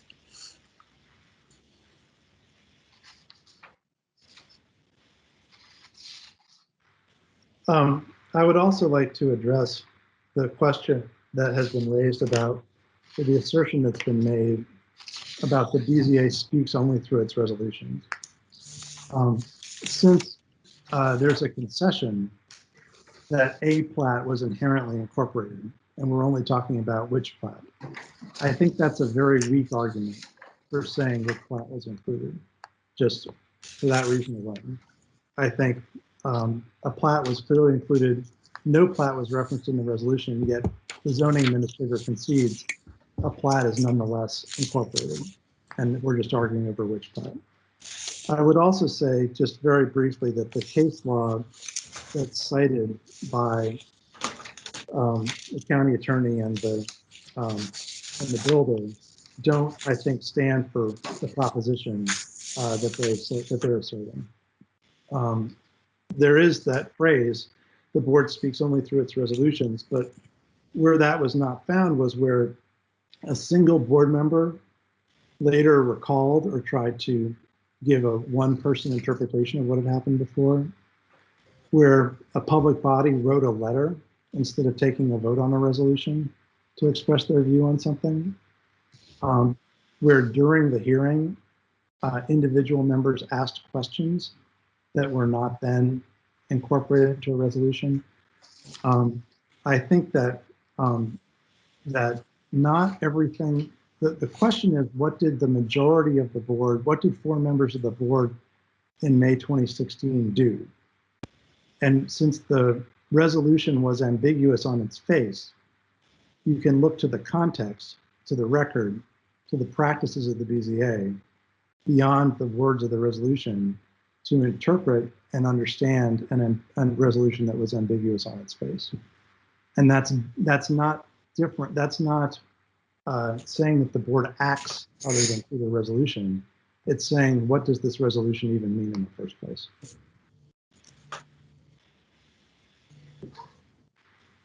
Madam Chair. Mr. Mayor.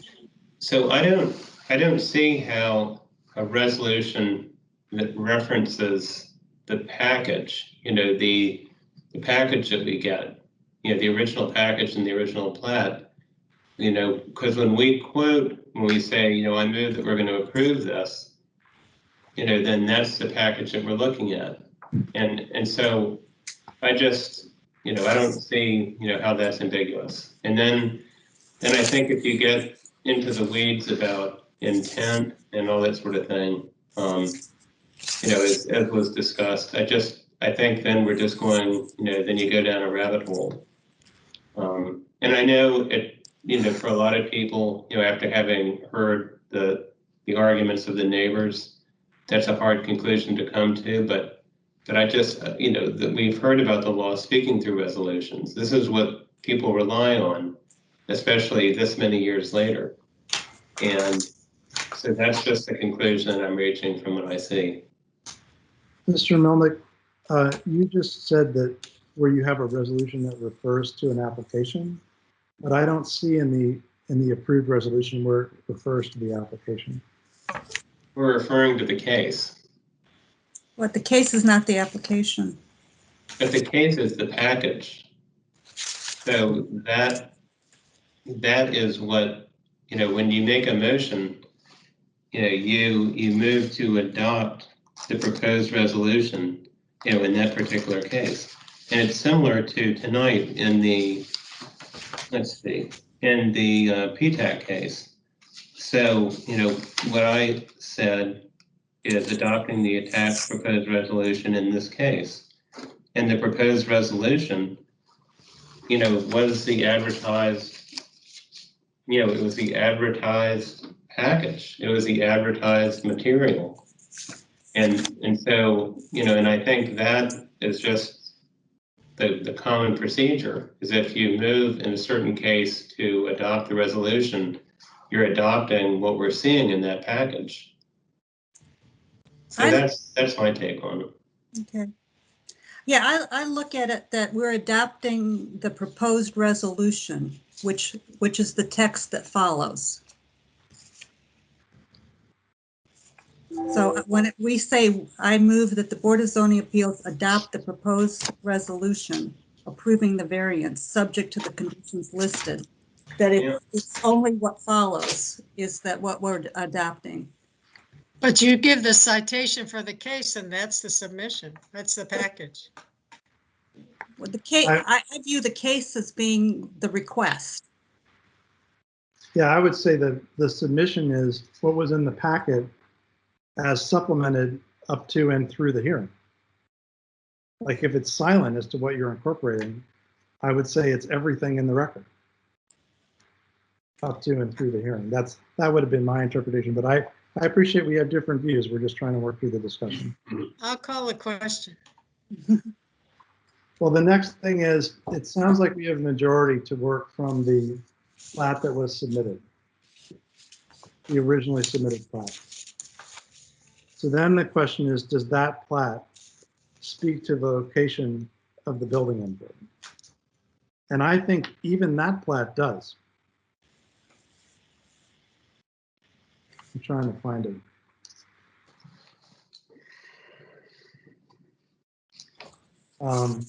So that plat contains building envelope. This one. This is the one that I think we're referring to. It has the little rectangles inside. And when I asked the zoning administrator what those little rectangles refer to, she said that's the by right envelope. But that can't be right because the by right envelope is not defined as to both sides of the property simultaneously. Because there's a combined setback by right, I believe, in this zoning category. So the building envelope can vary by 2 feet in either direction depending on what the other building envelope is. If you built at 8 feet on one side, you must build at 10 feet on the other. And lo and behold, these particular building envelopes do not show equal distance to the two property lines on either side of the subdivided properties. The rectangles on this particular plat, the one that was submitted as part of the original submission, show less distance to the property line between the two new houses than they do on either side of them. So even if this is the plat that's inherently incorporated, it still shows a building envelope where there must be a greater setback to the outer edges than to the inner edges. And even if that's only defined by right, and then add on top of that, these drawings are supposed to be to scale. This is an architectural drawing. And so with a good enough ruler, we should be able to determine whether or not the setbacks depicted are 10 feet or 13 feet or some other number of feet. But if these are the plats that are included, I don't think that they allow for an 8-foot setback on the outer edges.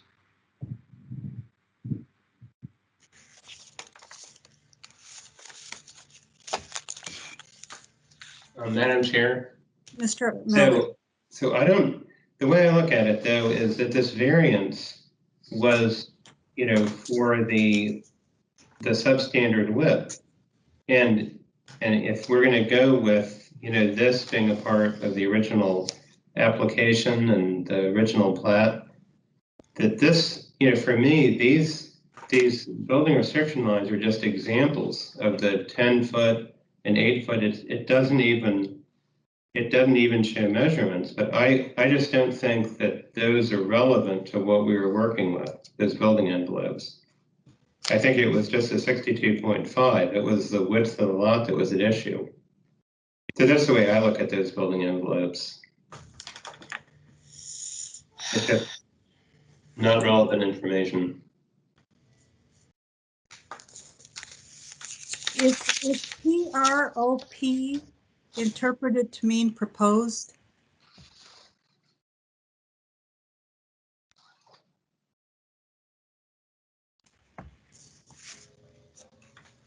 Oh, here, I thought it was property. I don't know.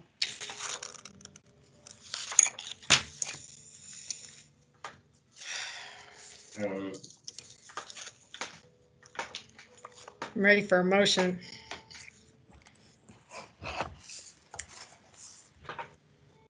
I think we're going around in circles.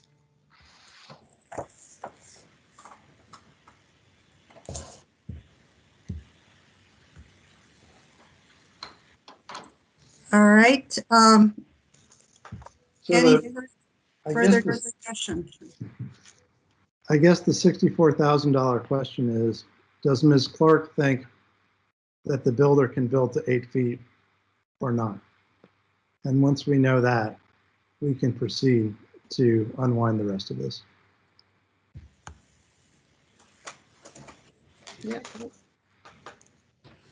Now, I guess when you say, do I think the builder can build to the 8 feet? Because are we looking at the one that was as dated 5/2/16, which looks like it's showing that 8 feet or more is what they were proposing to build to. So Mr. Melnick and I think Ms. Freshman are saying that even though there's a rectangle there, it doesn't mean anything. It wasn't part of our requirements. Okay. And Ms. Malice and I are saying that the rectangle does have meaning, that it constrains where the building can be put, and the building has to be at least therefore some more than 10 feet, maybe more than 13 feet away from the property. And where they're building now is the by right 8 feet to the outer property line, which is not the same place as those rectangles are on that plat, on the May 2nd, 2016 plat. So the builder's right now building to 8 feet, saying, I'm not bound by any drawing or any footprint. And in various different ways, your colleagues are either agreeing or disagreeing with that view. They either are bound by a drawing with a footprint or they're not. I would say they're building to the 8 feet. Okay. And so am I correct to understand that you don't think that any drawing prevents them from building as close as 8 feet? No, I don't think I'm saying that. Okay. But I guess in what was being proposed and the way it's showing is that was the plan in the original submission. And so you believe that the 5/12/16 plan controls, and we're talking about the far left side of that drawing. The far left, okay. And the question is, everybody agrees that that by right law allows that to be as small as 8 feet. Right. The neighbors want it to be separated more, and they think they agreed to push it to 13 feet between the property line and the house. And you're saying, no, this drawing does not push it farther away. It's just 8 feet away. Is that right? No, the way it shows, it could be pushed further away. But does it have to be? I think in order for it to be considered as compliant, it would have to be. Okay. Then it appears that you agree, at least in part, with Ms. Malice and me on that point. Yes. And not Mr. Melnick and Ms. Freshman. Right. Okay. Now I think we're ready for a motion.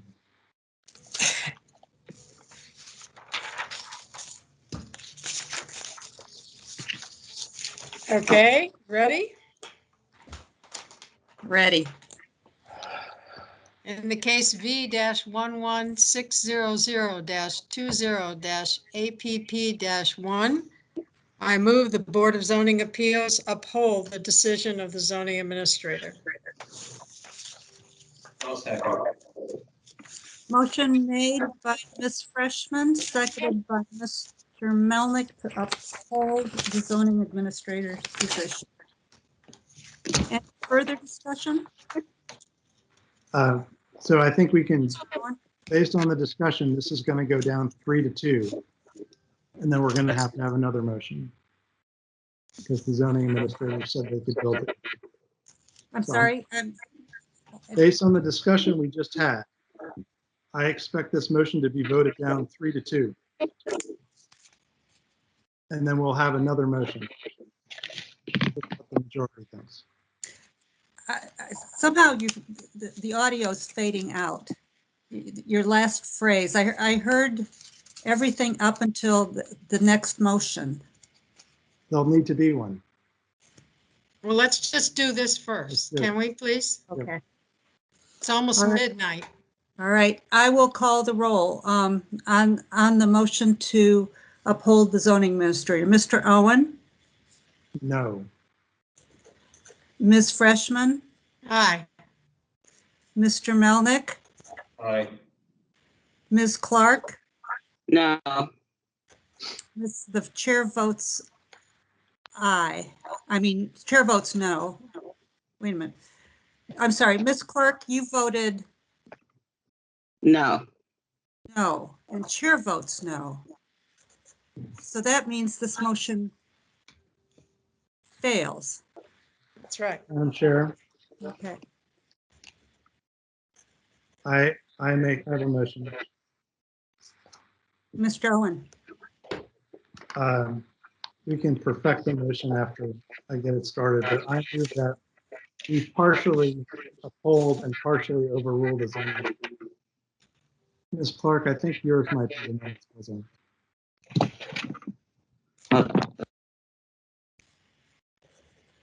That's better.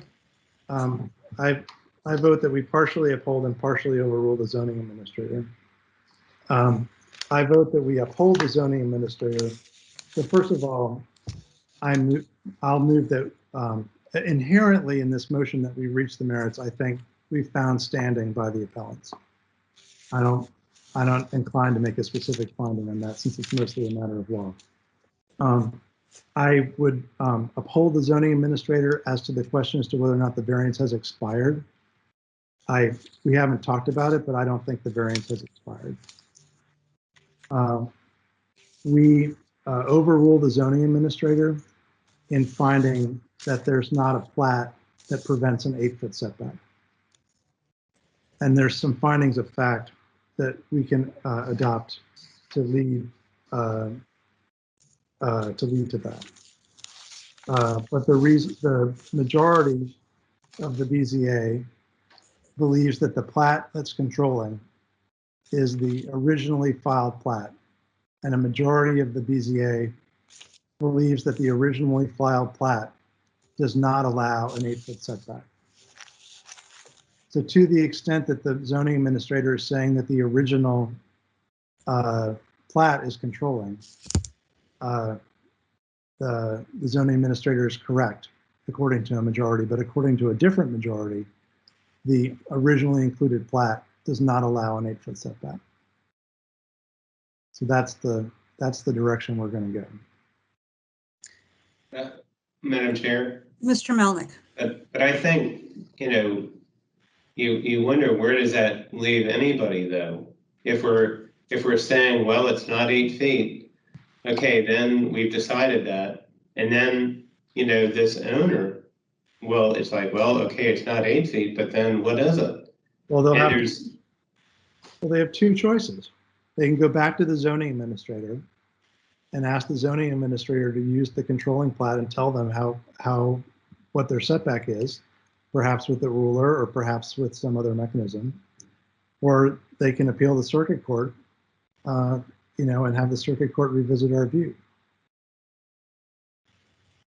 But I think there's at least two paths for the builder to get a remedy here. We're just saying that the building envelope on the submitted plat has meaning. And the meaning cannot be an 8-foot setback on the exterior sides. And it's up to the zoning administrator to determine how much more than 8 feet they're required to get.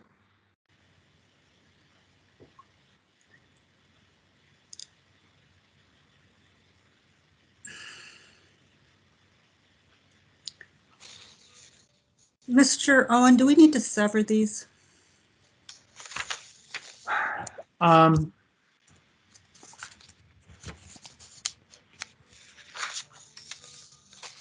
This would be easier if we could do it all in writing. with votes as to each one in writing.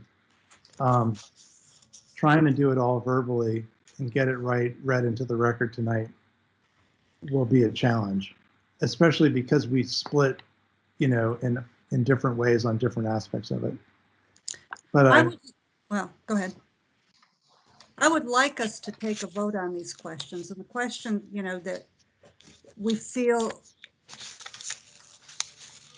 we could uphold the zoning administrator as to whether the variance is expired, but separately overrule the zoning administrator on the setback question.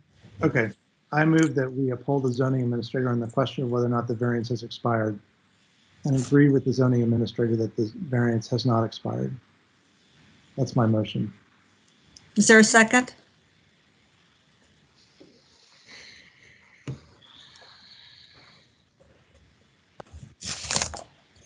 I'll second it. Okay. Is there any discussion? This is a motion to uphold the zoning administrator on whether the variance has expired. So we could make some findings of fact now or later on this, but I think basically, I just don't think that the variance is severable. I don't think that there's a variance for the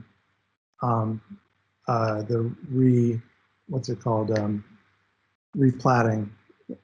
It's so late, I'm blanking on the word, the re-subdivision. I don't think that the variance for re-subdivision is a separate variance from the variance for constructing the houses with constraints. And so that's my reasoning. And that need not be shared by other BZA members, but I just thought I would mention. And so I think that because the parties agree that the re-subdivision has been appropriately finalized, I don't see how we can say the rest of the variance somehow expires. So your qualification remains that we are upholding the zoning administrator. Yeah, I'm just giving a reason why. I will take that to a vote. It's been a motion made by Mr. Owen, seconded by Ms. Clark. Mr. Owen? Aye. Ms. Freshman? Aye. Mr. Melnick? Aye. Ms. Clark? Aye. Chair votes aye, so that motion passes 5-0. All right, second motion? Madam Chair, I move that we overrule the zoning administrator as to whether or not there is a controlling plat that limits the building envelope to more than 8 feet from the southern property line. Is there a second on this motion?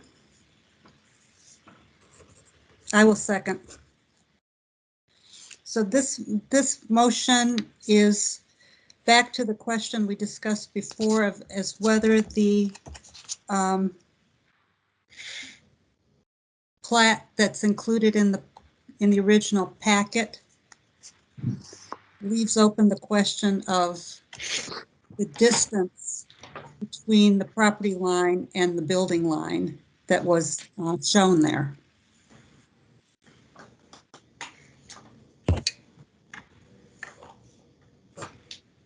Any further discussion? Mr. Owen, I'm calling a roll call vote. Aye. Ms. Freshman? No. Mr. Melnick? No. Ms. Clark? Yes. Chair votes yes. That motion passes 3-2. Any further comments? Lateness of the hour. Madam Chair, I'm going to try a third resolution since this whole case is about us getting in trouble for not crossing our I's and dotting our T's. I'm going to make an additional motion that incorporates some of the language in the alternative resolution and might make some findings of fact. So if I may ask for a 2-minute recess to consider what that motion would be. All right. Thank you.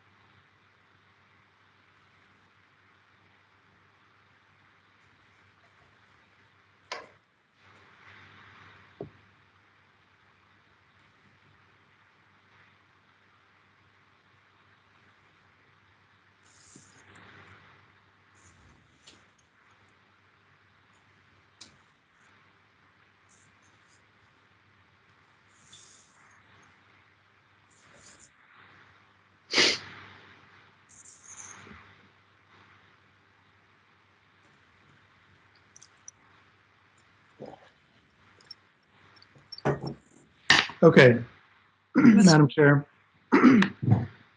There's a variety of findings that the appellants asked us to make, and I don't think that we are likely to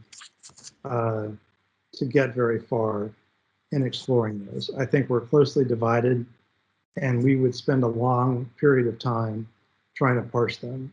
So, for example, whether the BZA would or would not have approved the variance without the evidence provided by the neighbors that the variance as proposed would not harm the neighbors' properties. At the time of the filing of the hearing and variance, the BZA did or did not have a standard condition that required approvals, that it did or did not intend to incorporate the variance plat.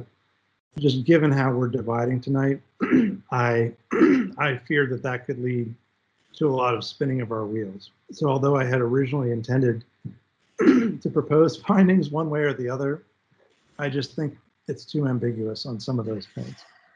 However, and similarly, I think there's a lot of ambiguity about standing, and I don't think it would be productive for us to try to take votes on our various views on the facts related to standing. There are some other factual issues that I think we probably do have consensus on, and I think it might be useful to the parties in the court if this gets appealed to have some of those issues articulated. So I'm going to list them, but I just want to say that I'm listing them in the spirit that I think they would be consensus items and not ones that we would sharply disagree on. So if I'm wrong about that, that's what I want to offer to my colleagues. The other is that in looking at the alternative resolution presented in our staff packet, I think it is properly framed so that we can basically use it to ratify the decisions we just made. So with that explanation, I'm going to make the motion. First, I'm going to make a motion on the alternative resolution, and then I intend to offer an amendment with a list of findings of fact. So first, the alternative resolution. I move that in appeal, I move that the Board of Zoning Appeals should adopt the alternative resolution as amended to partially uphold and partially overturn the zoning administrator. In the second whereas clause, to have it read, whereas the BZA finds that the zoning administrator's actions were partially valid and correct and partially invalid and incorrect. Now, therefore, be it resolved that the BZA hereby partially affirms and partially reverses the determination the zoning administrator provided in the letter dated September 11, 2020, and this part remains the same, and overturns the zoning administrator's approval of the building permit issued for this property and said determination letter and the building permit are null and void. So that part remains the same because operatively the building permit allowed the 8-foot setback, which we don't approve.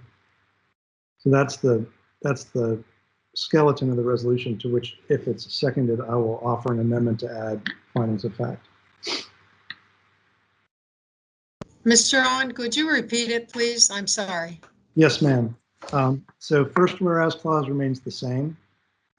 In the second whereas clause, instead of saying the zoning administrator's actions were invalid and incorrect, to say they were partially valid and correct and partially invalid and incorrect. And then in the third resolved, where it says reverses now, instead of saying reverses, it says partially affirms and partially reverses. Okay, but with no explanation. Not yet, because I'm going to offer an amendment to give findings of fact. I feel as if I don't know what I'm voting on, but maybe it's just that I'm exhausted. All right, let's hear him out and see how difficult this is. I need a second. I'll second it. Okay. I would move to amend the resolution with certain findings of fact. Basically, I'm going to rattle these off. And some of you have not seen them, so hopefully they'll just make sense. But the first group is drawn from Mr. Westover's proposed findings of fact. So they're not the same, but they're similar to the findings of fact that were proposed by Mr. Westover. On May 11, 2016, the BZA approved a variance related to the parcels that include the subject property.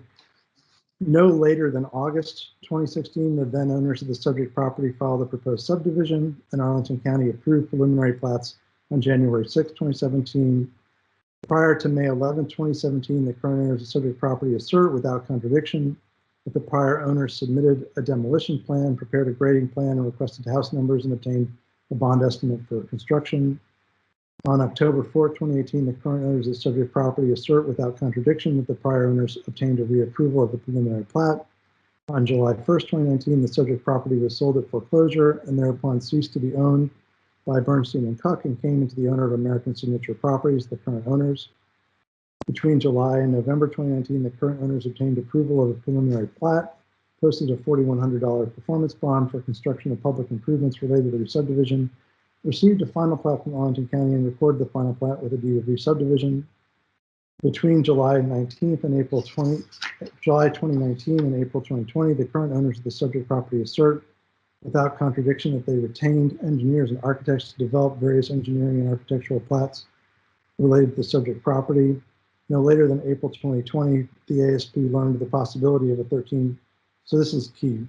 No later than April 2020, the American Signature Properties learned of the possibility of a 13-foot setback requirement on the south side of the property. So I'll just pause there and offer that as a motion to add those findings of fact, which are mostly drawn, but not exactly the same as the ones proposed by Mr. Webster in his supplemental material. Any objections? Hearing none. Do you have more, Mr. Owen? I do. A few more. This is in a different phase. So this is about our hearing. A plat was prepared on May 2nd that showed an articulated line separating the two properties, which also showed a footprint outline for a house on each property. This plat, along with interior architectural drawings and architectural elevations, were included in the official package of material formally presented to the BZA on May 6, 2016, prior to its meeting on May 11, 2016. So that's referencing the packet, basically. Mr. Owen, did it show the outlines of a house or the outlines of the buildable area?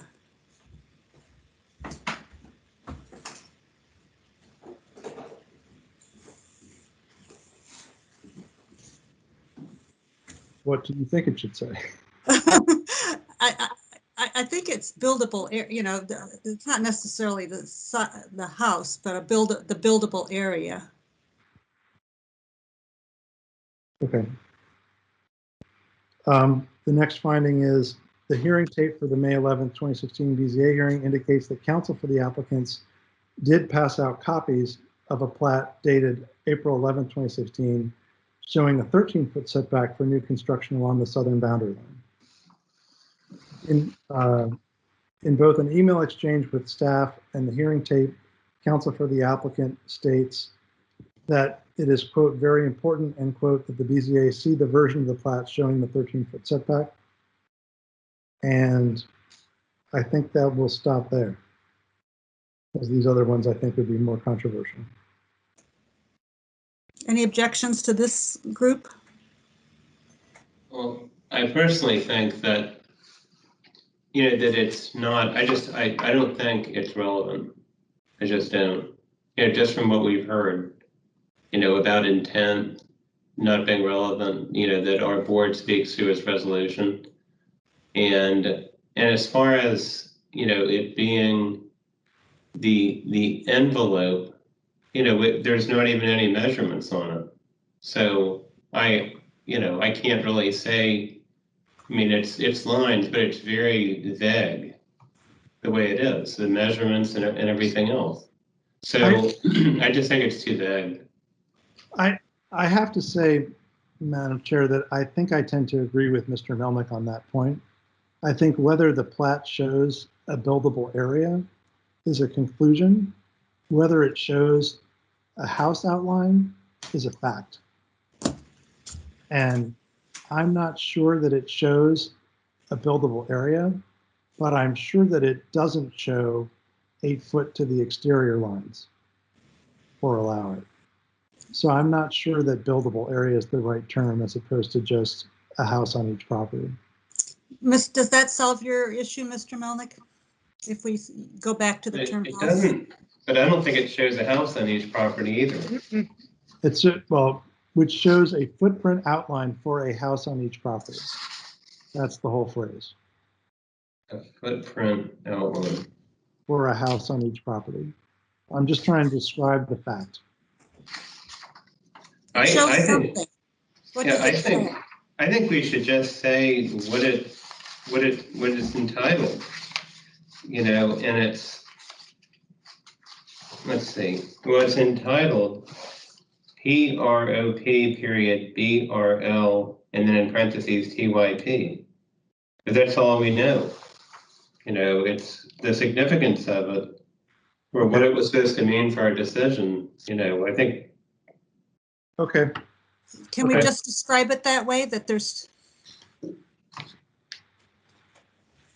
Yep.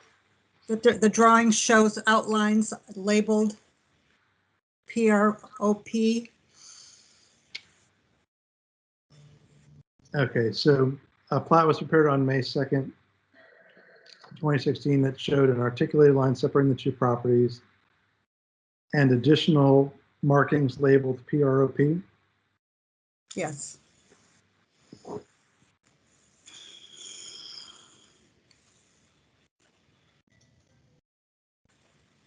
Yeah, following along, with the whole language there.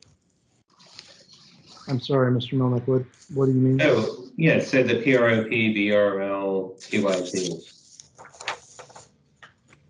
Oh, PROP, BRL, Yeah. TYP. And the TYP is in parentheses. Oh, okay. I see why you want to include that. Okay. And the rest of that's fine. This plat, along with the interior architectural drawings and architectural elevations, were included in the official package of materials formally presented to the BZA on May 6, 2016, prior to its meeting on May 11, 2016. So any issues with this has been amended and discussed? Anything more, Mr. Owen? So do I understand that that was adopted by unanimous consent, those additional facts? I heard no objections. Okay. In that case, we go back to the main motion. Now, I think the question Ms. Freshman asked was, do we need any additional conclusions of law in the motion? And I'm not sure that we do, but I'm certainly open to it if people want to propose them.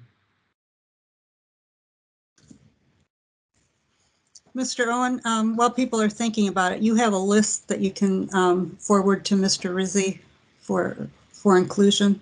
I may have to retype it and give it to him tomorrow, but so he doesn't have to just read from the tape. I'll give him something to For work the with. record, it's today.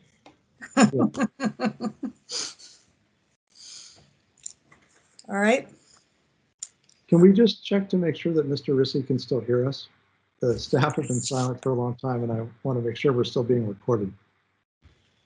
Oh my God. It says the recording has started. Mr. Rizzi? This is Mr. Rizzi. I can confirm that I can still hear you. I actually won't be able to confirm the recording of the hearing until tomorrow when it's posted by the Microsoft Teams service. Okay. That's fine.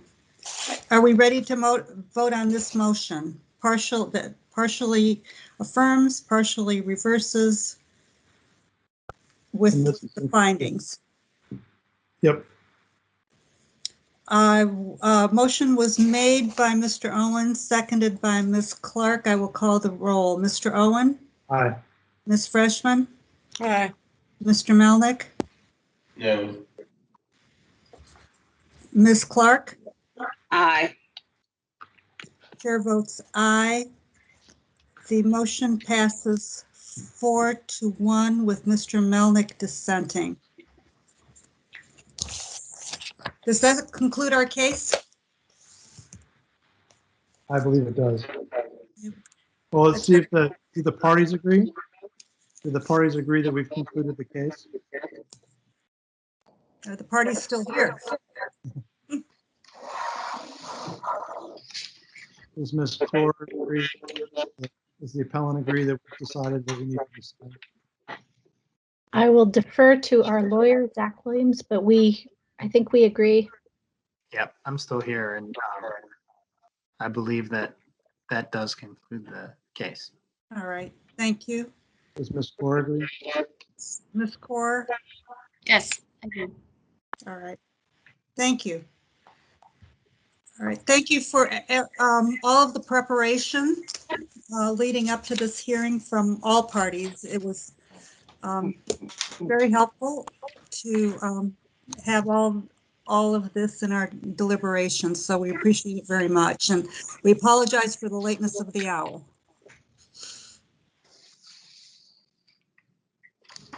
Thanks to everyone for careful consideration. Appreciate it. Thank you. All right. Colleen, we have another appeal to hear. I suspect it's not as lengthy as We have two more cases. And then we have two more cases after that. So we need to We need to decide whether or not it's realistic to hear everything tonight. Madam Chairman, I'd be willing to kick mine to next month. Mr. Rissy, does that work for you? Next month has not been advertised yet, so we can add it to the agenda. This is the appeal? This is the 4th Street appeal.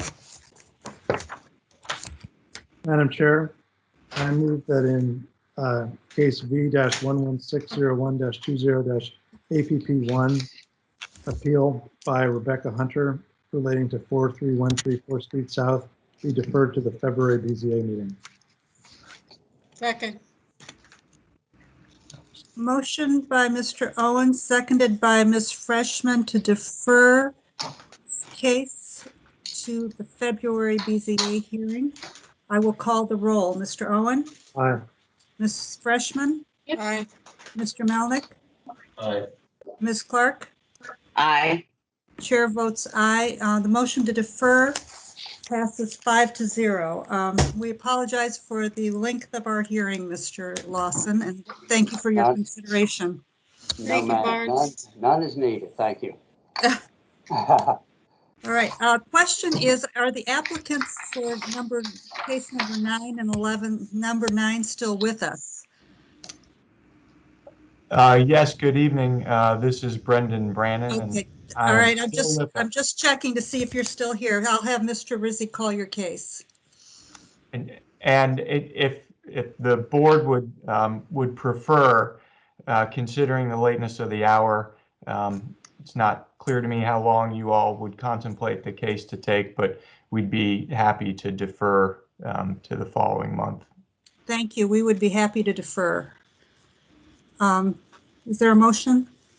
Madam Chair, in case V-11611-20-VA1, variance for 3530 North Utah Street, I move that the Board of Zoning Appeals defer the item to the February BZA meeting. Second. Motion made by Mr. Owen, seconded by Ms. Freshman to defer to the February BZA hearing. I will call the roll. Mr. Owen? Aye. Ms. Freshman? Aye. Mr. Melnick? Aye. Ms. Clark? Aye. Chair votes aye. Motion to defer passes 5-0. We'll see you, Mr. Brannon, in February. Thank you for your consideration. The next item is Miss Cartwright Smith or Mr. Stevens still with us? Yes, we're both here. All right. Do you want to proceed with your case? I thought this was part of. Oops. Go ahead, Ms. Freshman. I thought this was part of the consent. It was not. Number 11. Case number 11 is 301 South Adams Street. Okay. And our architect had joined. I'm not sure if she's still. I'm still here. Okay, great. Mr. Rissy? Yes, Madam Chair, for the record, the next case on the agenda is case V-11612-20-UP-1 for 238 North Galveston Street, which was included in the group motion at the beginning of the hearing. Ms. Freshman is correct. We are talking about the next case after that. Oh, not yet. Case number 11. Yes, but we hadn't mentioned 10. Oh. Sorry, Ms. Freshman. I misunderstood you. If Madam Chairman, if I may start, I'm Christine Kelly. Let me just, Mr. Rissy, did you call the case? No, Madam Chair, I have not. Let's wait for that to happen. Okay.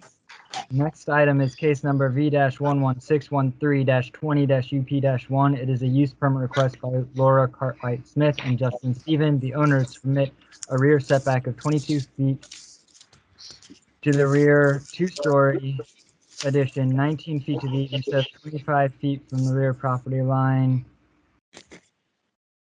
to the rear addition, 21 feet to the eave as required, and to permit a rear setback of 18 feet to the rear deck instead of 21 feet to the rear property line to the deck as required regarding new rear two-story addition and deck to an existing one-family dwelling in the R6 zoning district on the premise known as 301 South Adams Street. Staff recommends that the board adopt the proposed resolution granting use permit request with conditions. Thank you, Mr. Russo. Any questions for staff? All right. Mr. Owen? Are there any speakers for this item? Other than the applicant's team? No. No, Mr. Owen, there are not. None signed up in advance. If there's no questions for staff, let's proceed with the applicant. Good evening. Good morning. Good morning. Madam Chair, I'm sorry. Mr. I was Melnick. muted and I thought I wasn't muted. This is the one, and this is just for the record, but this is the one where Justin Stephen didn't sign the application or disclosure. So I think we need to establish that he is in fact a part of this whole process. Can you guys hear me? I hear someone. Yeah, this is Justin Stephen. Can you move the mic closer? You're in a different place. Yeah, I'm in a different room. Okay. All right. Thank you for confirming that. You agree to the application. Yes, I do. I heard you guys talking about it before this started. I'm like, uh-oh. Uh-oh. I signed everything they put in front of me. All right. Like a good husband.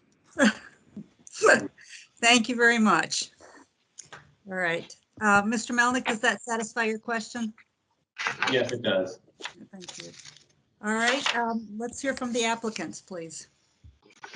Yes, Madam Chairman, I'm Christine Kelly. I'm the architect for the project, and we're proposing a modest two-story addition that's in keeping with the scale and architectural fabric of the community. And we have reviewed the staff report and agree with their recommendations, and would be happy to answer any additional questions that the board has for us this morning. All right. That's great. So, Madam Chair?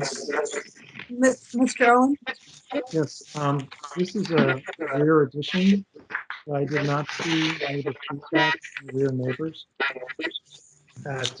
One of them is a townhouse development at 306 South Wayne Street, and directly behind single family home at 312 South Wayne Street and 316 South Wayne Street, that's catty corner. Can you tell us about your outreach to the property owners on those properties to seek their views and input on this? Yeah, so 312 and 316 Wayne Street were sent letters. Both of those are actually owned by, I believe they're both rental homes. So the letters were sent to the actual owners of record for both. 306, I ended up, so that's, I believe, 6 different condos. And the issue there, I ended up speaking with a guy named Tajit Ray. I believe I'm mispronouncing his first name. I apologize to him. A lot of those are sublets, so knocking on doors and providing letters would, in his words, would not have resulted in actually making contact with the correct people. But he is the head of the condo association, so I shot him an email with scans of the documents, and he agreed to pass those along to all the actual owners. And this was several weeks ago. And when did you send the letters to 312 and 316? Laura, do you remember the day? Yeah, December 29th. Thank you. We did confirm with several of the neighbors they did receive the letters. But one of the registered owners, it's either the 312 or 316. The registered owner is actually in Newman, Georgia. So we've never met this person. Understood. Thank you. Thank you very much. Any further questions?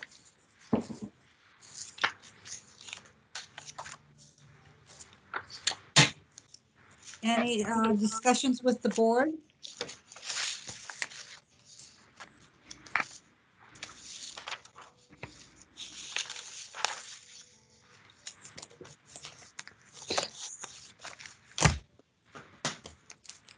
What do we want to do on this one? Motion?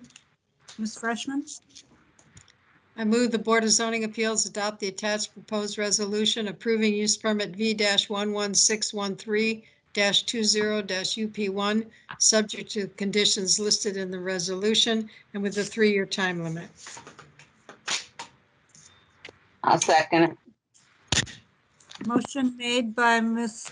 Freshman, seconded by Ms. Clark to approve the use permit. Any further discussion? I'll call the roll. Mr. Owen? Aye. Ms. Freshman? Aye. Mr. Melnick? Aye. Ms. Clark? Aye. Chair votes aye. The motion to approve the use permit passes 5-0. So you are all set. Thank you for your patience. Thank you. Thank you for your Thank you patience. very much. Thank you. As much as I didn't like staying up this late, I was actually very impressed with the detail of the conversation on that other one, and I thought that was a very conscientious, thorough job, so I was impressed. Notice I'm saying this after you approved our motion. That's even better, isn't it? Thank you. Thank you. Mr. Rissy, do you have your hand up? Yes, Madam Chair, just for the record, I wanted to note that the next two cases, V-11614-20-UP-1 and case V-11615-20-UP-1 were both moved for approval in the group motion at the start of the hearing. Thank Don't you. say I didn't try. Is there a reason why the case we just did wasn't included? Because of the rear neighbors. They're the most affected, and we had no information on them in the file. Mr. Rissy, I just want to make sure, I'm not on the 4th Street case that Mr. Barnes offered, Mr. Lawson offered to defer. Not sure you actually formally called it. I don't remember now. We were so happy to. Does that make a difference? I mean, we did make a motion deferring it. And the same thing with Mr. Brannon. Did we actually call the item before we deferred it, and does that matter? I do not believe that we did call the item before they were moved on, but I do believe that the motion was made, seconded, and voted on, and I don't believe, well, I'll ask if any of the board members were unsure of which cases we were talking about when the motion was made, seconded, or voted on. I read the case numbers in the motion. Yeah, the case numbers were read, so I believe and the applicants were both present. So I think we're good. And but it's just a deferral anyway. And it was a deferral, but I just wanted to make sure that we didn't run into any kind of a problem down the road. Thank you. We have minutes to approve. Madam Chair, I move to approve the minutes as presented for the December 16, 2020 BZA meeting. Second. Seconded by Ms. Freshman. I'll call the roll. Mr. Owen? Aye. Ms. Freshman? Aye. Mr. Melnick? Aye. Ms. Clark? Aye. Chair votes aye. Minutes are approved 5-0. Madam Chair, I just want to thank Mr. Melnick for helping to try and sort some of these questions out before we met, because I think, although it was several hours, I think it could have been twice as long if we hadn't tried to figure out an order to do all this stuff. So I really appreciate Mr. Melnick's advice on all of this. Yeah, it's my pleasure. I was glad to help. Thank you to both of you for trying to put some order into our discussion. I think we all appreciate that. Unless there's something pressing, I want to go ahead and conclude this meeting. Bye. The agenda having been completed, this meeting is adjourned.